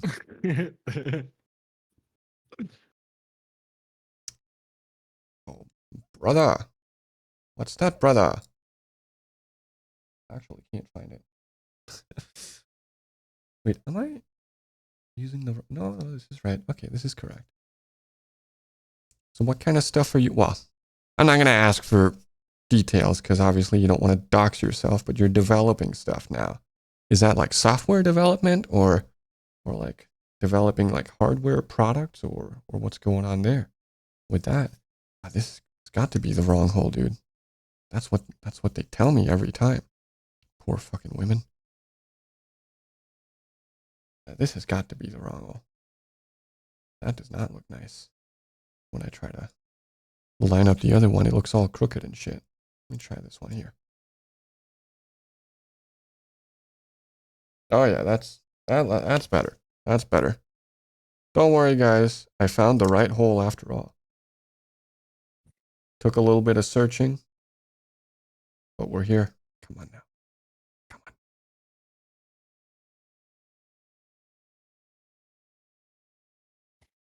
Now, if only I could screw the hole. This is just getting off the rails, isn't it?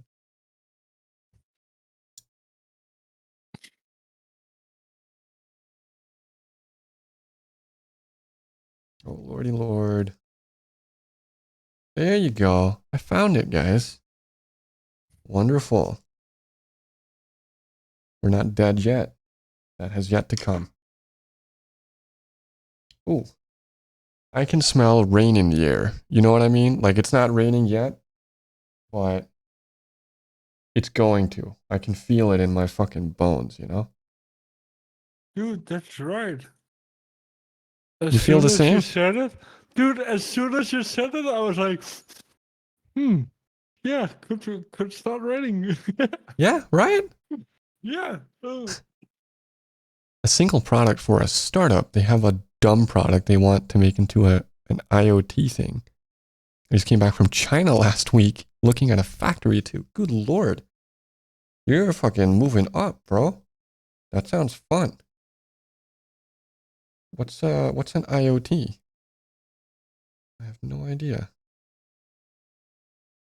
Like an integrated something or the microphone is coming together pretty nicely. Yeah, it's looking good visually. If it works too, I will be over the fucking moon, buddy. Guess we'll see. We'll see. That's one board in there. Now, what is next? Oh boy. Okay. Sorry. No worries, bro. I'll respond in kind soon enough, you know. Yeah.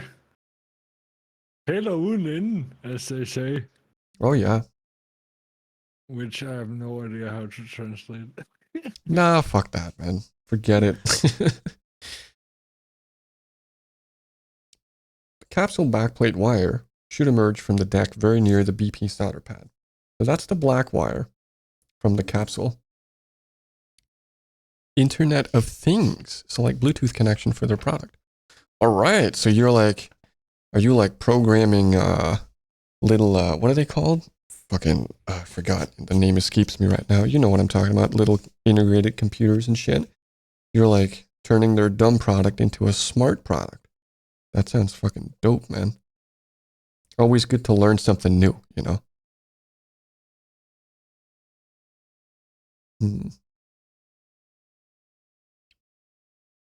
Okay, trim access length from the backplate wire needs to reach the BP pad without tension, but should not be significantly longer. Use a razor blade or fine gauge wire strippers to carefully score and strip 5 millimeters of insulation from the tip of the backplate wire, solder the backplate wire to the BP pad. I'm more like in the organizing position, working with an engineer and trying to find a guy to make an app for me. I see. I don't know if he'd be qualified, but maybe you should hit up my friend Ben. He has some experience making apps and shit. You can't program shit. Maybe a little bit of C#. All right, so you're like the project manager. Yeah, keeping all the engineers in check, hanging them by their hair over the fire to get them to, do something, do some work. Or what? Is that correct? Dude, I'll be back a little later. Roger, Okay. Roger. See you in a bit, Joe. And also, see you later, Houston. Hey. Boy. Okay. So the black wire goes to the BP pad there. So I need to get it trimmed down a little bit and get it in there.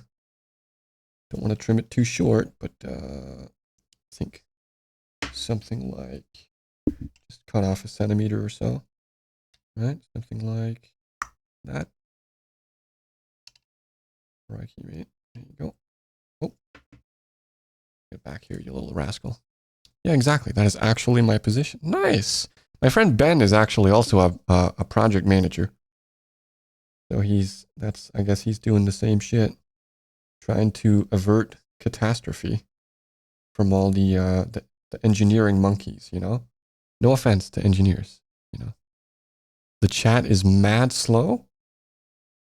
You mean like the delay or something? From when you type to when it shows up? Hoping it's not too bad. I mean, it's not exactly real time. Man, how do I strip this wire when I have barely any space to work with, bro? I don't have any wire strippers, I need more strippers in my life, guys. Man, this is actually pretty difficult.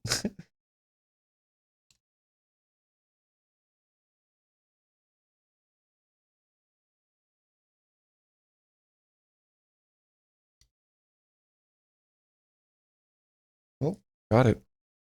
Wonderful. Yeah, like a 30-second delay. Jeez. That's more than I bargained for. I think I don't have it set to the ultra low latency setting or whatever it is. But 30 seconds is more than I expected. Oh well. I'm sure he's seen your message. He's usually keeping tabs on me, making sure I don't do anything untoward, And how the fuck do I... Should I just try and thread it through here and then solder it? Maybe I'll put a little bit of solder on there first. Like we talked about. Get these yellow wires out of the way. Man, motherfucker's rolling all around. Try and prop him up here. There you go.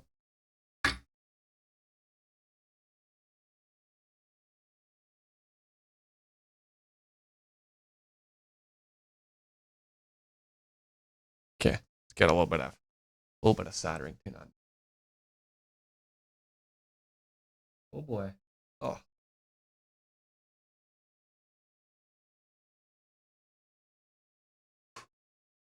There you go. A little bit. I'll try and get this guy into the hole. The most difficult thing of them all. Finding the right hole and getting in there. Lewis. Fantastic drive, mate. Man, I might have actually put a little bit too much solder tin on there. I don't think it can get through the hole now. And I should probably get soldering tin on the pad as well, actually. Or should I? Because I can't really easily push it through there. You know what? No, you know what? We'll just do some shit like this. Roughly speaking. Crikey, man. This is precarious.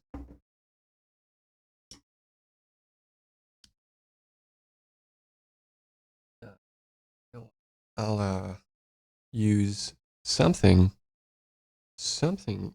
or whatever to try and push the wire through.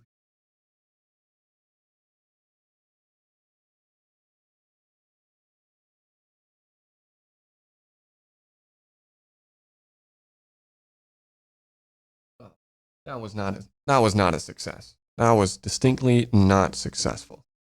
But on the bright side, I think I took a little bit of solder tin off the wire, so maybe I can just push it in there now. Oh boy. Oh boy. Except there's now soldering tin on the actual pad itself. Fuck.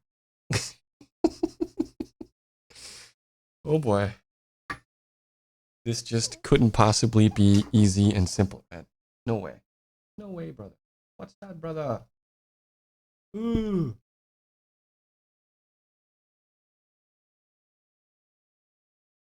Fuck.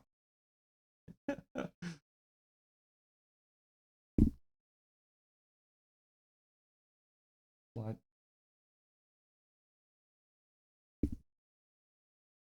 No, I can't get it out of the pad now. I'll just have to oh, sorry. One way or another. Ooh. Yikes. Well, you know what? It's in there. I think I'll take it. Just get a little bit of fresh solder tin on there for the flux. Try and clean it up. I know you can't see what I'm doing. Don't worry about it. Maybe it's entirely on purpose so you can't see my incompetence. Oh, fuck. I keep hitting the microphone. I'm going to push it away with my forehead. There you go.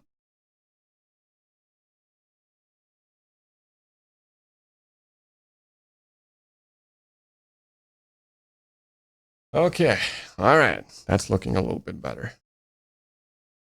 Yeah, that's not too bad, actually. I think I'll take it. Could be worse. Could be worse. Yeah. Okay. Man, this is going real slow at this point, huh? Just me attempting to solder fucking wires onto these pads. Apparently is the most difficult part of the process so far.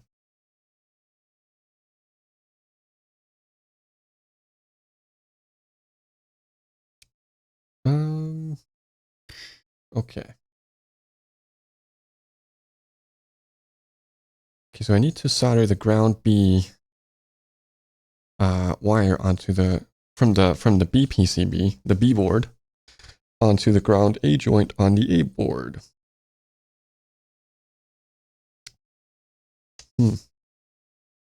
So if I inspect the A board real quick here, on the back, there's a ground A. I don't know if you can see that. There you go. GNDA. That's the pad there. So the wire's got to go in there. And I can trim that wire a fair amount. As you can see, these are very long. Doesn't need to be that long at all. Needs to be about that long. So I can trim a fair amount off there. That's good. That's great. But before I do that, I'm going to go take a piss. Never mind, I'm still tuning the dulcimer. So I really like the company. Cheers, mate. Fucking 4 strings for each note. God damn, dude. It's even worse than tuning a piano, isn't it? It's the hammered dulcimer. That's, you actually play it with like a mallet, right? Like the bing, bing, bing, bing, bing, bing, you know, all that shit. Thanks for showing. Hey, you got it, mate. I have nothing to hide except for my shoddy soldering work, but we don't talk about that. Okay. Try and trim this wire. Wait, the ground A is right across, right? Yeah, it is. So I want to make it short, but long enough that I can fucking work with it. So we'll do, it's just a ground too, so it doesn't matter if it's a little bit longer, you know, than what is truly necessary. It will survive because it's just a ground wire.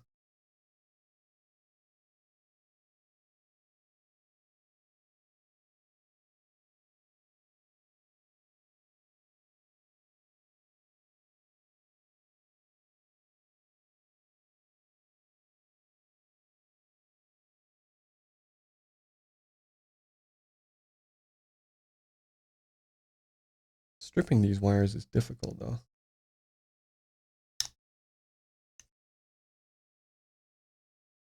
Kind of want to pinch the wire so I'm not pulling on the solder joint, but I can't.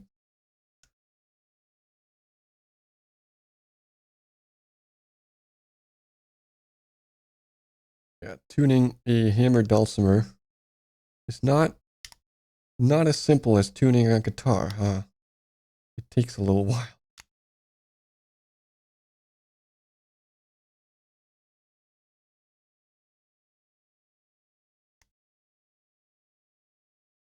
Damn, bro. Can I get this off?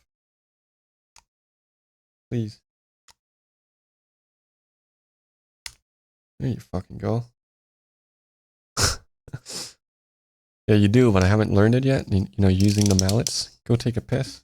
Oh, yeah. Thanks for reminding me. Well, it's always nice to learn a new instrument. I have a clarinet, actually, sitting around that needs a loving hand, and I don't know where to begin because I don't even know how a clarinet works. But, you know, we'll figure it out one day.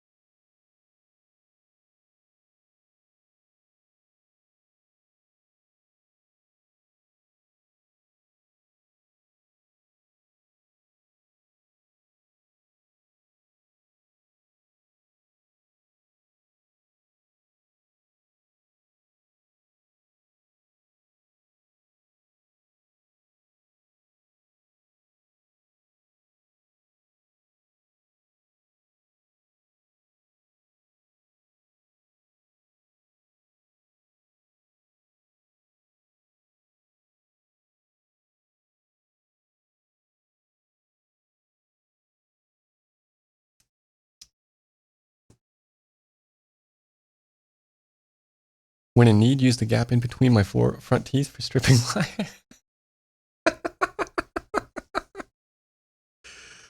Oh, that's actually really funny, dude. What the fuck? I could just see it. I could just see it, man. Fun thing with the clarinet, pretty hard to learn, I think. Harder than the saxophone, at least. Really? I got the impression that saxophone and clarinet are very closely related. And if you can play one, you can kind of play the other. But I could be wrong about that because I don't know anything about that. But you do, right? Because you play the saxophone. So I will defer to your expertise. How the fuck do I... Wait, where does this wire go? Hold up a second.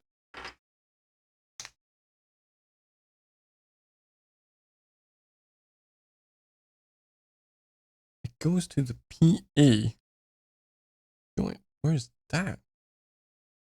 Oh, that's on the... I see that.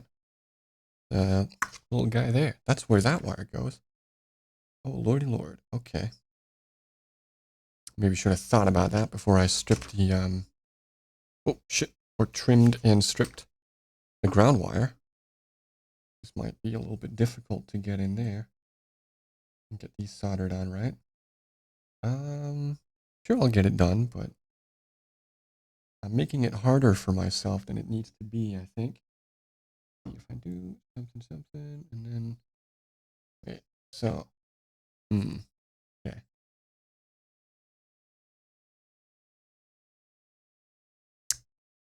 think I'll just leave this wire relatively long, actually. It shouldn't be too much of a problem. I'll have a little bit more... Oh, fuck! God damn it. I moved the mic closer and then I immediately bump into it with my glasses. Genius move. Absolute genius right here, guys. 200 IQ. What the fuck do I do here? Ooh, boy.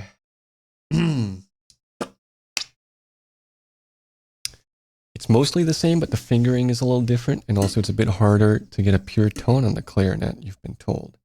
I see. So that's one of my concerns, right? If I want to fix that clarinet, I don't have the first idea how to even produce a clean tone with it, so I wouldn't know if I fixed it or not, because how can I even test that? I have no idea how to play a clarinet.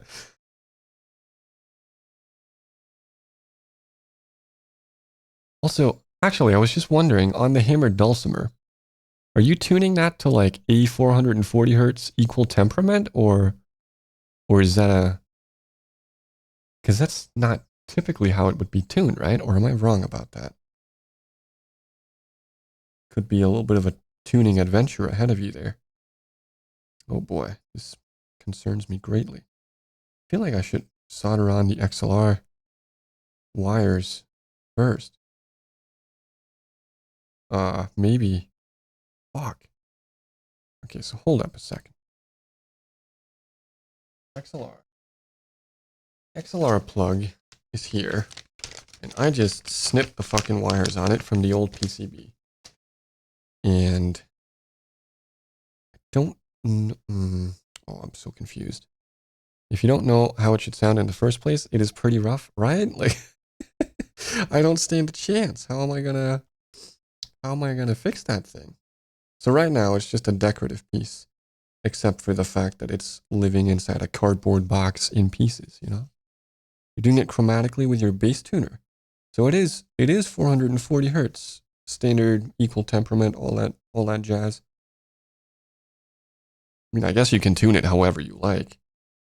It's probably most useful in equal temperament, so that's probably a good thing. And if I do this, I should have snipped these wires a little bit longer. I can't. I don't know how I'm gonna solder these on here. We do have a little piece of extra wire here, and it's the version with only one hole, no treble bridge. I'm gonna pretend like I know what you're talking about. I barely know anything about dulcimers, except that they're cool as fuck.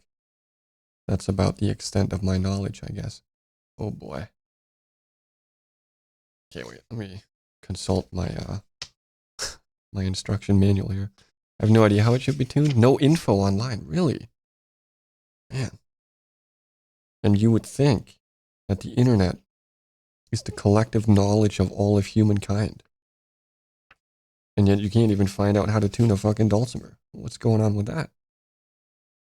That is what I call some good old bullshit.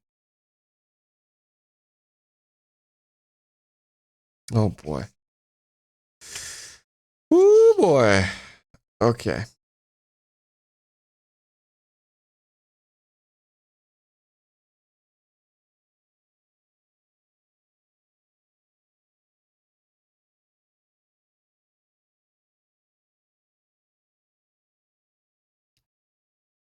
Yeah, this is gonna be rough, dude.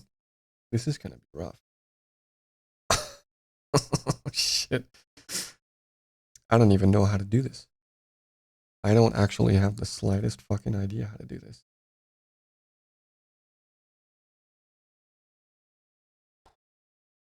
Yikes.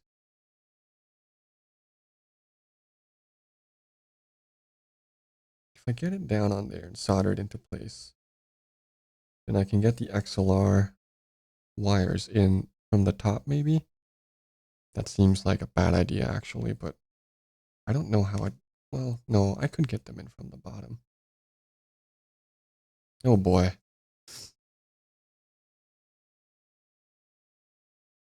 Yeah, I'm officially scared.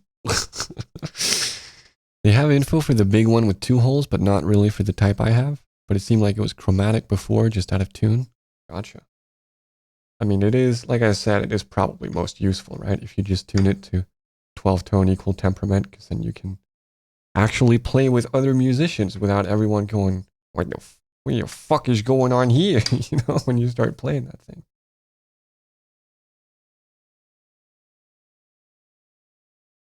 Okay. Oh boy. You know what? I'm just gonna try to tin these wires and get them on there. Fuck it. Fuck it, right? And we'll worry about the XLR in a moment.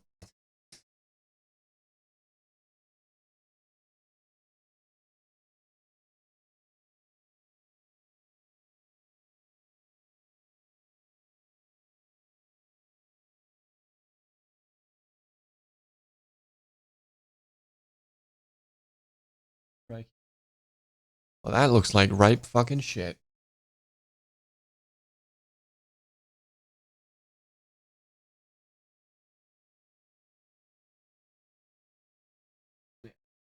See that again.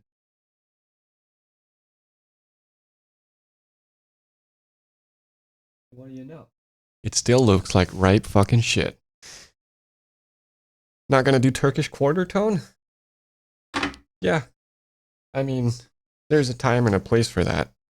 You know, I don't know. Do you know there's a YouTube channel called Microtonal Guitar? It's actually a guy from Turkey who does a bunch. Look at this shit. Wait, hold up. Like, there's a bunch of videos on microtonal guitars from all kinds of, all kinds of different versions from all kinds of different people all around the world, including himself, of course. There's some really wacky ones out there. Not trying to learn Chinese, you know? Yeah, fuck that. Well, we might have to learn Chinese soon. You know, they're taking over one day at a time. Look at this. The fucking microtonal guitar made out of Lego. Or, well, the fretboard is made out of Lego. How cool is that? Oh, I muted the system audio. Because Discord was fucking with me.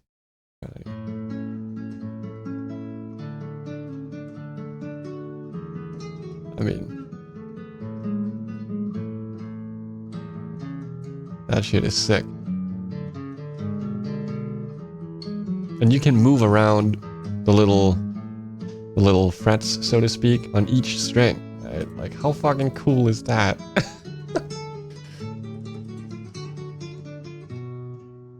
Yeah, microtonal music is fucking weird, man. But it's sick. Like, how can you not love that?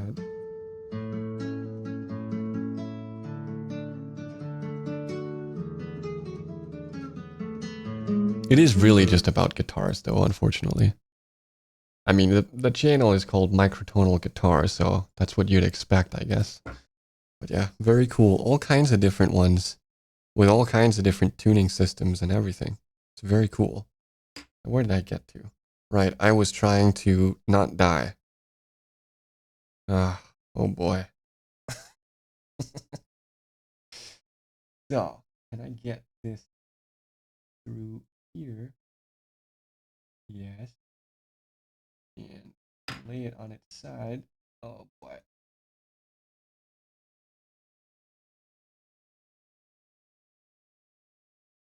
And now, an attempt will be made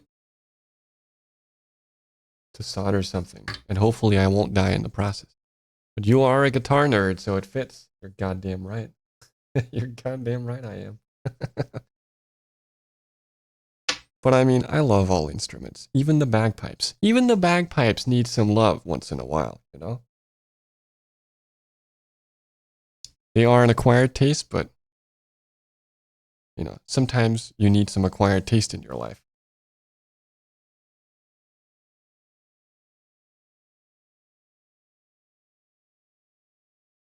That was fucking awful. Fuck.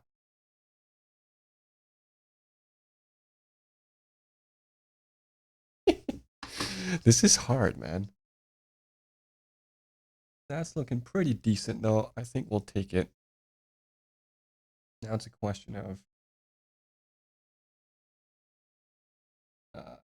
getting the ground wire on there in one way or another. Oh, please tell me you can get through the fucking hole, brother, please. Oh, yikes.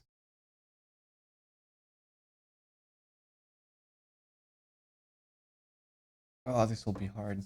This will be very difficult. Oh boy. Okay. Oh.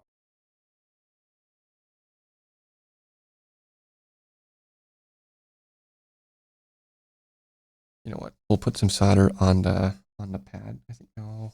Should I? Bagpipes have earned their spot in the world. Yeah, dude. Honestly, like bagpipes are pretty dope. Like, I understand why people don't like them, They're, you know, they have a very distinct sound. But I like distinct sounds, you know? We need some more musical diversity in this world anyway. There's so much stuff out there, you know? Like, when we talk about music theory and stuff like that, it's all just Western 12-tone equal temperament shit, you know? And it gets very complicated, but it's only a very small subset of how people understand music, you know? Should I maybe, wait, hold up, I'll do like this. And maybe now I can fit it through the hole. I should probably not hold the soldering iron while I try to do that, though. Yeah, there we go. Look at that. Fucking genius. 200 IQ. Okay.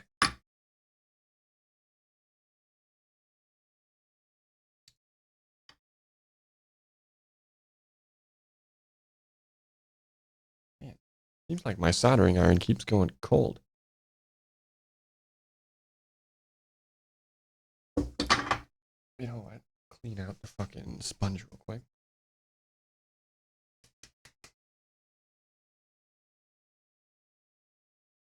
Still wet enough though. I don't need to put any more demon water on it, as I call it.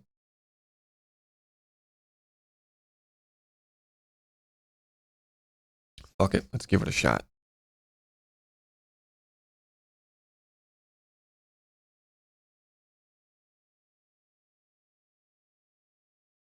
Oh fuck. Oh fuck.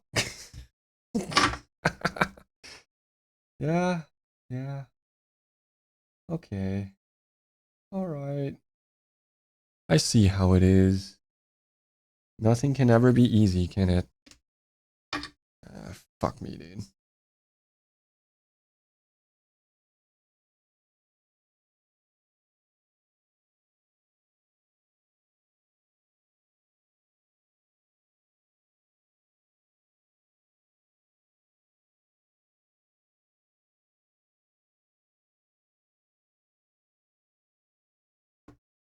Oh, yikes.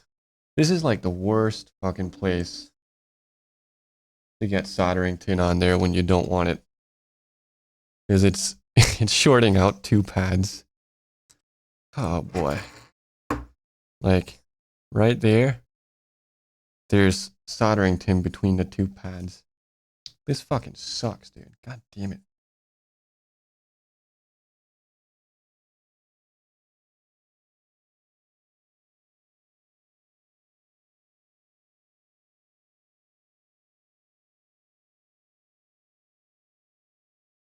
Ooh. You remember when I tried to spew fire with bowl alcohol and puked all over? I don't actually remember that. Are you sure I was there? That was your 18th? Man, that's a while ago. Yeah, we sure aren't getting any younger, are we? So, that sucks? Yeah, I should have been there, man. I think I would remember it if I was there. That seems pretty unforgettable, you know? Sounds like you probably had plenty to drink beforehand.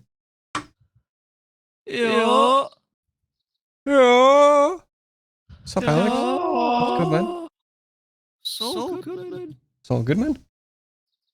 So good, man. There we go.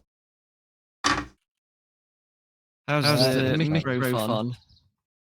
I don't know yet. I will find out eventually when I get this thing put together. And then I'll find out that it doesn't work, probably. That's my expectation. Oh boy. We were having a party in the parking house with Lucas and Miguel? Oh. Like with Bailey and then Miguel Buhel? Then I must have been there. How can I not remember this? Did I repress this memory? Was it too gruesome, maybe? Did you have to go to the hospital? Oh yeah, Echo's back. Of course, because I forgot to mute the system audio. Wait, I'll just mute this for now. I don't understand why that's happening, but we'll figure it out eventually. Wait, is it because... Have a smoothie. You're gonna have a smoothie? I have a smoothie. You have a green one. smoothie? Fucking nice, Help bro. with veggies Oh, wait. and fruits and shit. This. Oh wait, hold up a second. If I change this. Hello, Alex. Oh, now it works. Okay. So if I use the... If I don't use the ASIO driver and voice meter, I get issues with duplicated audio across the tracks. But I've been having some stability issues with using the ASIO driver and voice meter. So we'll see what happens. Need to put launch control on it. Okay. Yeah. How many horsepower do you think the voice meter's got? At least. Next question. Right. Yes. Of course. Yeah. At least next question. That's a lot of Yeah. horsepower. You think it's a V8? Supercharged? Turbocharged? Turbocharged and supercharged? It's a turbocharged. Oh. Also known as jig. Jag power. Hell yeah, dude. We need more jag power. Okay. You might have Yeah. repressed it. It was fun, but mostly just walking around with a shopping cart and talking shit. I can believe that. You do a lot of that, mate. Yeah. Talking shit? Yeah. Yeah. True. Yeah. That's what I'm known for. But maybe soon I will be known for having the sharpest thumbs on Twitch. We'll see. Get these wires out of here. Don't know where the fuck any of these are going. But we'll find out. Yeah, I mean, I must have been there, right? After I must have been there. There's no way I wasn't there. Ah, it just saddens me. I don't remember. What's that? I'm gonna watch my VOD. You're gonna watch your VOD?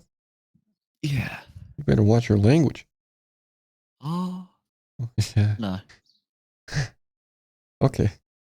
Okay, fuck. I need to consult this now. Well, actually, not really.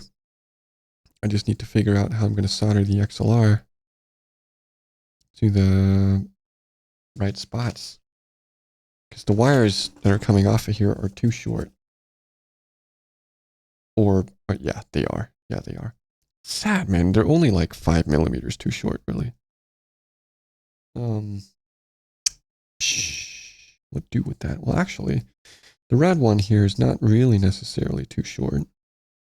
And I think I'm going to have to solder them in from the top, because trying to do that from the back, I don't think that's a good idea. So I'll have to solder them in from the top.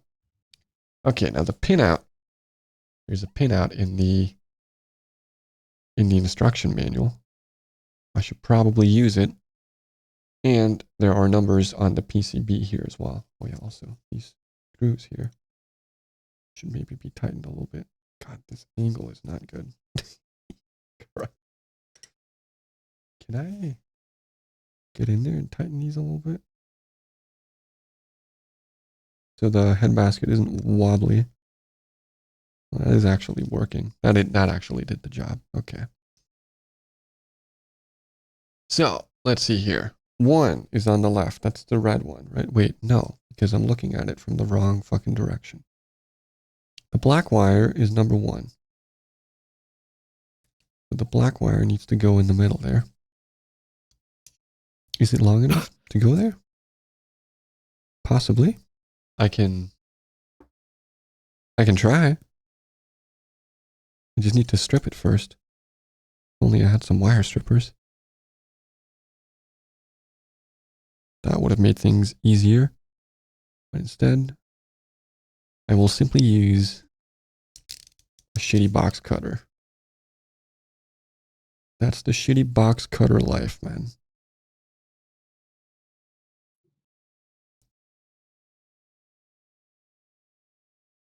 very difficult to get all the way around here as well.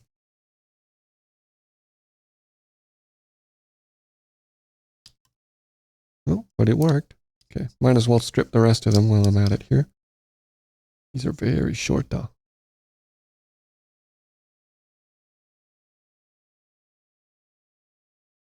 So if that was your 18th birthday, Hefton, then I must have been... Wait, are you a year older than me or are we the same age? Can't remember. Don't actually know. But I was possibly 17 at the time, or maybe 18. I feel like I should remember then. Or maybe those years are just fucking gone, you know? Wouldn't surprise me. Wouldn't surprise me in the slightest. It's mostly the 14 and 15. That's the shit you'll remember. I mean, you had enough alcohol at the time to forget, but the memories you made, they stick somehow, even through the alcohol days, you know?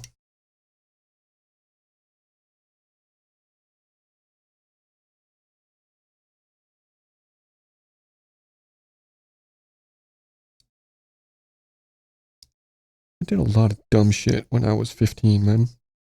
Said every person on the planet. Did you do a lot of dumb shit when you were 15, Alex? I take that as a yes. Huh?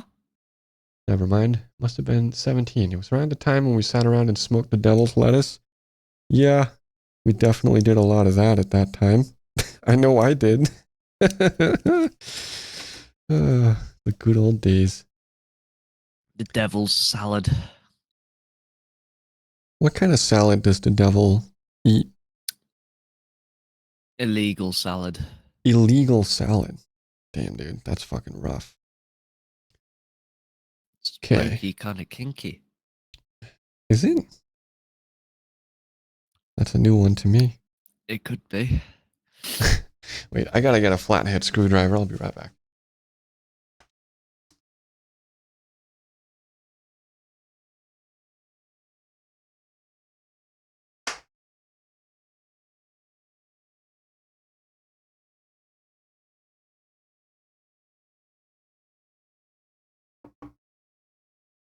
Stay there, buddy. Just gotta secure the XLR here before I start soldering the wires in. Might be a good idea. So it isn't going anywhere.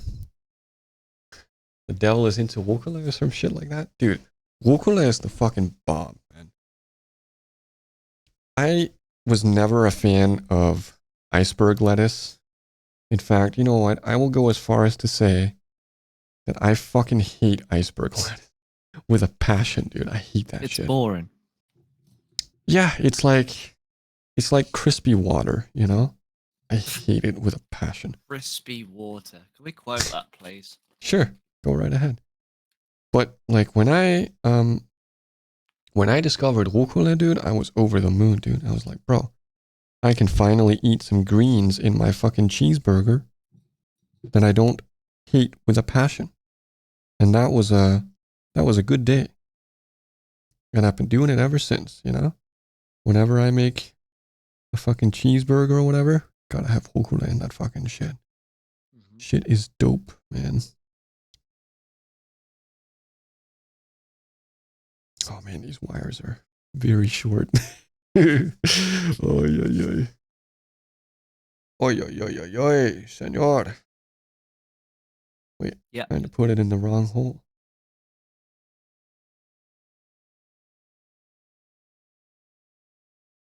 Fuck. I just get it into the pad. It's kind of in there, actually. And it is the right one, right?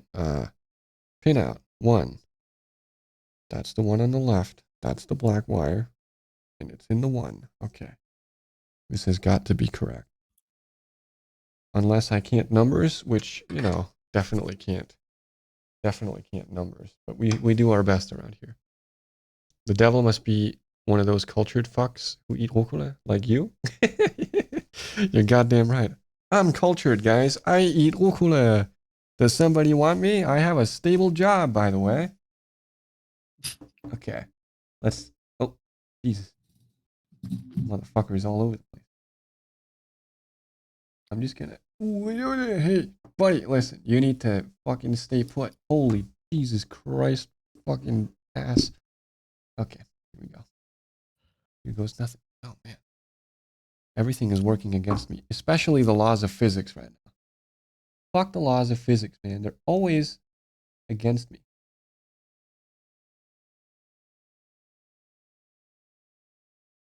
Oh, buddy.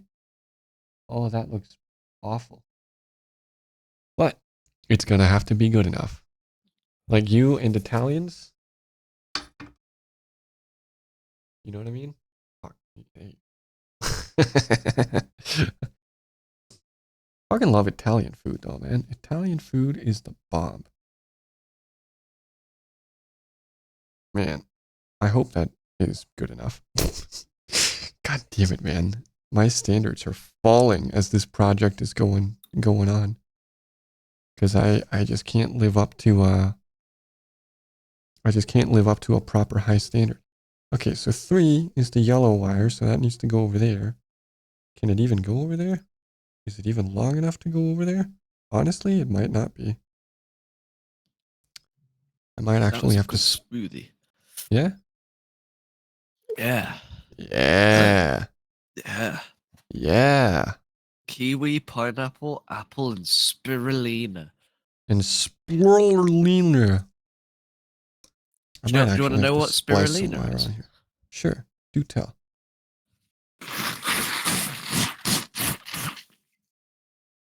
Oh. My favorite. That's spirulina. Roger that. Thank you, Alex. It's alright. Very good. Very nice.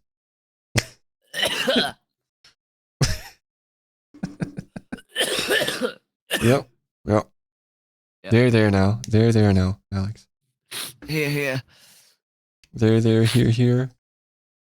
Man, I'm actually fucking splicing here, a piece here. of wire on here. This is fucking scuffed, man. This is actually pretty scuffed, but you know what? It'll have to do.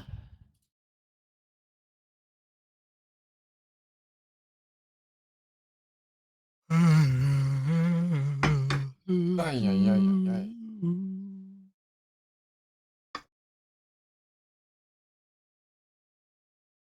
Non lo posso credere, signore. Fucking Gilly. Italians. No. Oh. Okay. That's an entirely different language family, Alex. To what? To Italian.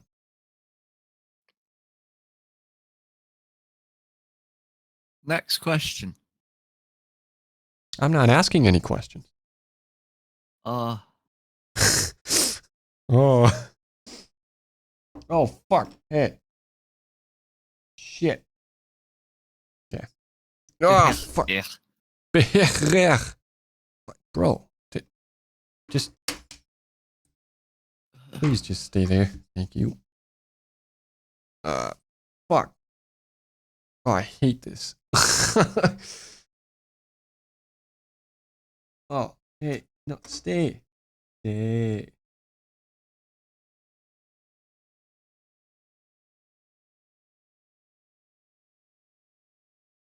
Oh, brother. Ow. Holy fuck, this is so scuffed. Oh my god. I can barely see what the fuck I'm doing here. Maybe that's for the best.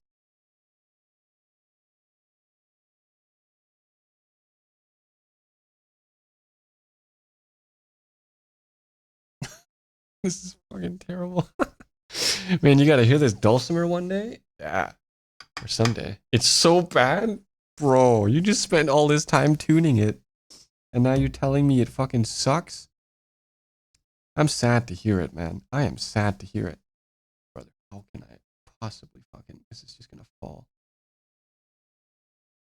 Yeah, there you go. Fuck. Need some more fucking soldering tin on it, though.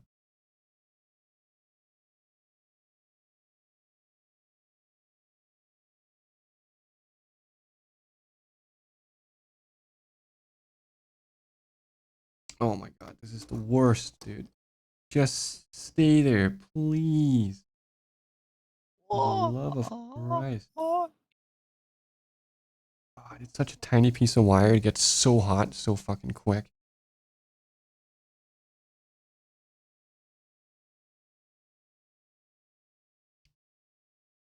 Ay, ay, ay.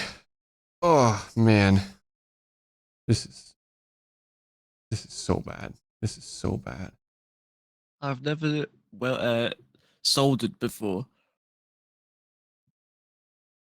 Good for you. I guess. This shit is hard, man.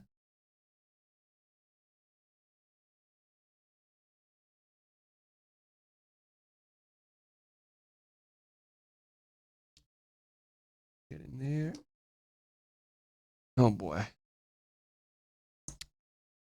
You have to get better at tuning. Yeah, there's a whole science to it, isn't there? Especially when you're dealing with instruments that have like multiple strings per note, so to say. I know that tuning a piano is kind of ridiculous. It's not as simple as just tuning them all to the same note, you know?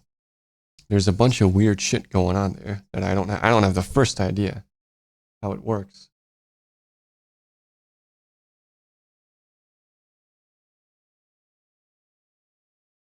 But my brother wanted to be a piano tuner for a little bit. So he got a little bit into it, you know? I think he's mostly given up on that, though. Ling lings. Yeah. I don't know how much he plays at the moment. But he did the same thing that I did, you know?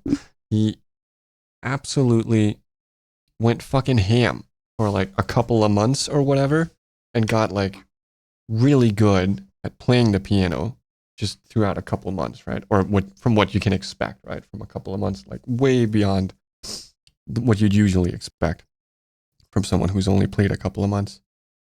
And then he, you know, kind of would have been a pain if not for you. Thanks, bruv. Thank you for tuning in, man. I enjoyed the conversation, Hefton. I presume you're going now. You probably have all sorts of interdasting things to attend to, I bet. But I really appreciate you tuning in, man. It has been a pleasure, and we should meet up for some brews sometime. You just write or whatever the fuck, and we'll find a day, you know? Or maybe we should go in the woods sometime. That would be nice. Oh, shit. You know, go camping and shit. Okay.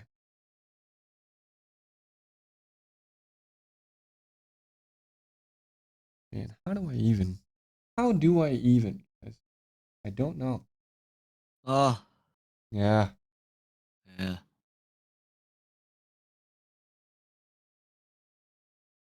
Oh boy. Get you hooked in there? Yeah, I actually can.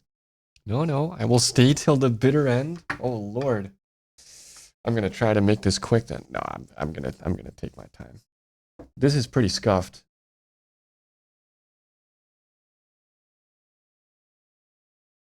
Oh boy. Please stay there.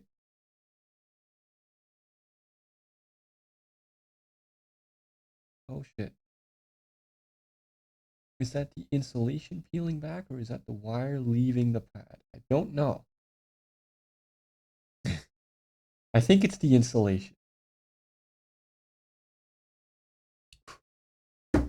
Oi, oi, oi. Hoggers. Hoggers. Okay. That is my scuffed ass wiring job for the XLR jack. Holy fuck, dude? Look at how fucking terrible that is. Just a little piece of blue wire fucking spliced on there. Oh my god. This is gonna be awful. So all I have left now is I need to solder the 2 wires from the diaphragm somewhere, and then that's pretty much it. Then it's time to plug it in, turn on phantom power, and hope that my multimeter will give me a reading on the, so I can adjust the bias for the capsule, and then hopefully it will function. But man, I am not holding my breath. I'm actually pretty scared that this is gonna not function at all, or be complete crap. Not gonna lie. Okay. Oh boy. So, tell me, what is next? Prepare the front diaphragm wire. It must be long enough to comfortably reach pin 4 of the switch without tension. Cutting the wire shorter is not necessary. Is it not? I thought that was... Okay.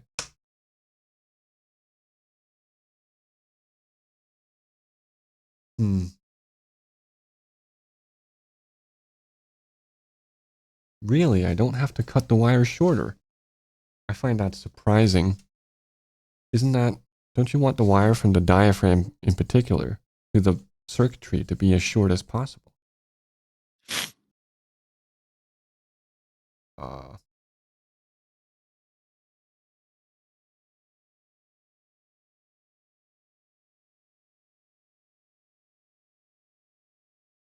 Hmm.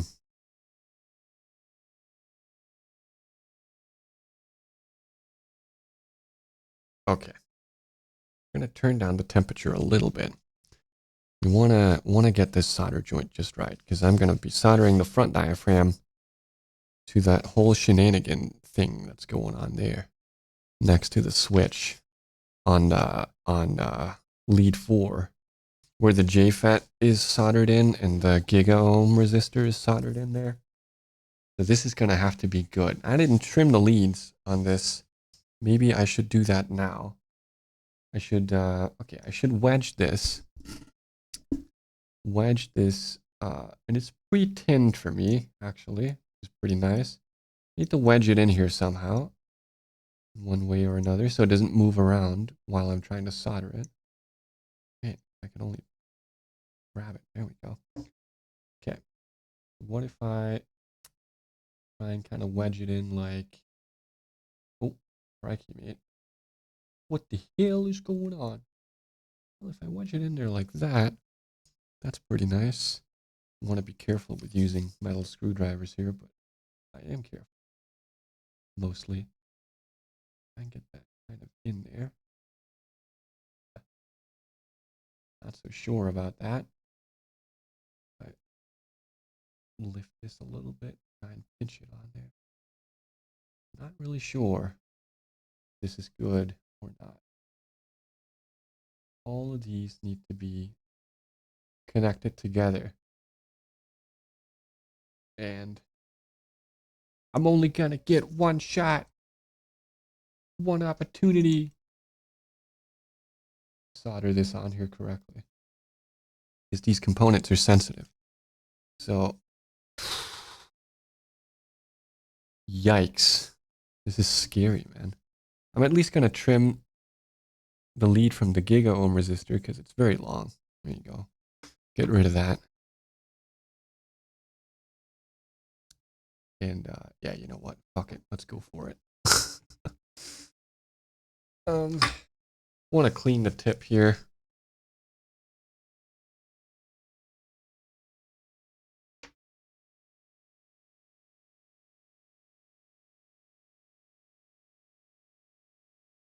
And then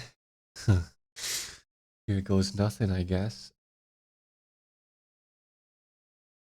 Fresh tin on there. Very carefully get in here. Heat it up a little bit.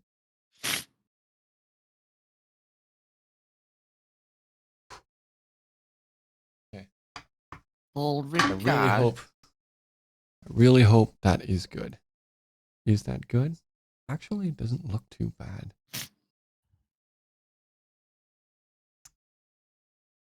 guess There is it's gonna have to be space. good enough. There's Paul Simris. Ricard. Paul Ricard?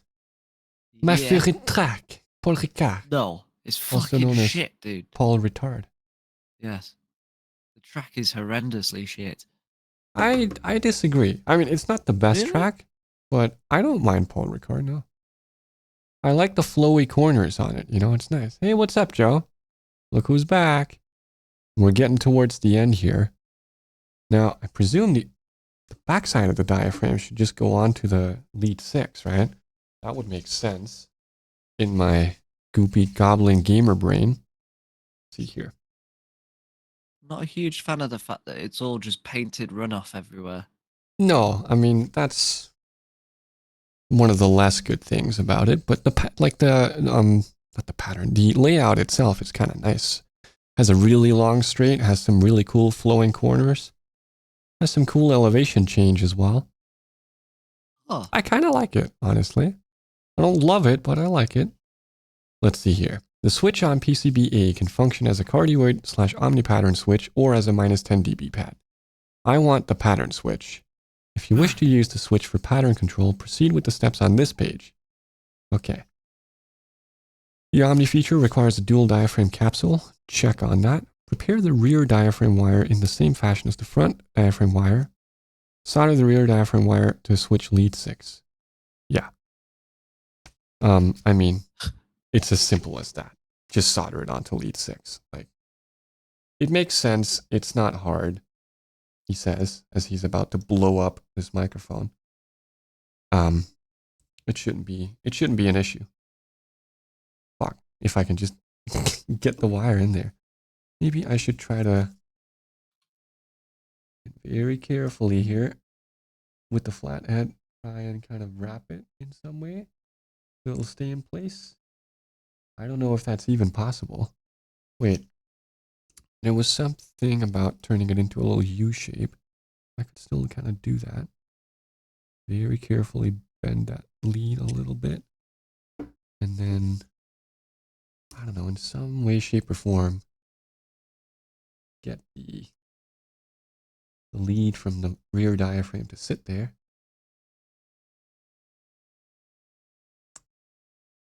Just want it to sit there on its own. Please. So that I can solder it in place without it moving all around. Okay. We're going to try that. Gotta clean the tip though. So I can hopefully make a good solder joint on the first try here, because this switch is somewhat fragile, I think. Really don't. Oh, Jesus Christ. Hey! Stop rolling. Fucking bitch. Okay. Here goes nothing.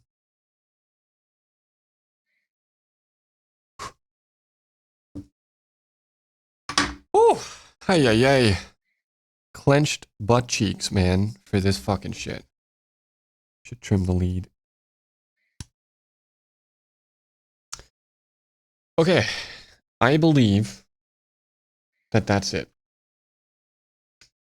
Hygiene for you, for you and your microphone. Ceramic knife. ceramic knife. See here. Clean the high impedance solder joints and components listed below with a cotton or foam swab and solvent. It is essential that these joints and components not be contaminated with flux or finger oils. Okay. 4-way joint at switch pin. What a perfect lie. Like a perfect lie. What a perfect lie. Okay. What a perfect lie. So, a cotton or foam swab. Do I have cotton swabs? I feel like I should. Hooray! Don't get ahead of yourself. Don't get ahead of yourself. Prepare your butt cheeks, because this is not going to work. Okay, I believe it's going to work. Hold on.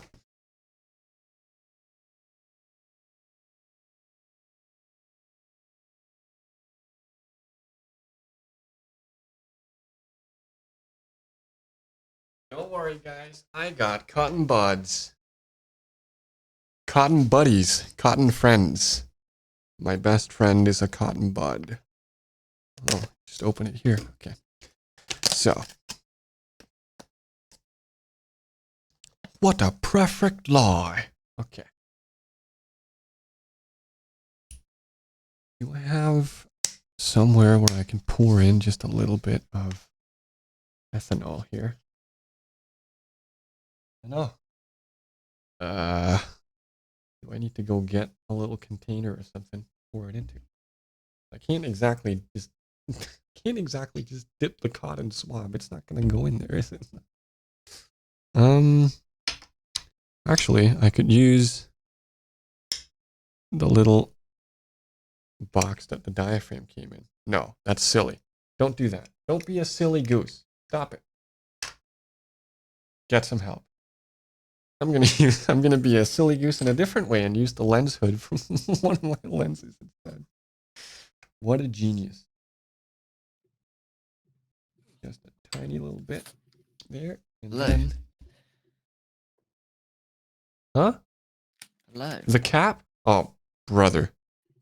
Why am I such an idiot, Hefton? Can someone tell me? Okay, so the four-way joint needs a little bit of scrubbing. The bodies of the R9, that is the 1G resistor, the JFET, and the switch. Okay, like the body itself, like the external body, really. Does that really need scrubbing, guys? Of course, you just use the cap. Like, what am I, a fucking idiot? I know this fucking... This is like the most basic fucking trick. You just use the cap. Oh, man. I think maybe I need to get something to eat soon before my brain goes into fucking extra dumb mode. Okay. Just clean around here a little bit, here or there, whatever. It's all good, man. Solder joint on switch pin 6, switch pins 4 and 6. Blah, blah, blah. I think that's just that general area, isn't it? Yeah. Yeah. Honestly, yeah. Okay. Now, polarization voltage adjustment and pair matching. You know what I'm saying? Yeah. You know what I'm saying. It's Saul Goodman. Saul Goodman. I think, yeah, Saul Goodman. I think it is time then to plug it in, turn on phantom power, and watch the multimeter report back no voltage on the capsule. No, I believe, guys, I believe. So, here's my little XLR cable. Cable. Here, another cable. Okay, it's plugged in. Unplug the jack from my guitar, and the XLR is already plugged in. Okay, guys, are you ready? I'm gonna turn on phantom power, and this thing's gonna blow up in my face. I am ready. Let's do it. Oh, oh, I'm hearing things. That's good. Little crackles and pops here and there as phantom power comes on. Switch your multimeter into DC voltage mode. Connect the meter's black lead to the mic chassis. Man, I don't have, I don't know what they're called in English, but krokodillenæb in Danish. This thing just came with these shitty ass fucking, look at that. They don't hook on to jack fucking shit. But you know what? We'll just have to make do. So DC voltage, and we need to measure about 60, so I'll turn the range to 200. And the rep probe goes to the cathode striped end of D5, or the end of R12 nearest the chassis mounting screw. Where is R12? That's there. Okay. So if I connect you there, for example, and you here. Oh my God, we're getting something. Yes. Yes. Success. I'm getting 54.8 volts. This is a massive success, guys. Wonderful. Now, I need to screw clockwise. And I can't really measure while I'm doing it, for obvious reasons. If I had 3 hands, I might have a chance. But we need to turn this screw. Give it a few turns. It has a fair amount of range on it, I think. Until we get about 60 volts. Oh, look at that. 56.4. It's working. It's working. Oh my God, guys. Oh, you scared me, Alex. What the fuck? Sorry. Oh, shit. Be careful now. Be careful. Don't be a dumbass. Give it a few more turns. This should get us in the ballpark here. Oh my God, fucking wires. We're at 58.6 now. Good stuff. Good stuff. Yeah. Yeah.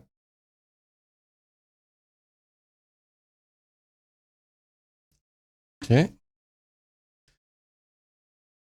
Oh, I'm excited, dude. I'm excited.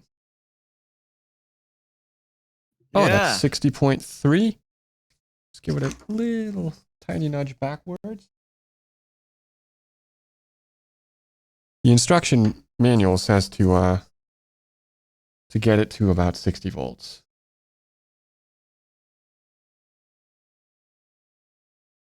It's actually still showing 60.3.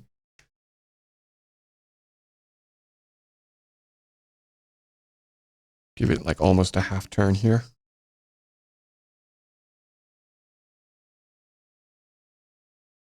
$59.9. That's pretty good. I want to get it right on the money though. Just because, like, why not, right? Why not? While we're at it. Still 59.9.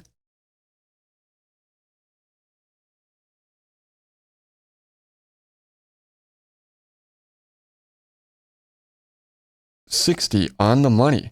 Let's go. Okay. Fucking A.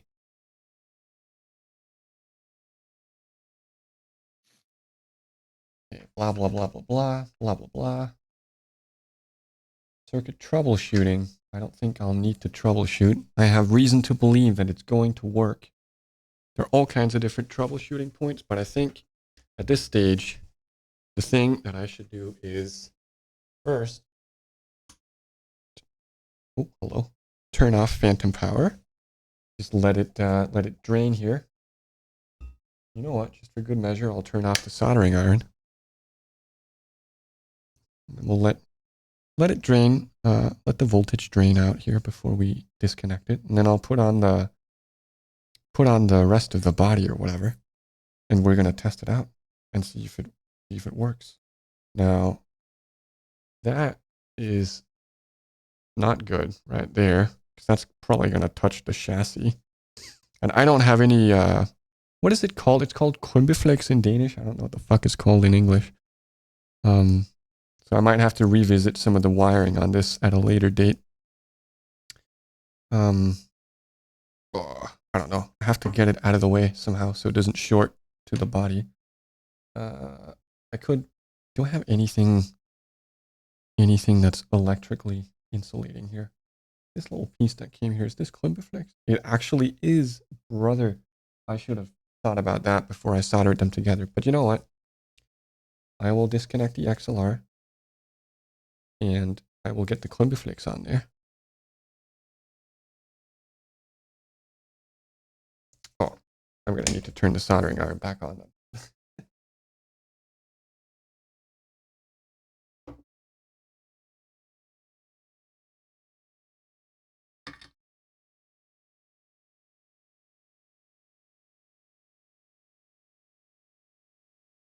Okay. Try and just disconnect these 2 wires here real quick. How do I? They'll probably just come apart all on their own.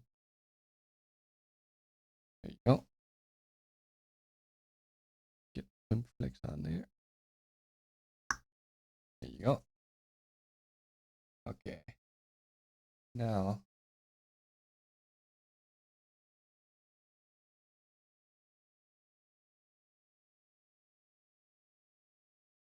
shit. This is hard. I mean, it was hard before, so it's going to be hard now. Is that what she said, or does that not make any sense at all? You tell me.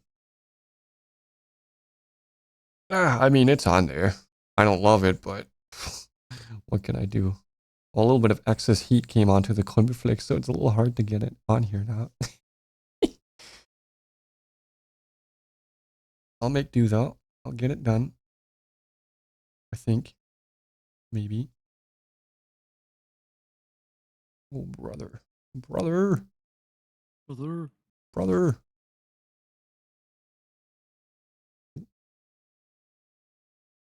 Come on now. There you go. Wonderful. And now, just use the soldering iron to crimp it here.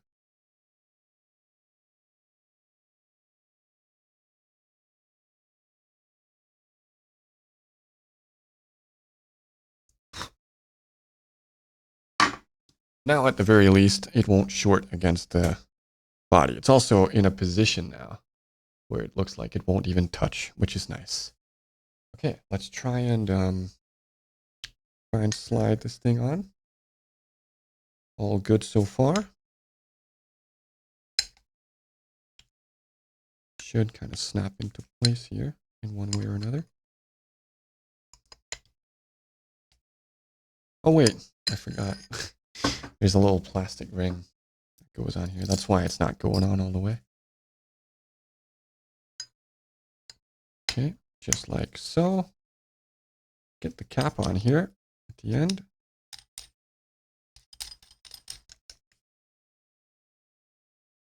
And, you know what I'm saying? Yeah, you know what I'm saying. Okay, now hold up. I'm going to get a microphone stand and a shock mount. I'll be right back.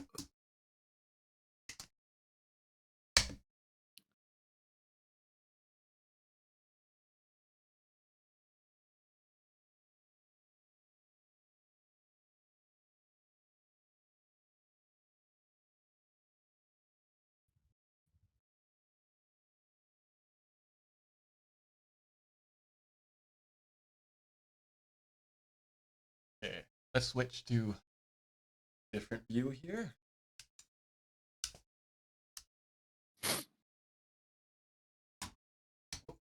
Excuse me. Oh, Lord. Oh boy.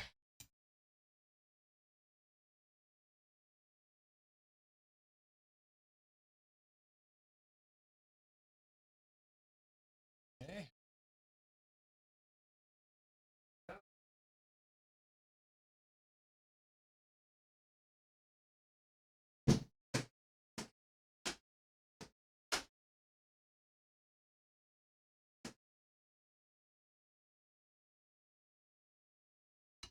Guy on here.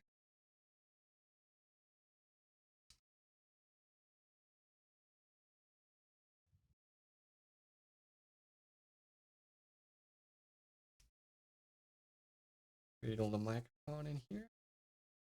All good, man. All right. Man. Hope this is gonna work.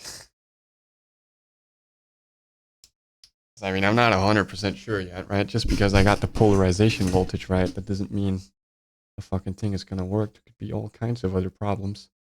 But let's cross our fingers. Yeah. And toes. And toes, of course, and toes. Gotta get those toes crossed. Okay. So phantom power is on.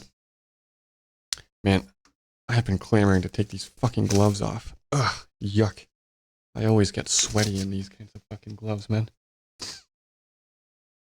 Yeah, that smells terrible. I need to go wash my hands. Okay.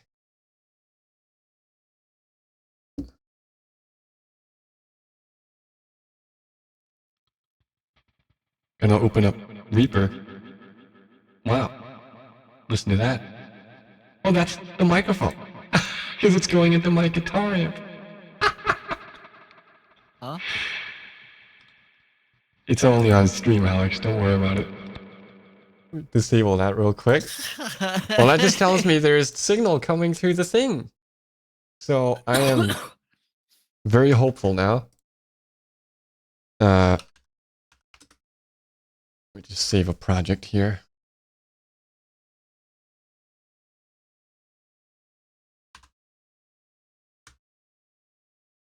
But I mean, that's all but confirmed that it's working. We'll have to see if it's working properly, but And before it Oh, sounds I'm like a $30 webcam mic. oh man, could you imagine? All of this effort, all of that effort just for that. Yeah, we're getting a signal here. Yes, yes, it is a signal. Wow. Wowzers. Oh. And I want to get it into position here. Maybe do a little voiceover test. And see if you look on screen here. Oh, that's not right. There we go. Let's see here. This is Reaper. And now I can't see what's going on OBS. So I'll move it up here. Okay. So, getting a signal. Very nice. I'm going to need to find something to read aloud from so I can do a proper test. Give me a sec.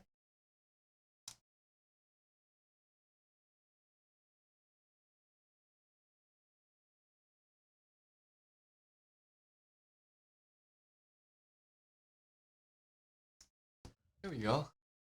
This is a book. Sweet Anticipation, Music and the Psychology of Expectation by David Huron. I'm sure we'll find something nice. I haven't read this book yet. I've kind of skimmed through it. It's very interesting. But you know what? Just read a little bit of the foreword, maybe.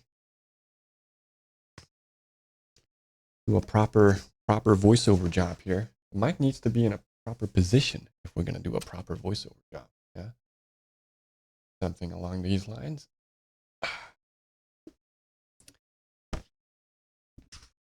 Dude, it's working. I didn't fuck it up. Only a little bit, anyway. Good judge. Thank you. I'm very proud of myself. Should be. Fuck it. Let's just grab whatever. Oh yeah, you can't open this. I know. It's not on. That's why. Okay. Preface. This book describes the psychological theory of expectation. I call it the ITPRA theory, a name that will be explained in the first chapter. When I began this research, my interests were limited to music. I was aiming to better understand how listeners form emotional responses. As the work progressed, the ITPRA theory evolved into a general theory of expectation, and so expanded beyond my what the fuck is this word? Parochial? Parochial? That word concerns about music.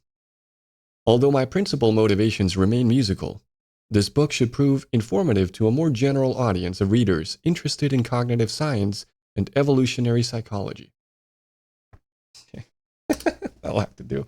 Now, if I add a little Restream plugin here, that should, oh yeah, I need to copy this thing into the fucking that thing, as so, like such, boom, boom, bing, bing, bang, bosh, and then send, and then if I start playing this, maybe you can hear it on stream.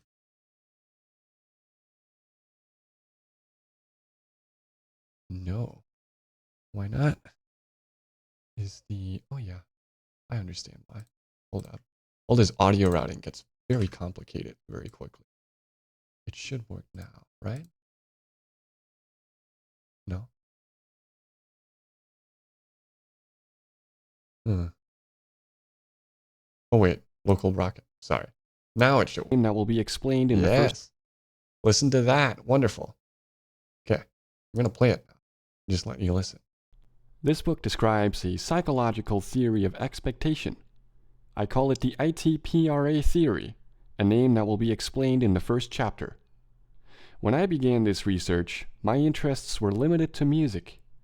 I was aiming to better understand how listeners form emotional responses.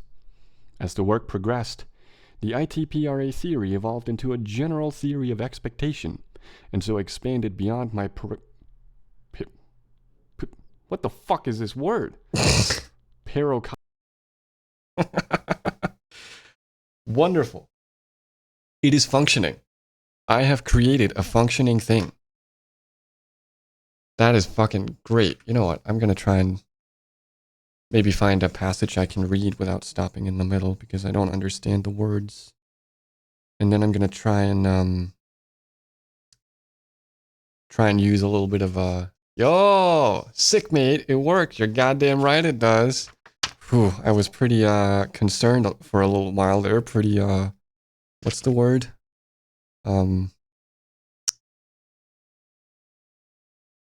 What are words? Yeah, I can't remember. I can't speak English anymore. That's how excited I am, dude. Let me get my actual microphone for my stream out of the way. Once.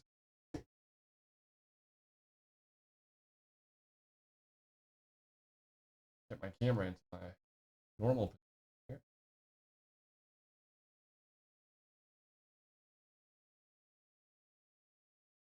So, that. And now.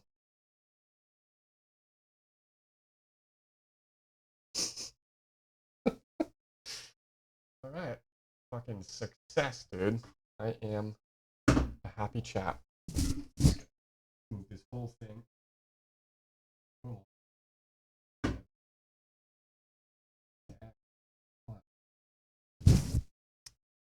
Created a functioning thing. It's right here, and it is working, which is lovely. I can, in fact, maybe switch over on voice meter. I can do like this. I think. No? Yes? Maybe. Oh, it's probably way too loud. I'm sorry. I apologize. The gain is pretty high. Yeah, hold on. Actually, the gain is not even that high on my interface. It's a very sensitive microphone, it seems. Maybe this is better. Now, you should be hearing the raw audio coming out of this microphone on stream right now, which is fucking sick. I'm very happy that it's functioning. That's awesome. Could be a lot worse. Made a lot of dumb mistakes along the way. But you know what? It was fun, and I have something to show for it. An actual functioning microphone. Maybe I'll shoot it out against my Shure KSM32 at some point, because that's the microphone that I usually use for voiceover work, and I love that microphone. I adore that microphone. It's okay, just a little air and raw sound. Yeah, it's very raw. This is running into like a DBX 286S in the back with compression and EQ and everything. Yeah, it's general again. Yeah, it's very raw sounding, right? But hopefully in a good way. This is processed specifically for stream, right? And I love this microphone. Actually, it always goes back onto my microphone stand for streaming and sitting on Discord and stuff like that.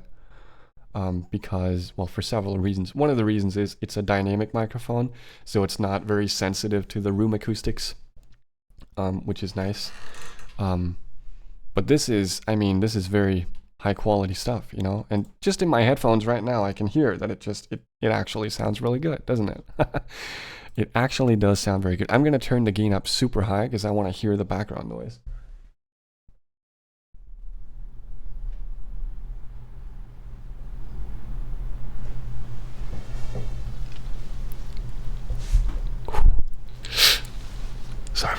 Sorry about that. I can hear the feedback from my headphones because these are open back headphones, so you can hear this when I do this.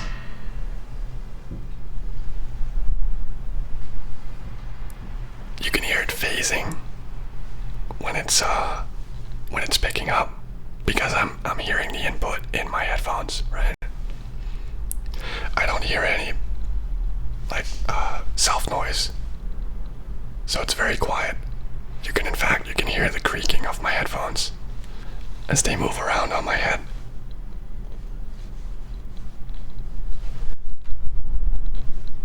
Oh, you can hear the wind blowing outside.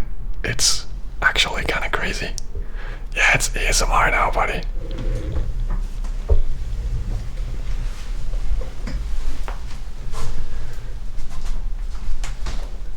I can talk to you guys from like all the way over here, and I'm talking quietly now, by the way. I don't hear any appreciable self noise on the microphone.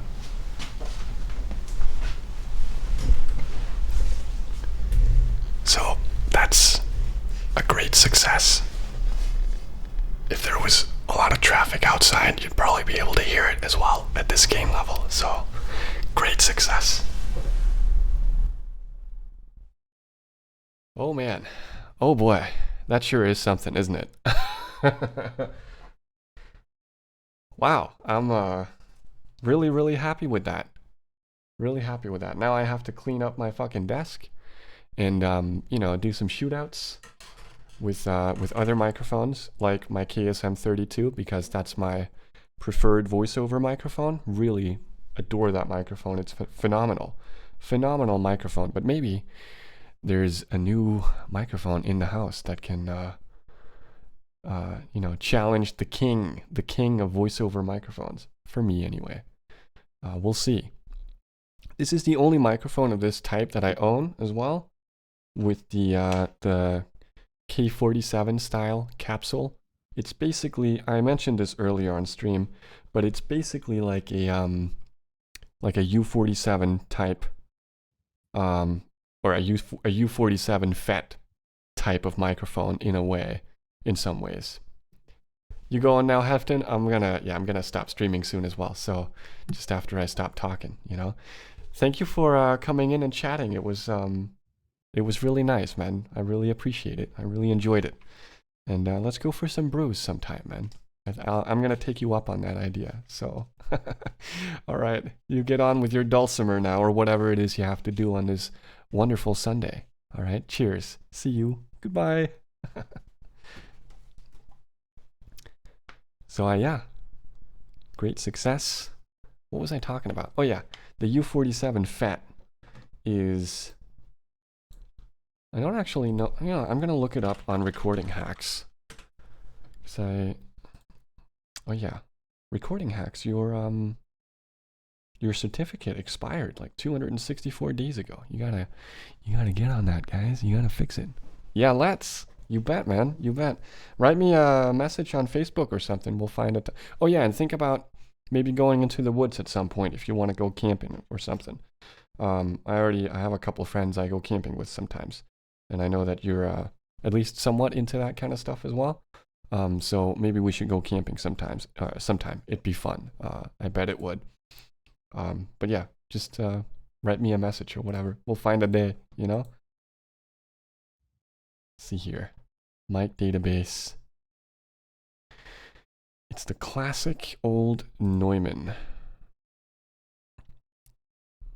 Let's see here. It's going to be under discontinued, right? Well, maybe not the U47 FET. The old U47 is discontinued, of course, but the FET has been made for a long time, right? It costs $4,000 too. Christ. Now that's fucking cash money.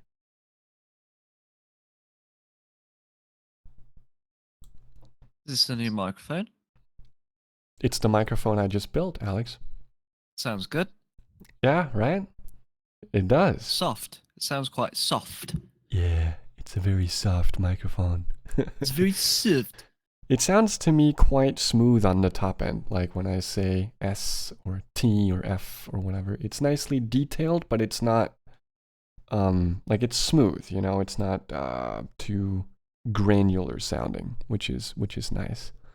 I could imagine it hearing it if you were unboxing something. Yeah? Like using the mic to like talk over that. Yeah, like as like a post voiceover or what? I guess, yeah. Yeah.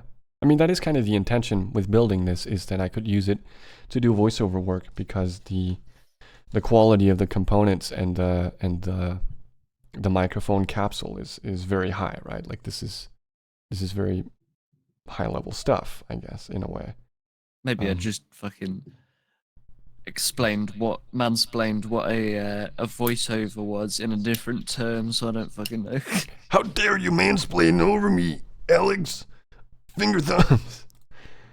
Finger mums, actually. Sorry, I wish I was. That's my thing.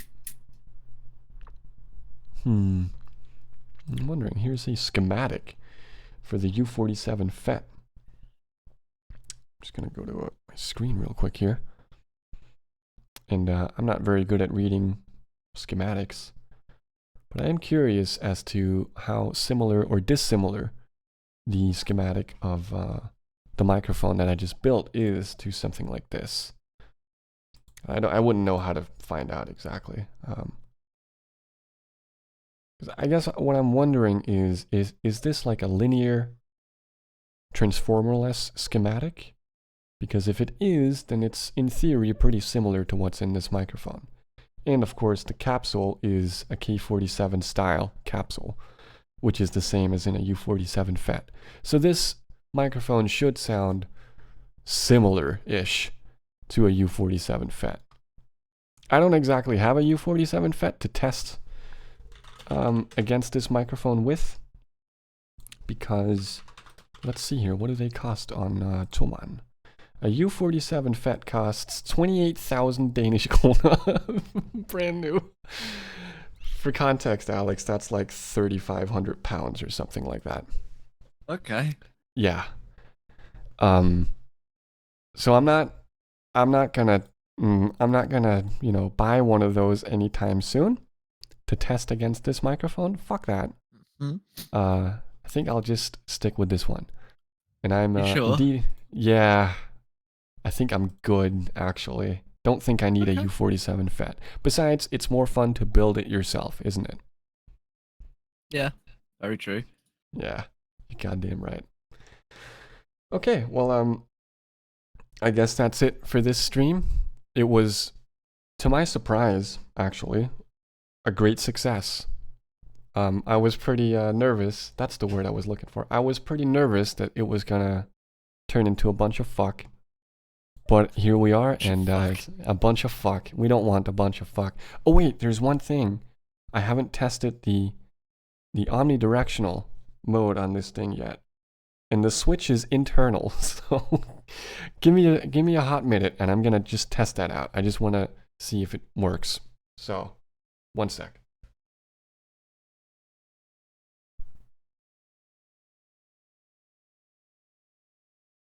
And now we're back on my usual microphone for the time being. Just because I'm waiting for the phantom power to drain out of this guy so I can unplug it and unscrew it and go in and flick the switch. Yeah, I'm not going to use the omnidirectional mode on this microphone very often, I don't think. I don't use omnidirectional very much at all.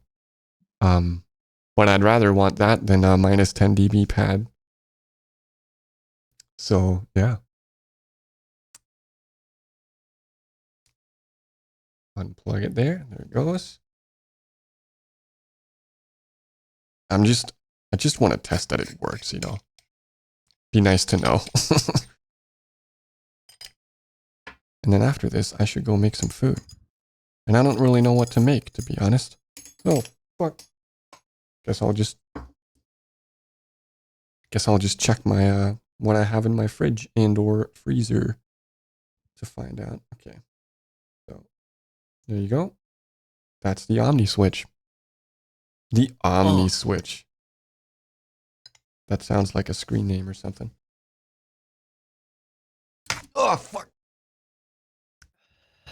Kind of a sexual screen name, isn't it? Hello, guys. I'm the Omni switch. Shut the fuck up. It's me, guys. The Omni Switch. Back at it again. Welcome back to the Omni Switch. Welcome to my back. Sorry, this is getting off the rails. This is getting railed. How did I not think about that myself? I don't know. Okay, I'm going to switch over to the microphone now. Okay, I have it on. I got the gain up somewhat, thingamabobs.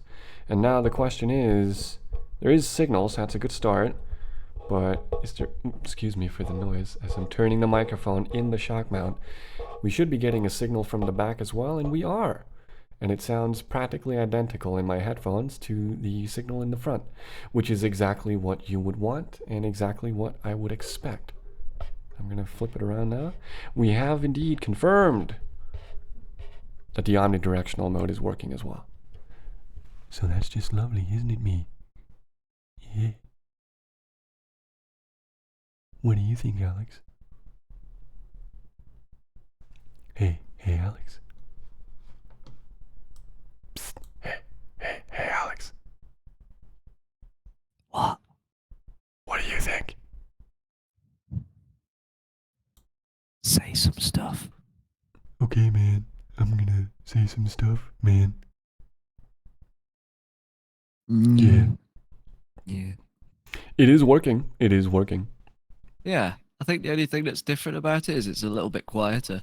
Yeah, I didn't turn up the gain as much. It should sound a little bit different in omnidirectional mode, but I don't expect you to pick up on the differences. Next question. No worries, brother. I love you, man. Me too. Okay.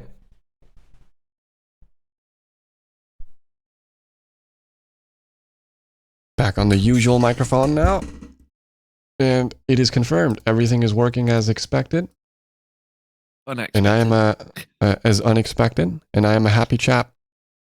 So, thank you guys for watching the stream. I hope you enjoyed it. If you're watching the VOD afterwards, I hope you enjoyed it. I don't know, maybe If we'll you didn't build watch the VOD or the live stream, I hope you enjoyed it. Yeah, I mean, whatever you did or didn't do, I hope you enjoyed it. And yeah, I appreciate all you guys. Maybe we'll build some more microphones in the future. It would be fun, right? Why not? Maybe I'll come a little bit better prepared as well than I was this time. But hey, you know what? It worked out in the end. Everything works as expected. Well, better than expected. And yeah, fucking great success. Success. And with that, I will be signing off. So yeah, cheers. Have a good one, guys. Cheers. Come on.